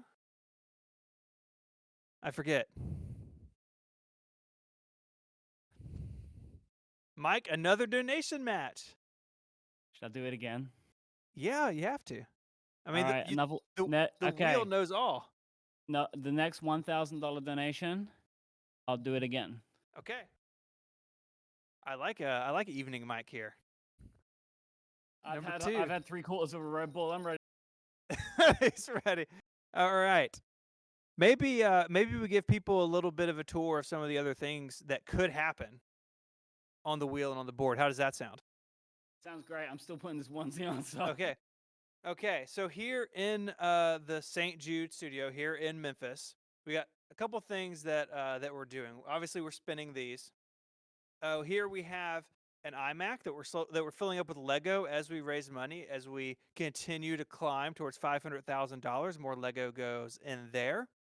In front of that is a 2013 Mac Pro full of Apple history dates. One of the things that can happen is I have to read a date from my Apple history calendar, which you may be familiar with. So that's going on there.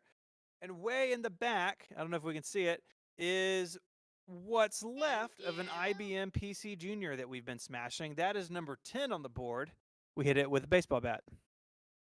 Ryan Thomas, $1,000. Thank you, Ryan, so much for supporting the life-saving work of St. Jude and doing so much to help these really special families. How's it going, Mike? Let me match it. I'm going to match that, and then I'm diving in. Okay. I'm almost convinced that my credit card company is going to cancel my credit card. but you know, we'll do it for the kids. That's right. All right. So, oh, look how high those balloons are. I know. So Mike's version of the Lego iMac. So I can't climb into this, clearly. But Mike can climb into a gazebo completely full of balloons. So we're going to see Mike jump. Now, Mike, how high are you going to jump? Like from the ceiling? What are you going to do? We're gonna see, because the table's in there somewhere, which is, you know. All right, down so on the there we table. go. All right, let's see this. Everybody pray for Mike. All right, here we go. Okay. There he is. That's just walking in. That's not jumping in.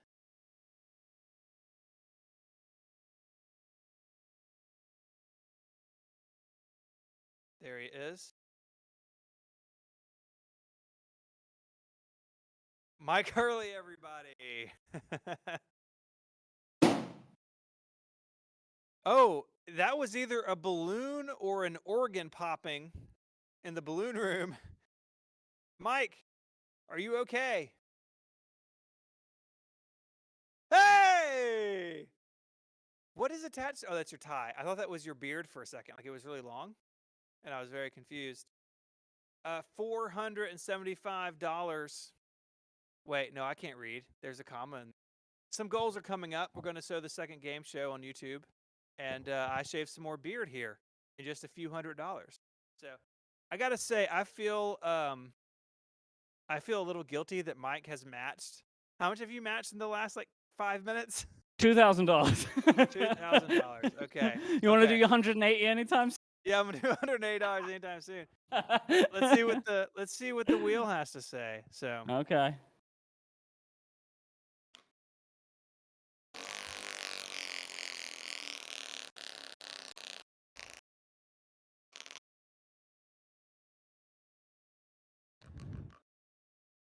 yes, number 10. I know what number 10 is. Number 10 is hit the IBM. Time. It is. So I've got some safety equipment. Oddly, they wanted me to take my prescription glasses off, put on safety goggles. Can't you put them on over the glasses? No, then it's like double jeopardy or something. I don't know.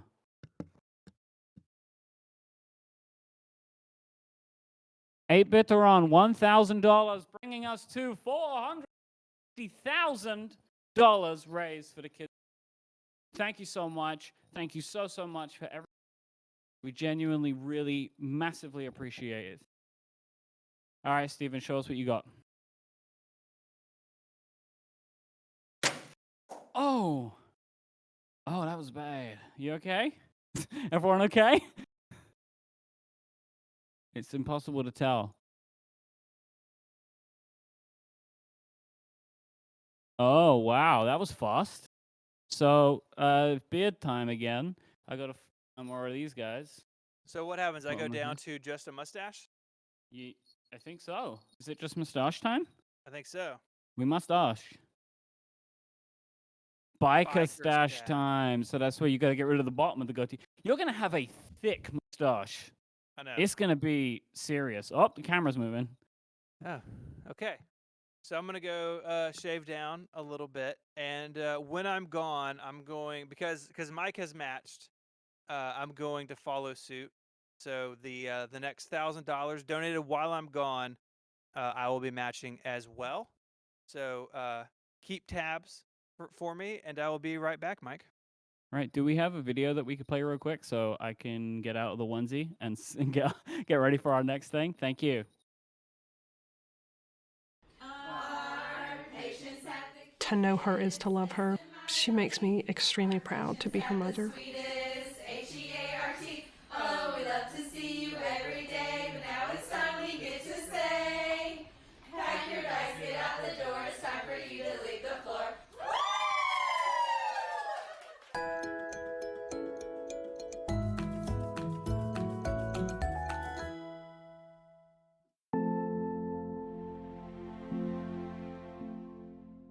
Lila is 10. She is usually such a active and energetic child. She's inclusive and smart and just, she's a delight.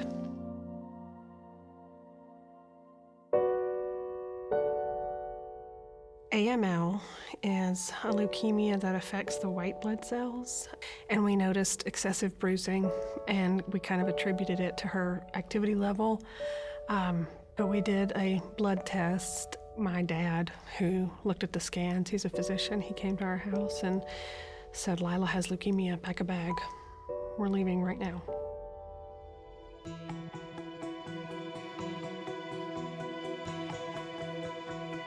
The minute we came to St. Jude, I immediately felt that feeling of hope. And then once we got here, feel like we were at home.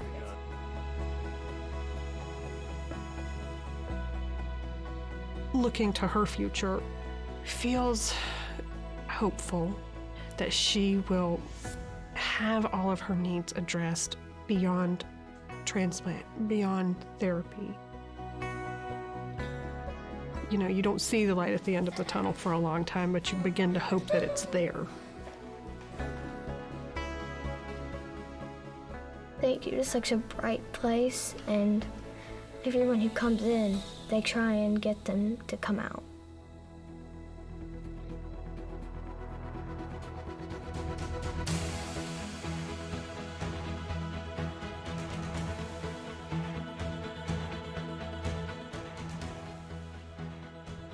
If it weren't for St. Jude, I wouldn't be sitting here today. My choice was to be happy and confident and brave.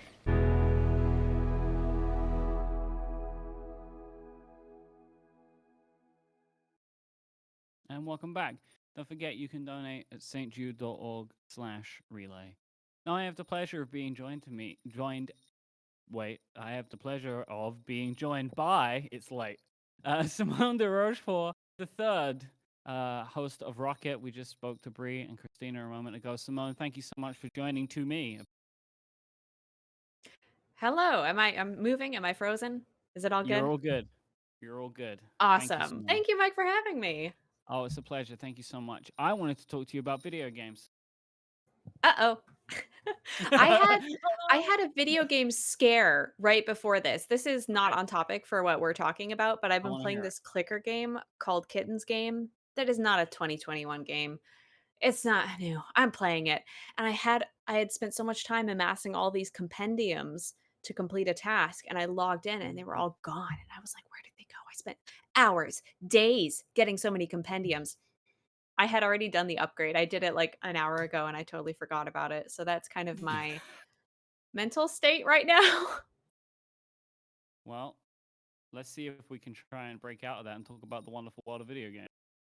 So, let's do it. I think it's fair to say 2021 been a bit of a weird year for video game releases. In the fact that most of them haven't happened up until this point. But it looks like we've kind of got a bit of a fall going on. So I wanted to know what is on your radar in gaming for the rest of the year. So, in a way, some things haven't happened because some things are still delayed, but also a lot is still happening. So coming up this year, things that I am super, super excited for. Well, next year we're getting God of War, the sequel, which was delayed, and Horizon Forbidden West, which was delayed. But the thing that I'm most looking forward to for the end of this year is this little city builder, this extremely chill tile-based city builder called Dwarf Romantic, which is out in early access on Windows. I will grant you this. However, it is theoretically coming to Switch. And this is just one of those games that's kind of like a game. It reminds me of a game that came out a couple of years ago called Islanders, where there's just relaxing music and you are placing buildings and trees, tiles that have fields on them, and kind of piecing them together to make this little functioning city world. I desperately need this game to be on Switch. So that is right now what I'm most looking forward to. However, there's been a ton of stuff that has come out recently. And I have downloaded a bunch of things because I am going on a trip tomorrow. You are catching me in a moment where I am about to take a very long flight to France. So things that I have downloaded, the Great Ace Attorney Chronicles, which is an Ace Attorney. Are you familiar with the Ace Attorney series? Yeah, it's a game series that I feel like I know about, and I've never. Oh, well, for those unfamiliar with it, you play a sort of hapless but good-hearted attorney, and you see a murder happen at the beginning of every case. You investigate the murder, finding clues and stuff, and then you go into the courtroom and you prove your case basically by presenting the evidence that you have gathered over the course of the investigation. this game, which is out now on Switch, I've downloaded it, is set in Victorian times, and it is I have heard so many good things about it, and I am so excited to just settle in and do some mystery action because that is my happy place. Mhm. Did something happen? I heard a No, Discord don't worry. That's notification. fine. People join the call. I don't. It's good. I will I will ignore that for the rest of this. There's also a game called Garden Story that I'm looking forward to playing on my trip. It is a cute adventure where you play a little grape. You're a little grape and you're saving your home and gathering resources, which is again my happy place.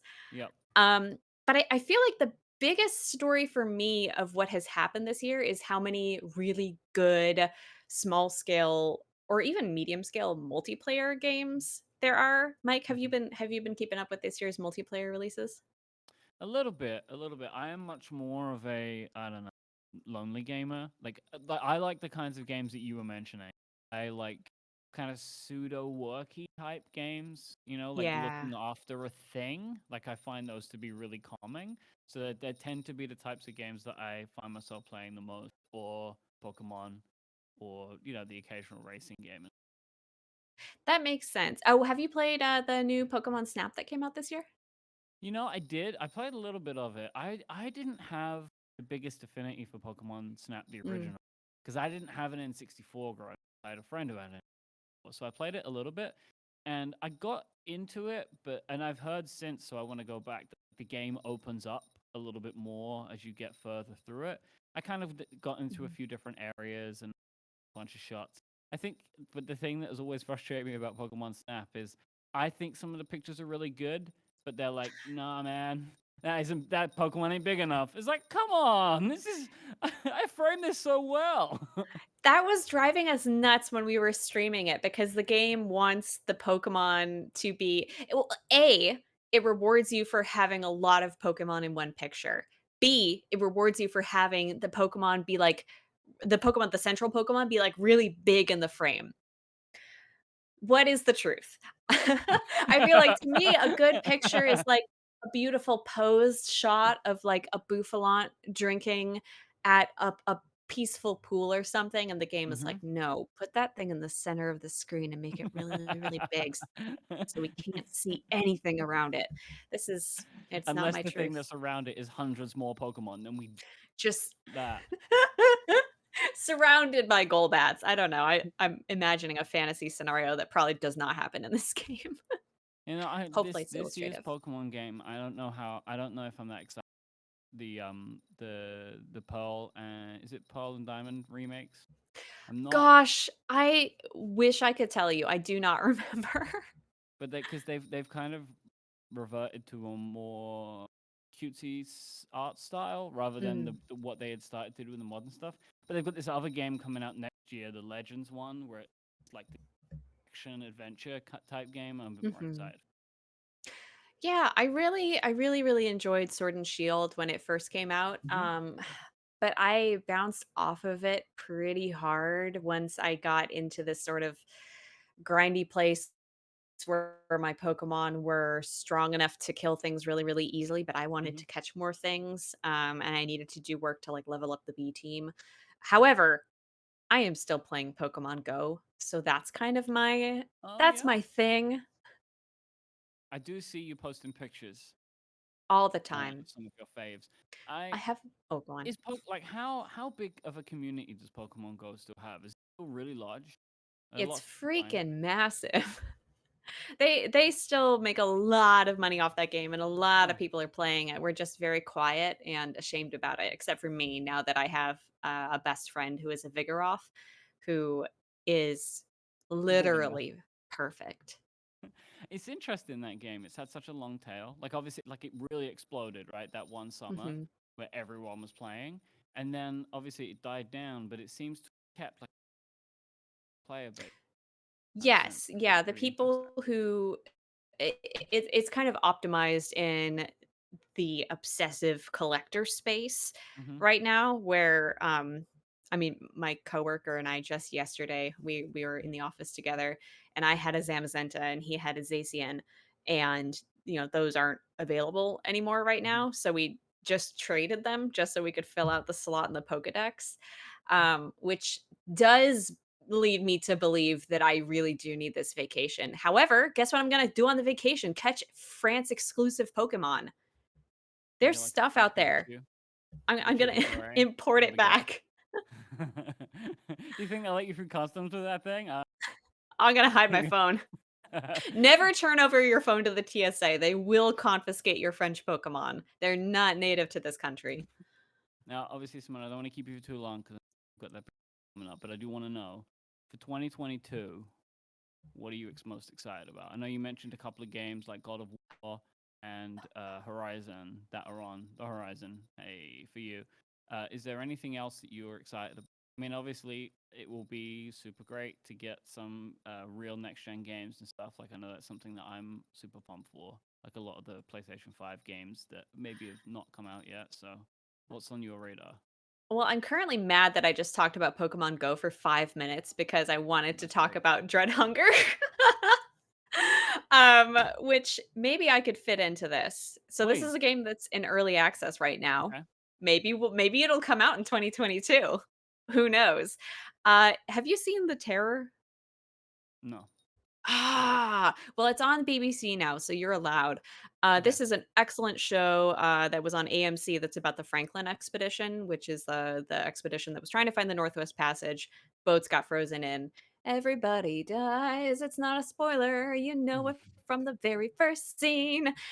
So, Dread Hunger is a game in the vein of Among Us, where you are on this boat, you're in the Arctic, and a couple of you are traders, and you're trying to kill the other crew while rest of the crew is just desperately trying to gather resources and survive.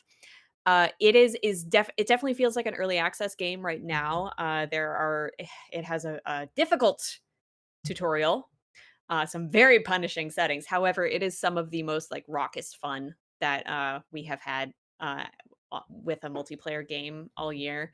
But there have been a lot of really, really good multiplayer games this year, like Valheim and Chivalry 2. So for me, aesthetically, it's above those, That even though it lacks the multiplayer polish of trend, those games. do you think that came from success like Among Us? Do you think like a lot of people really doubled down on multiplayer? I couldn't necessarily say because I don't know how long this has been in development.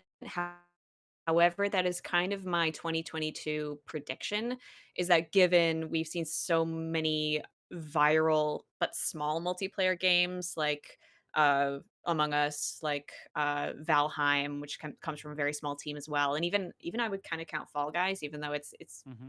I think a bigger team. Um, these games are just really, really popular right now.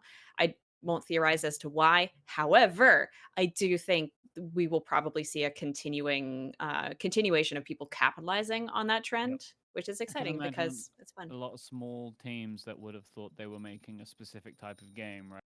For a Mhm. while, small indie teams they were making games that are closer to something like Stardew Valley. Yeah. Because they thought that was the type of game we could make. But now, like, you don't have to be like multiplayer. That meant shooter game, hyper realistic jetpacks. Like that was the only Mhm. type of multiplayer experience. But I think it's like games like Among Us, games like Fall Guys have shown that you can, as long as the gameplay is good and fun and people can enjoy it in groups, it's gonna work. Yeah, I totally think so. Especially, if it provides another way to socialize with friends, especially friends we haven't seen in a very long time because they're far away. Definitely. Definitely. These are Simone, my thank you feelings. so much for joining me. It was so great to see you. People can catch you on Rocket on Relay FM while we do game videos and wonderful. Enjoy your vacation, Simone. Thank you so much. Thanks for having me on, and good luck you. continuing to raise that money. Thank you so much. All right. I, at the moment, can just see the back of Steven like he's some kind of James. And I'm assuming this is because here he comes. Oh, wow. Look at you. Is it touching at the bottom? You in a fight? Oh wow, we've got fighting Steven now. Oh yeah, he's got a baseball bat and everything. Is this biker Steven? That's right. I Yeah. need you to donate at stjude.org/relay. Oh my god. I feel like you need a different jacket if you're gonna act so like biker tough. What are you talking about? This is the toughest piece of clothing I own. That's very true.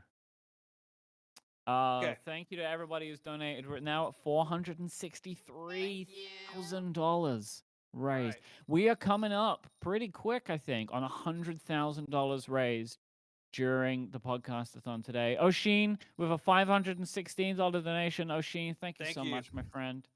Mike, let's That try means the a thing. hula hoop. Hula hoop. Let's do this first. All right. Mike, I'm going to do the thing where you tell me how to do it again, okay? Okay, great. 7.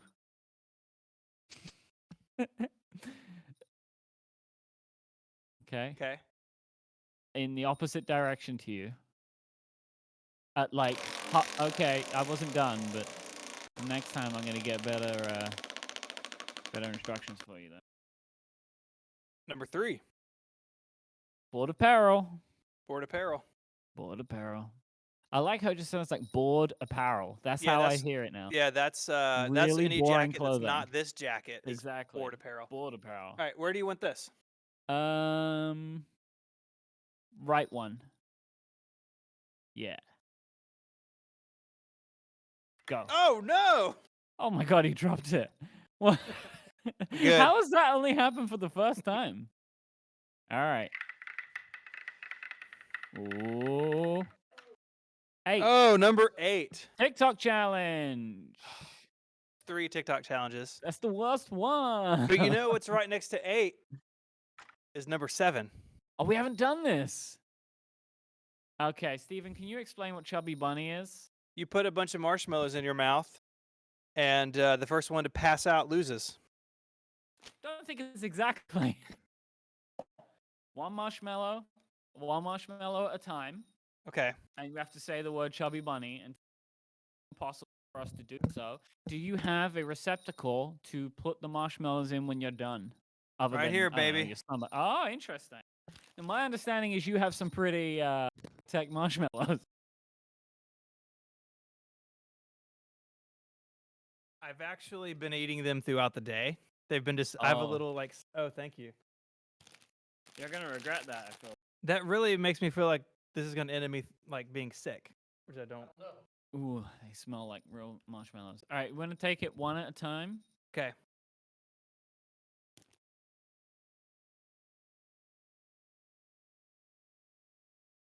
You're not Chubby supposed Bunny. to eat it.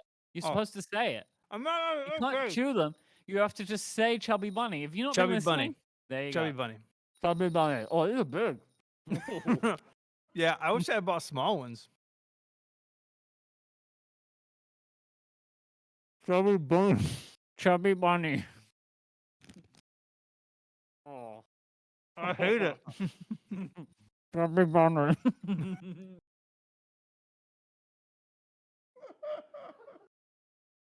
Okay. Chubby Bunny. Boom.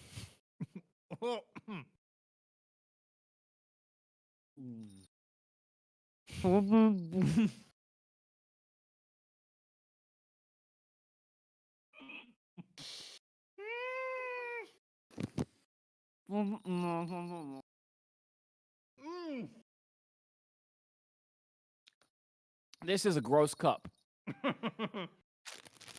How many is that? I got up to 5. I had to quit. Okay. That wasn't it.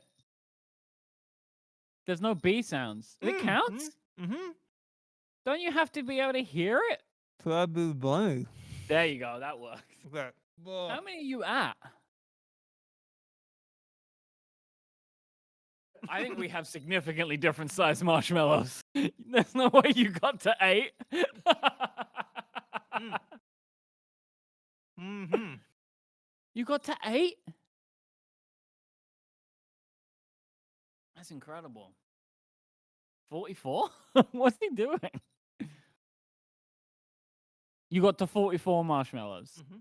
Yeah, well, that's very impressive. It's almost like I didn't put 40 of them in your mouth. Congratulations, Stephen. That's really good. 44 marshmallows. That's got to be some kind of world record. I feel like I have cavities forming right now. Yeah, so much sugar.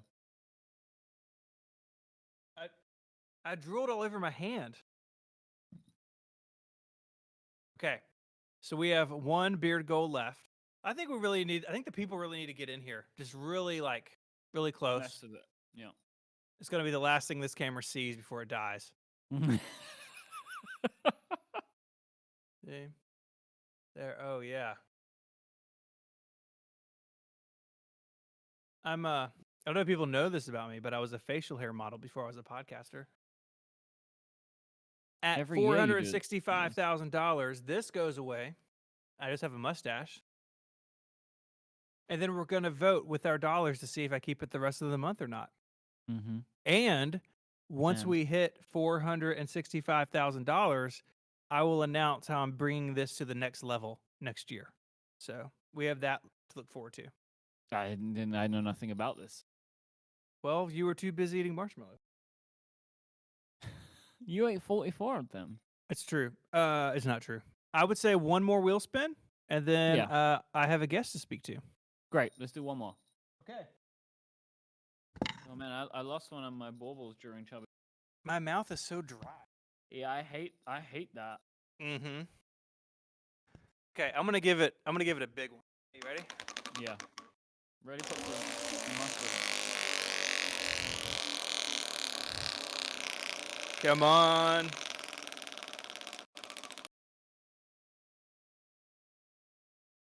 Number 7. So we are going to the Board of Peril. Board of Peril time. Time for some boring clothes. That's right. Oh, this shirt is the worst. Ooh, very middle. 4. Number 4. Another day of phone case use. Okay, so that's 3 days, I believe. Yep. I think that's 3 days. Let's remind people of these phone cases. Can I have my phone, please?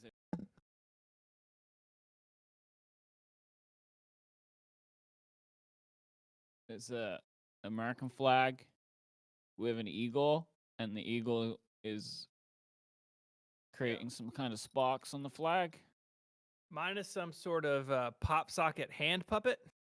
Yep. And it's pink and fluffy, and it's got some gemstones around the camera bump, which is really nice. Mine is currently in use, so you know. Yeah, well, I'm starting tomorrow. I want a full day. I'm not going to cheat like you are using it for 3 hours. I'm not cheating. I'm going to do it for 3 more days. What's also nice about this is the things you can clean with it. So I can get this here. And look at that beautiful eagle. Good. Really just capturing my favorite flag, like USA and stuff like that. Yeah, it's so good. That's good. So good. I believe. Did Casey have this? Was this Casey's? Is this Casey's phone case? Yeah, it's his personal phone case. All right. Well, I have a guest that I'm going to speak to. And we will check back with you in just a couple of minutes, Mike.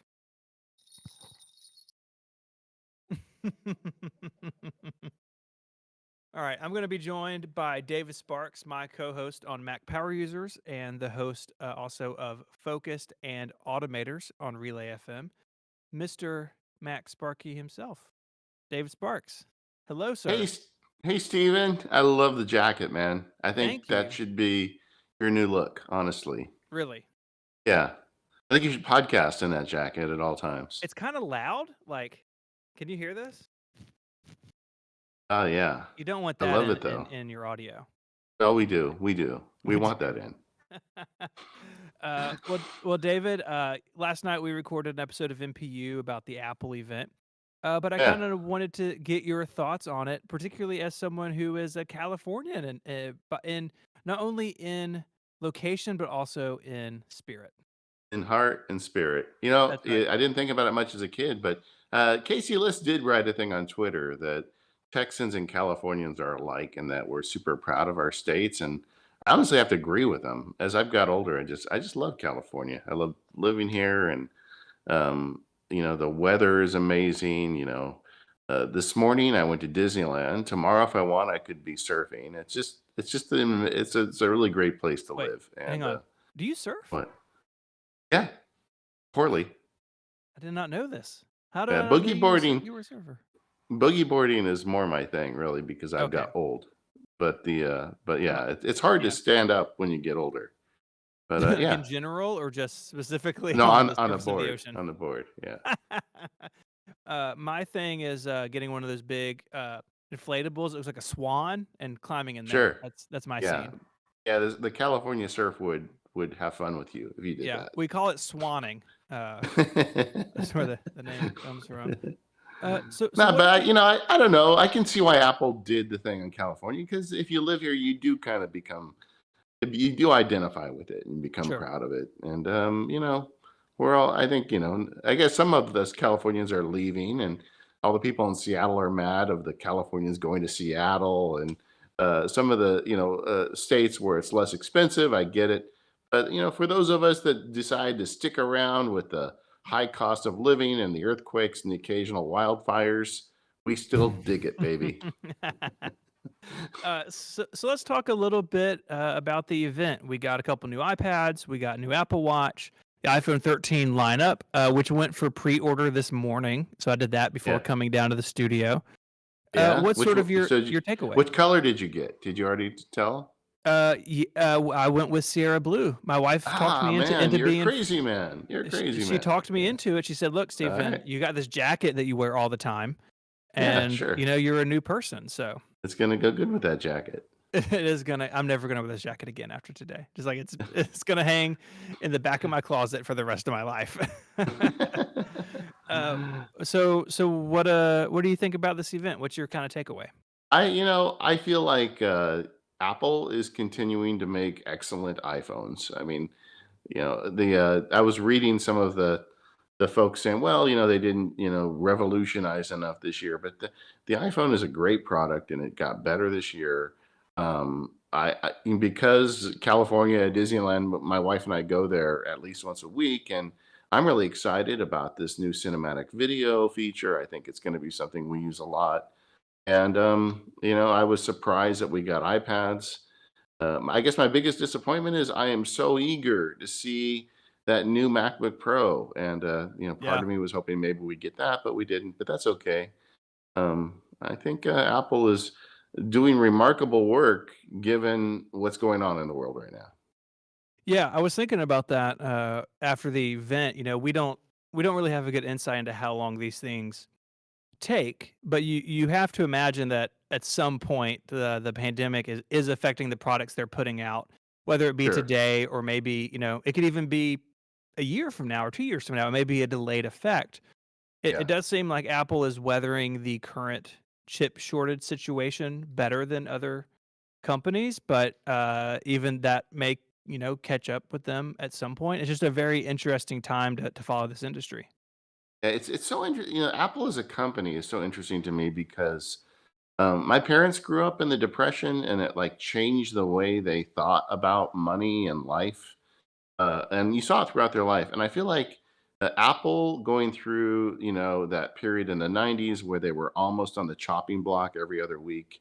I feel like it put like this, there's a mentality at Apple, and that's the reason why they have so much money, and the reason why they buy, they're so obsessed with controlling the whole widget themselves, and even the fact that they went and like bought up all the world chips, and as a result are weathering the storm better than a lot of other folks. I mean, that's not something new. I remember back in the days of the iPod, how you would read that Apple bought all of the solid state storage in the world Yeah, at one I remember point, that. Yeah. So, that's just the kind of the way they think, and that's been good for them, and they've been able to leverage that so far. So, yeah. Yeah, I remember that story. Is when they moved to the the iPod Nano and those things, and Yeah. I think they even had like a press release, something like, "Yes, we have bought this amount of NAND Yeah. flash," and people in the industry were like, "That's all of it. Like there is no more Yeah. NAND flash." And I do think you're right. Apple has that sort of baked into them, and in some ways that's a good thing. But I think the longer we get from that period of 1995, 96. Yeah. I think there's also a lot of negative side effects to Sure. it as well, and I don't know. I think it also defines some of their squirrely behavior too, like the way I don't agree with some of the stuff they're doing with developers Yeah. and some of the stuff going on. I feel like that a lot of that kind of stems back to this depression era concern of we have to protect the company at all costs, and Right. I do think that does have an impact on the company culture and how decisions are made. Yeah, I think you're right. The App Store has been so interesting to follow the last couple of weeks. Really, we had this settlement in the U.S. and then they were working with a trade commission in Japan, and then the Yeah. court case with Epic. And none of this is easy or simple. None of it's going to be sorted out in the next 90 days. Right? It's going to take a long time to Yeah. untangle it. But if Oh you yeah. this is a question you ask our guests on MPU, so I'm going to put you in the hot seat. If you had, if you were in charge, you had Tim Cook's ear, he's going to do what you say, particularly about the App Store. What would your position be? What would you do differently, or would you do anything differently?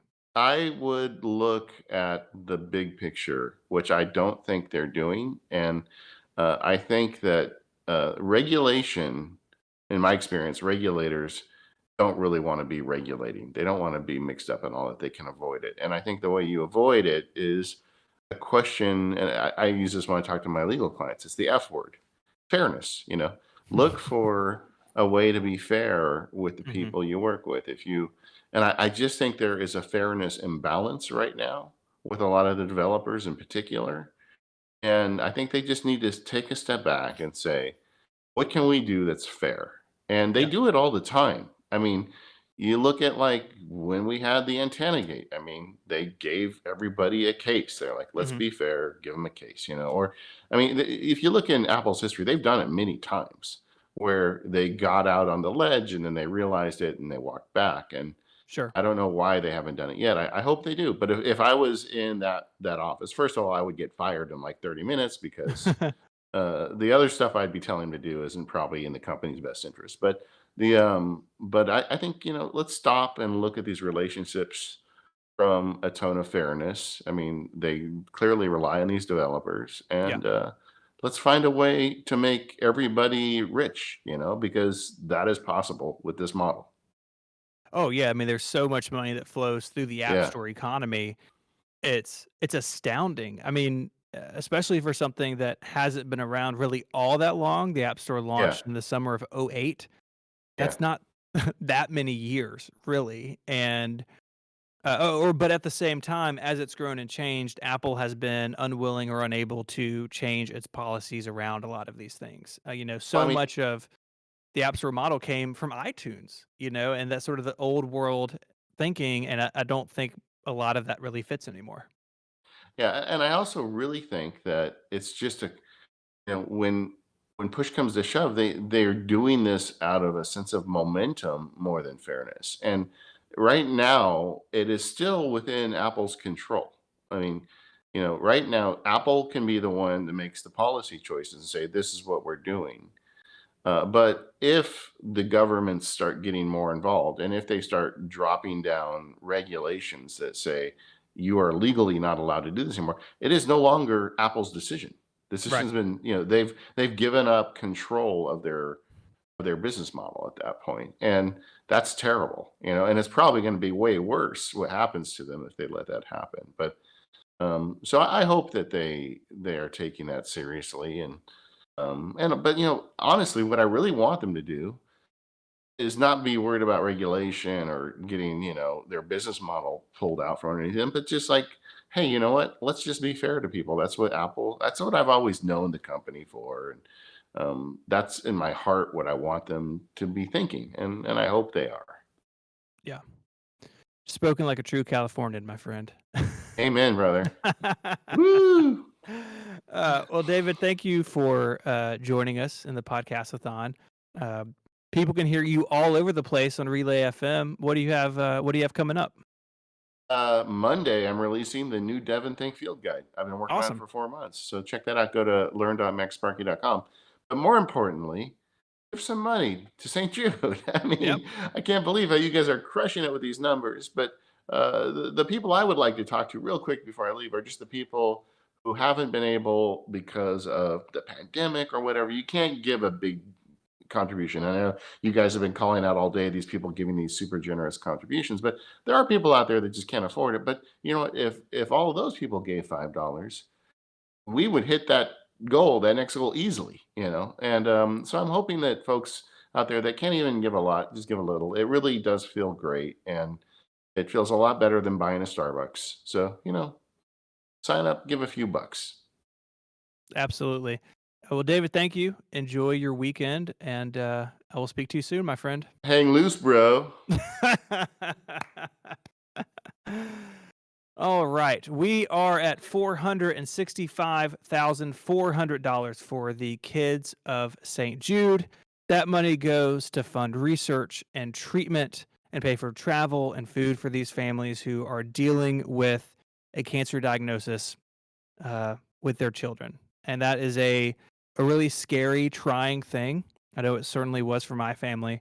And this support means that those families can focus on what's important and not worry about receiving a bill from the hospital that's treating their child. So please, I echo what David said. Please give stjude.org/relay. $465,000 was the next stop on the mustache hype train. So if we can bring Mike back in, I will get rid of the chops, and we will go from there in our last 30 minutes of the podcastathon. Hey, buddy.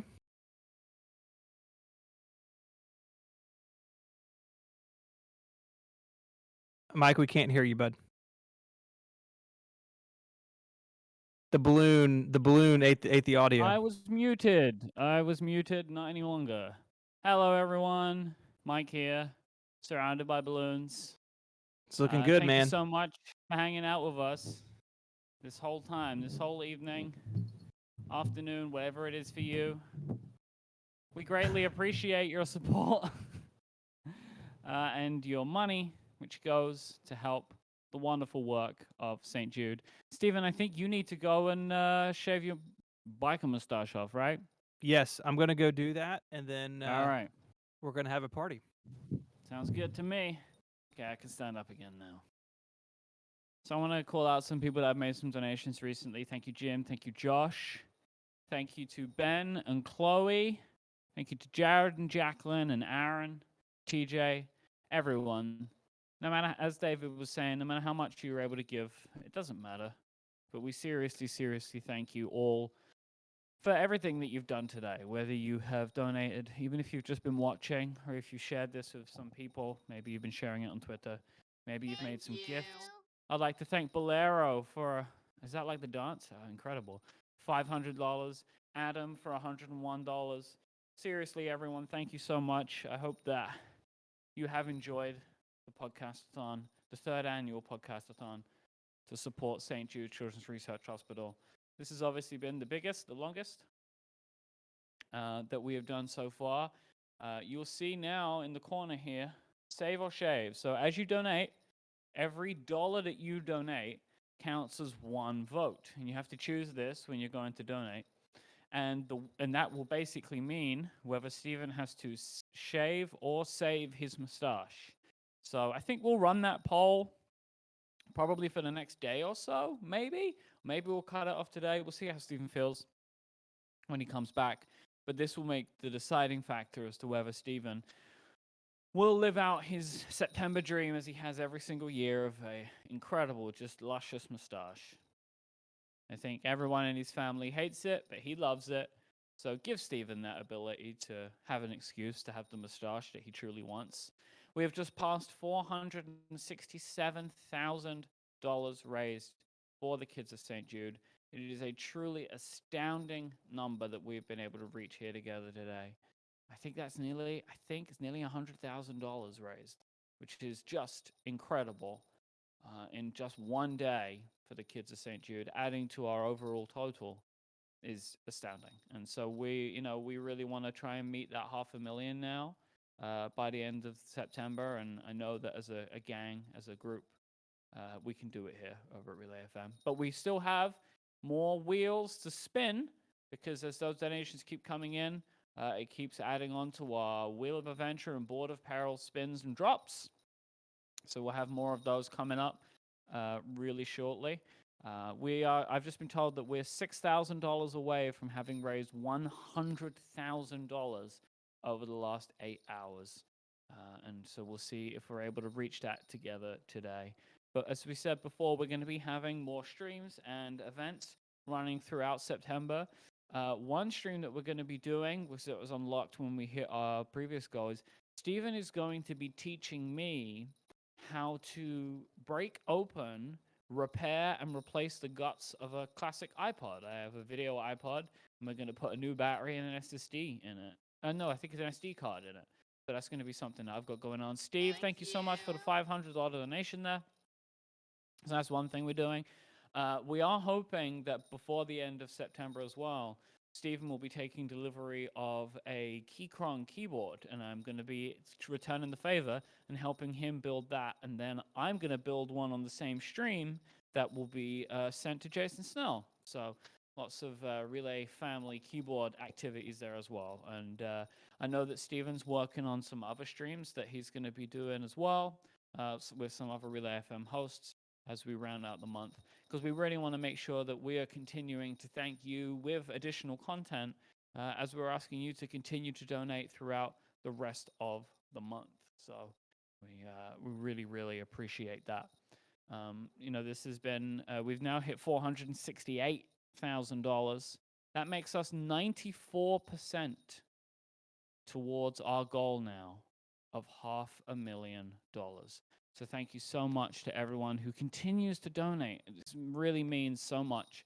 Now, one of the passionate ones there is $101. I like the $1 thing in honor of our friend, Casey Liss. But yeah, thank you again. Like I just don't have enough thank yous to give as I'm just watching this donation counter just tick up now. Again, it really does mean the absolute world to us that you will come along on this incredible journey with us every single year. And giving your money towards such an incredible and worthy cause. We want to support and we choose to support St. Jude because it means so much to us and does so much good. And we're able to give a little bit back, and we hope that you join us in doing that as well. I believe that Mr. Mustache has returned to his desk. I'm going to descend now and allow Stephen to have his moment. Thank you. Beautiful. Look at it. Wow. Joe has donated $500. Oh, Joe, that's Timery Joe. My favorite app, Timery. I don't hear Steven at the moment.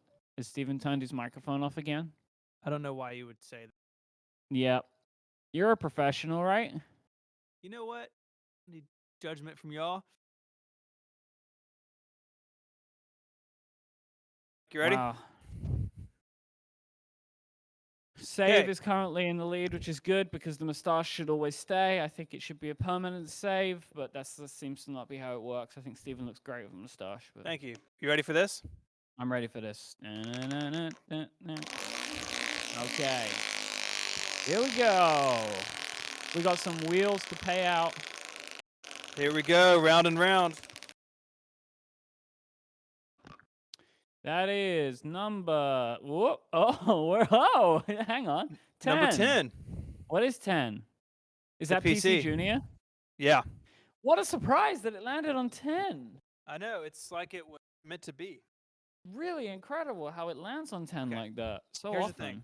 Here's what I've been using all night. Baseball bat. It's got some good nicks in it. It's got a crack in it, I think, from when Rick hit it earlier. There's a GIF. I think that was posted to the Relay FM Twitter account, which I recommend everybody just uses forever because that is very good. But Stephen, we've hit 469,000. Oh, that's really cool. Thank you all so really much. nice. 469,000. At 475,000, that's very menacing. I'm sorry, I didn't mean to. 475,000. The second game. What is it called? Boulder Dash. Boulder Dash. Boulder Dash. Bald or Dash will be published. We'll But you put know, that on this the Relay is FM YouTube channel. this is wimpy. Yeah. I'm definitely gonna need safety goggles for this though, because I have a second option. Hmm.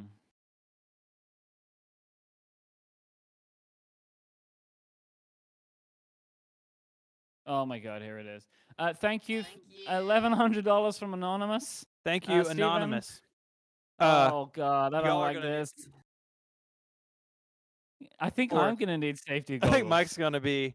It's an 8-pound sledgehammer. They're running around hiding, equipment behind panels. Here you go. I don't like this. Oh, it'll be fine. Okay. I would just like to state for the record, Stephen always wanted to use the sledgehammer constantly from the beginning, and I was really against it. So he appeased me with a baseball bat. He didn't tell me he was also bringing the. Oh, this is very good. $100 from His Majesty Jinglebeard, the Consolidated Chairman.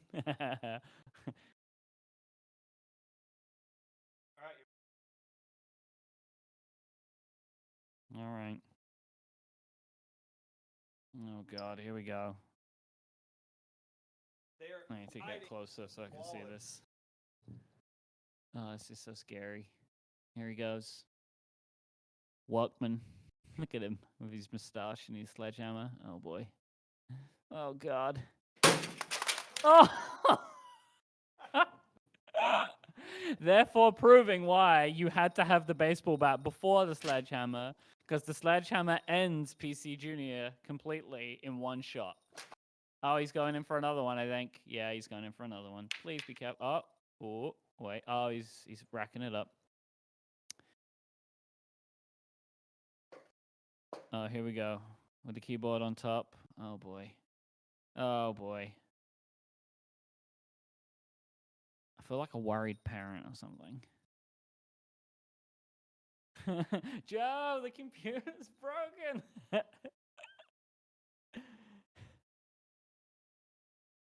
This is Joe's repair.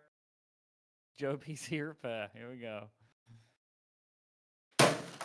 Oh my God. I think I saw a piece fly towards the camera. Are we done now? I think that's that it for PC Junior. Goodbye. This is a series wrap for PC Junior. Poor PC Junior. We're at $470,000. I have a chair in here somewhere. There it We have is. about 20 minutes. We have about 20 minutes left until we're supposed to wrap this up. We would love. See how he said that again? Supposed to wrap this up? We would love to be close. Oh, 500,000. We'd love to be at 500,000. If you have not given, stjude.org/relay. It's the time. Do it. I'm sitting down. I'm trying to sit down. There we go. Okay. I'm gonna spin the wheel again. Okay. Go for it, buddy. It won't land on 10 again, because well, I mean, there's it literally can, nothing but there's left nothing to do with left. that. So if it lands on 10, it's an automatic respin.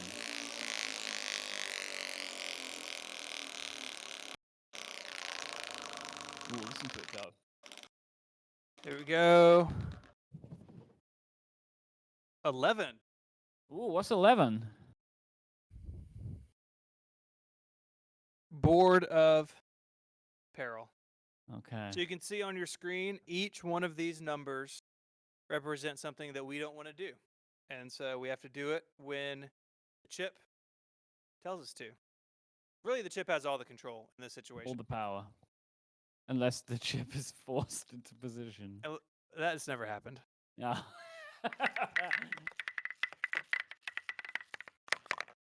Oh, 5. What is 5? Onesie. Oh, man. Okay. We'll get the onesies out. I think we should finish the show in the onesies. Oh, the onesie Oh, for it's me. onesie for Steven? Excellent. No, that's brilliant. Because you've only worn yours once. Come on. Pika, pika. This is a dumb game. Pika, pika. $470,959. As we get Stephen Hackett-Chew up there. Oh.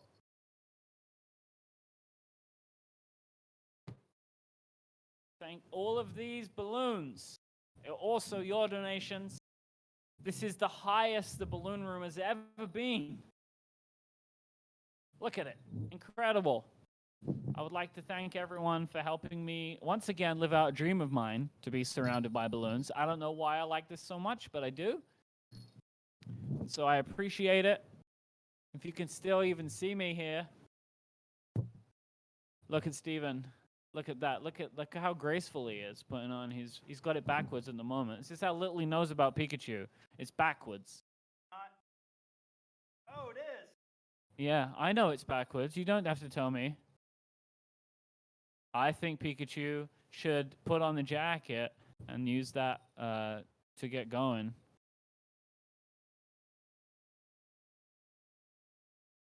Look at him go. Oh, he's laying it out. Oh, that makes it look like those like rugs for bear rugs, but just like a Pikachu one. I don't like that at all. That's very upsetting. I don't know why he's sitting down to put it on. Steven, I don't think you understand how to put a onesie on. I don't think this is going to help you at all, really, to just lay in it. But hey, whatever it takes for a man to very begrudgingly put on a Pikachu onesie. As we pass $471,000, R.I.P. PC Jr. Oh, Steven, come on, you can do it, buddy. You can do it. He's having a moment. This is Steven having a little bit of a, I don't know what you would call it in America. We call it like a strop here. You know, like he's tantrum. There you go. He's having a tantrum. Which I imagine there's probably been quite a lot of tantrums in Pikachu onesies throughout history. Feels like those things might go together pretty well. Tends to not be adults, though, I would expect. Come on, bud. This is taking you such a long time now. I'm just needed to hurry up. Yeah, I know, but if you weren't laying down for so long, we wouldn't have this problem. So, gonna need you to speed this one up just a little bit. Why don't you spin the wheel and then continue buttoning? Why is it? Well, I don't know. It's probably full of the hair from your face that's been cut off, you know?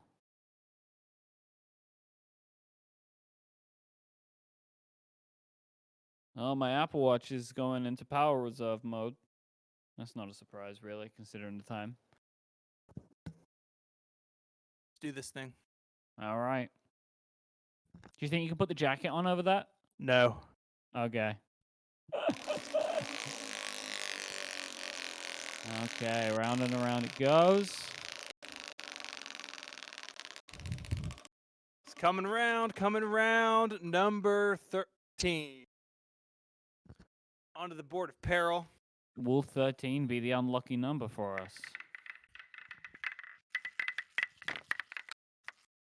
8. 8. What is that? Another TikTok challenge. Oh. That's 4 that a youth has to tell us how to do. Well, look forward to that coming your way. All right, I think you need to eat a bamboozle bean. I think maybe I need to do the Lego walk or hula hoop or something. Hula hoop, and then I'm going to sit down and have a chat with the people. All right, that sounds great. I'm going to eat a bamboozle bean. Okay.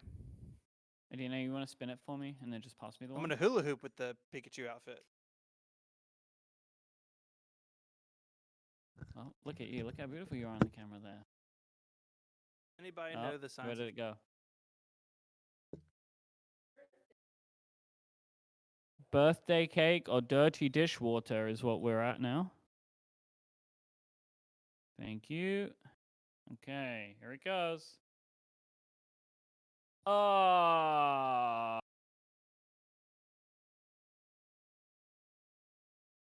it tastes like bad soap. Right? I guess that's the dirty dishwater part.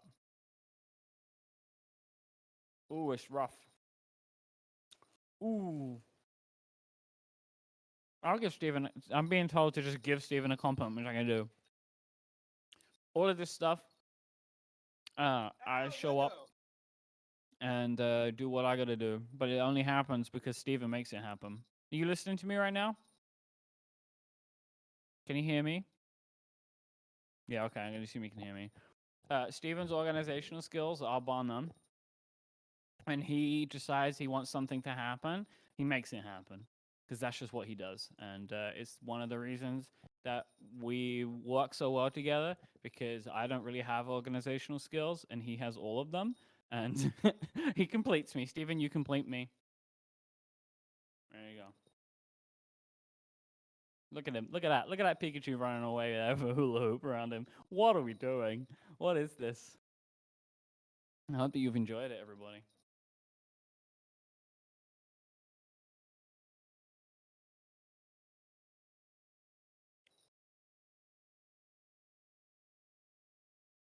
Oh! He's doing it! You did it! See, you did get better at it. Oh, that's so good, bud. The power of the Pikachu. Exactly. It was electrifying. Wow. Oh, dear. Well, you had one moment of glory before you destroyed everything. At Allsac, I just broke a microphone.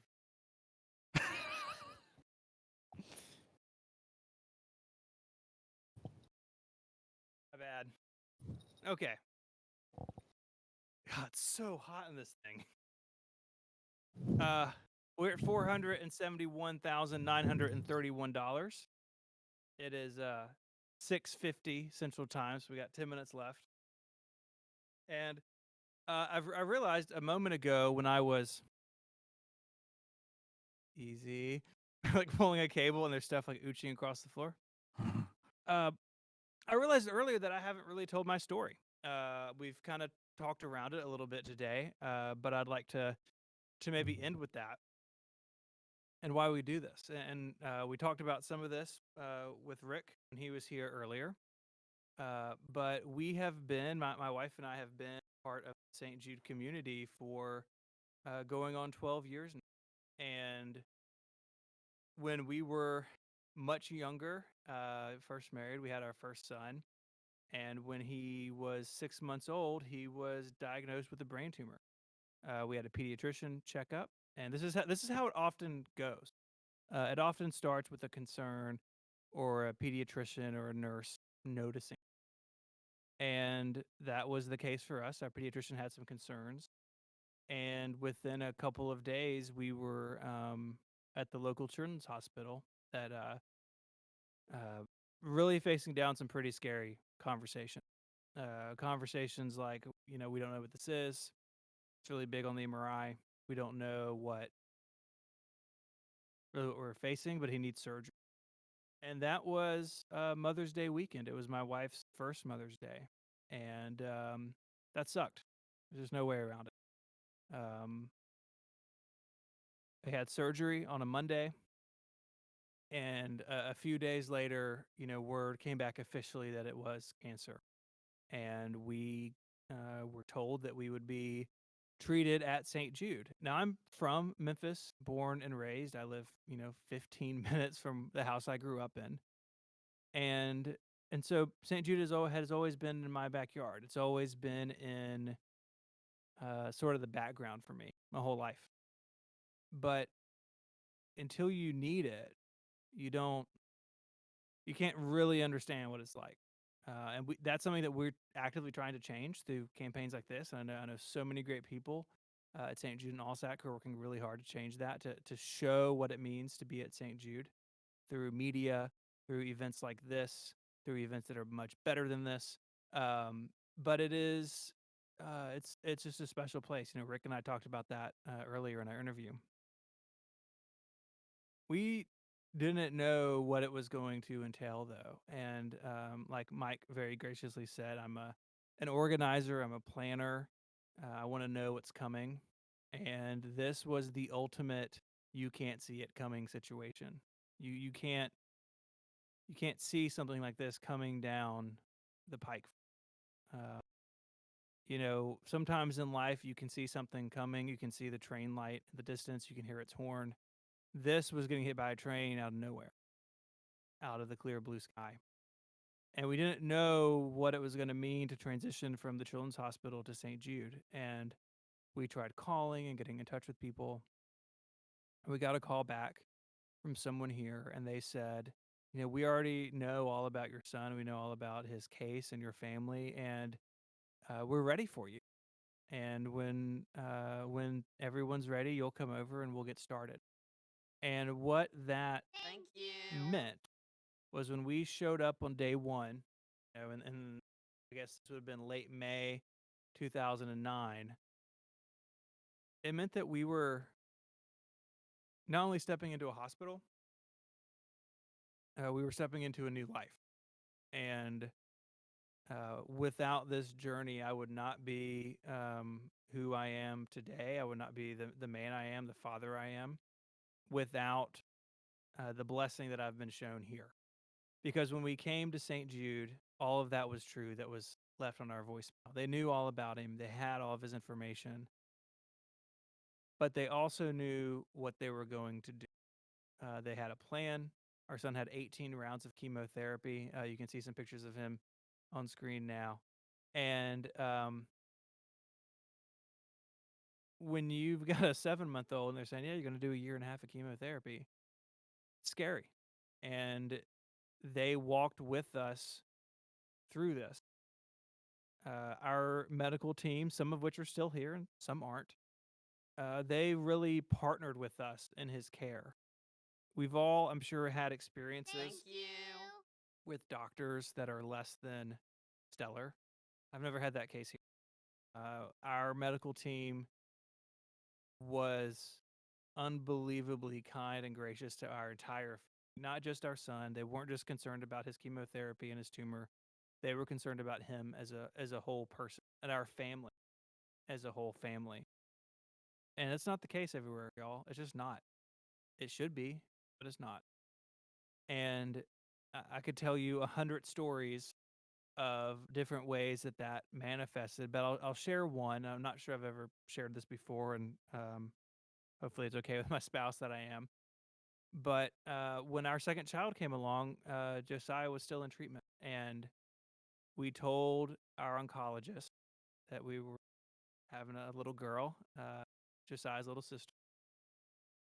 And what he congratulated us. But then he said something to me that I didn't know I needed to hear, but he knew that it needed to be said. And he said, "You don't have to worry about this with your daughter." I wasn't even fully conscious of the fact that I was concerned that lightning would strike my family twice, but I was.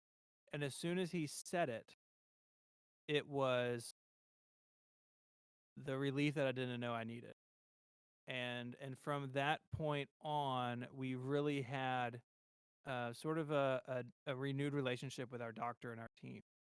And it means everything to us. Today, our son is getting ready to be 13 here in just a few weeks. He's at a fantastic school. He has friends. He loves music. He loves dancing. He loves pizza. He's a 12-year-old that you want to hang out with. And that was never promised to us. In those really scary conversations in the early days, and I've written some about this on 512. You can go find it. Really scary things were laid out, things that I can't even really repeat because it was no family should ever hear it, about the dangers that were in front of us with this diagnosis. And he's here, and it's because of St. Jude. And that's why we do this. That's why I'm dressed in this ridiculous Pikachu suit, and why Mike is standing in a room of bouncy balls. Okay, I smashed the PC Junior just because I wanted to. That's not for kids. That was for me. But we do this not just for my son, but for the thousands of kids that come through those doors. The hospital's right across the street. For all those families and all of those kids that come through the door, that's who we do it. I've gotten to know a lot of them over the years. Because we're a local Memphis family and most St. Jude families aren't, we've gotten to meet just tons of families. Got to know a lot of kids with brain tumors and with leukemia and bone cancer and all these different things that St. Jude treats. And they're, to the final one, amazing people. Kids that go through this are special. Families that go through this are special, and it's an honor to serve them by doing our ridiculous stuff like we did for 8 hours. You know, we're not doing this because I'm not doing this because I have a debt to pay. I'm not doing this because I feel guilty. I do this because it's the right thing to do. It's the right thing to support work like that. And I can't do anything. It's the decision that we have to make, do this together. And so that's why we do this. That's why we talk about St. Jude every September. That's why we do these ridiculous things. And that's why we ask you to give. That's why Mike and I give. And that's why our friends give. Because this is a place unlike any other. I've had the opportunity, Mike's had the opportunity to travel a lot through this job. And I'm telling you, there's no place that has something like St. Jude. It just doesn't exist. It's one of a kind. And it's only possible because all of us get. And so that's what we're asking you to do. That's why we do this. And yeah, I'll get off my soapbox now, but thank you all for supporting this campaign. We've talked about this before. It takes months of planning. I'm sure that somewhere in the back of our producer's mind, she's already wondering when our first meeting for next year will be. I need a little time off from this, so give me a few weeks and we can get back into it. But it's just the right thing to do. So that's why we do it. And maybe we can bring Mike back in and we can wrap this up. But I wanted to share that because I kind of realized throughout the day today, between the fun events and everything we've been doing, that I hadn't had the serious talk yet. So I thought we could end on a real upper. Maybe we'll spin the wheel one more time. And so anyways, that's where we are. And Mike, hello, how are you? Hi. Let me just add. Are you going to tell a joke? Because that's really not the mood at the moment. No, there's no jokes. Okay, that's good. There's no James here. Okay. I am jingling a lot, but ignore that. It's serious. Like, one, thank you for sharing all of that, because it's important. When we do an event like this, you may hear us talking about and saying the kinds of things that lots of people say for charity fundraisers, right? Like we talk and we ask you to give and we tell you why the place that you're donating to is special and it's great. But we choose this charity we chose this charity for one reason, and it's because of the personal connection that you have and I have through you and your family to St. Jude. Like, there are many incredible charities in the world. We choose this one because we are personally attached to it, and we have all seen firsthand not just the work that they do for and have done for Josiah, but for your entire family and the life that they have been able to have you all experience together. Like, that's why it was just so easy for us years ago to start every month, every September, every year saying, hey, like at first I think it was like you were doing the marathon, right? And we were just like, hey, let me explain, let's explain to you why you should give money to St. Jude, and we talk about it, and now we're here. And we do all this stuff, and we try and make this entertaining, and we really want people to come by and have a good time. And I also see it now as like, this is like a thank you that me and Steven get to put on for the money that we receive. But ultimately, we do this the whole thing, because of Josiah. Like, I friggin' love that kid, and I miss him so much because I've been around in his life for like half of it, I think. Yeah. And, at least. He's just the happiest kid. And it warms my heart and breaks my heart at the same time, because everything he has been through more in his life than I have in mine, and he is just happy. And I know that so much of that comes from the fact that he had the best care, and and so that's why we will continue raising money for this incredible institution for as long as we possibly can. And as we have hit $475,000 and over $100,000 raised today, we can only thank you. Yeah, that's right.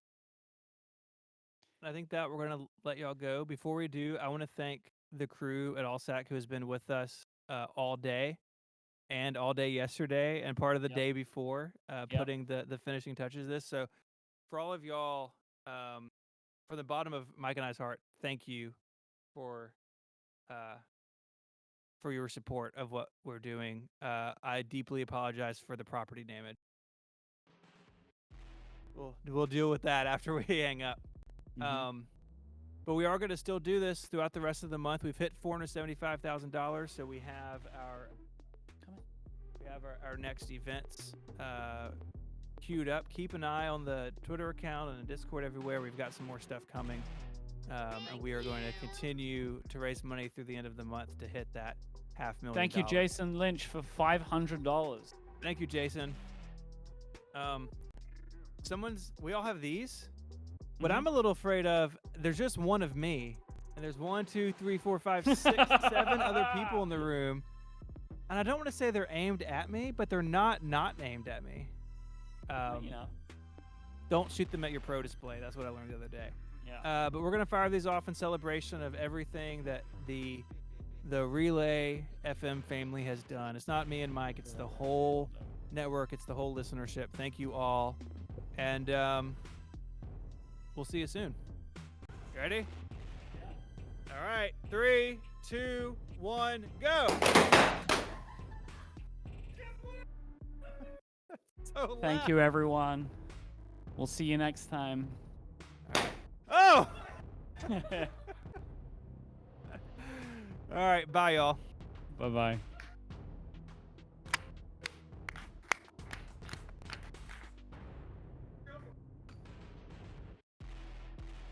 Thank you.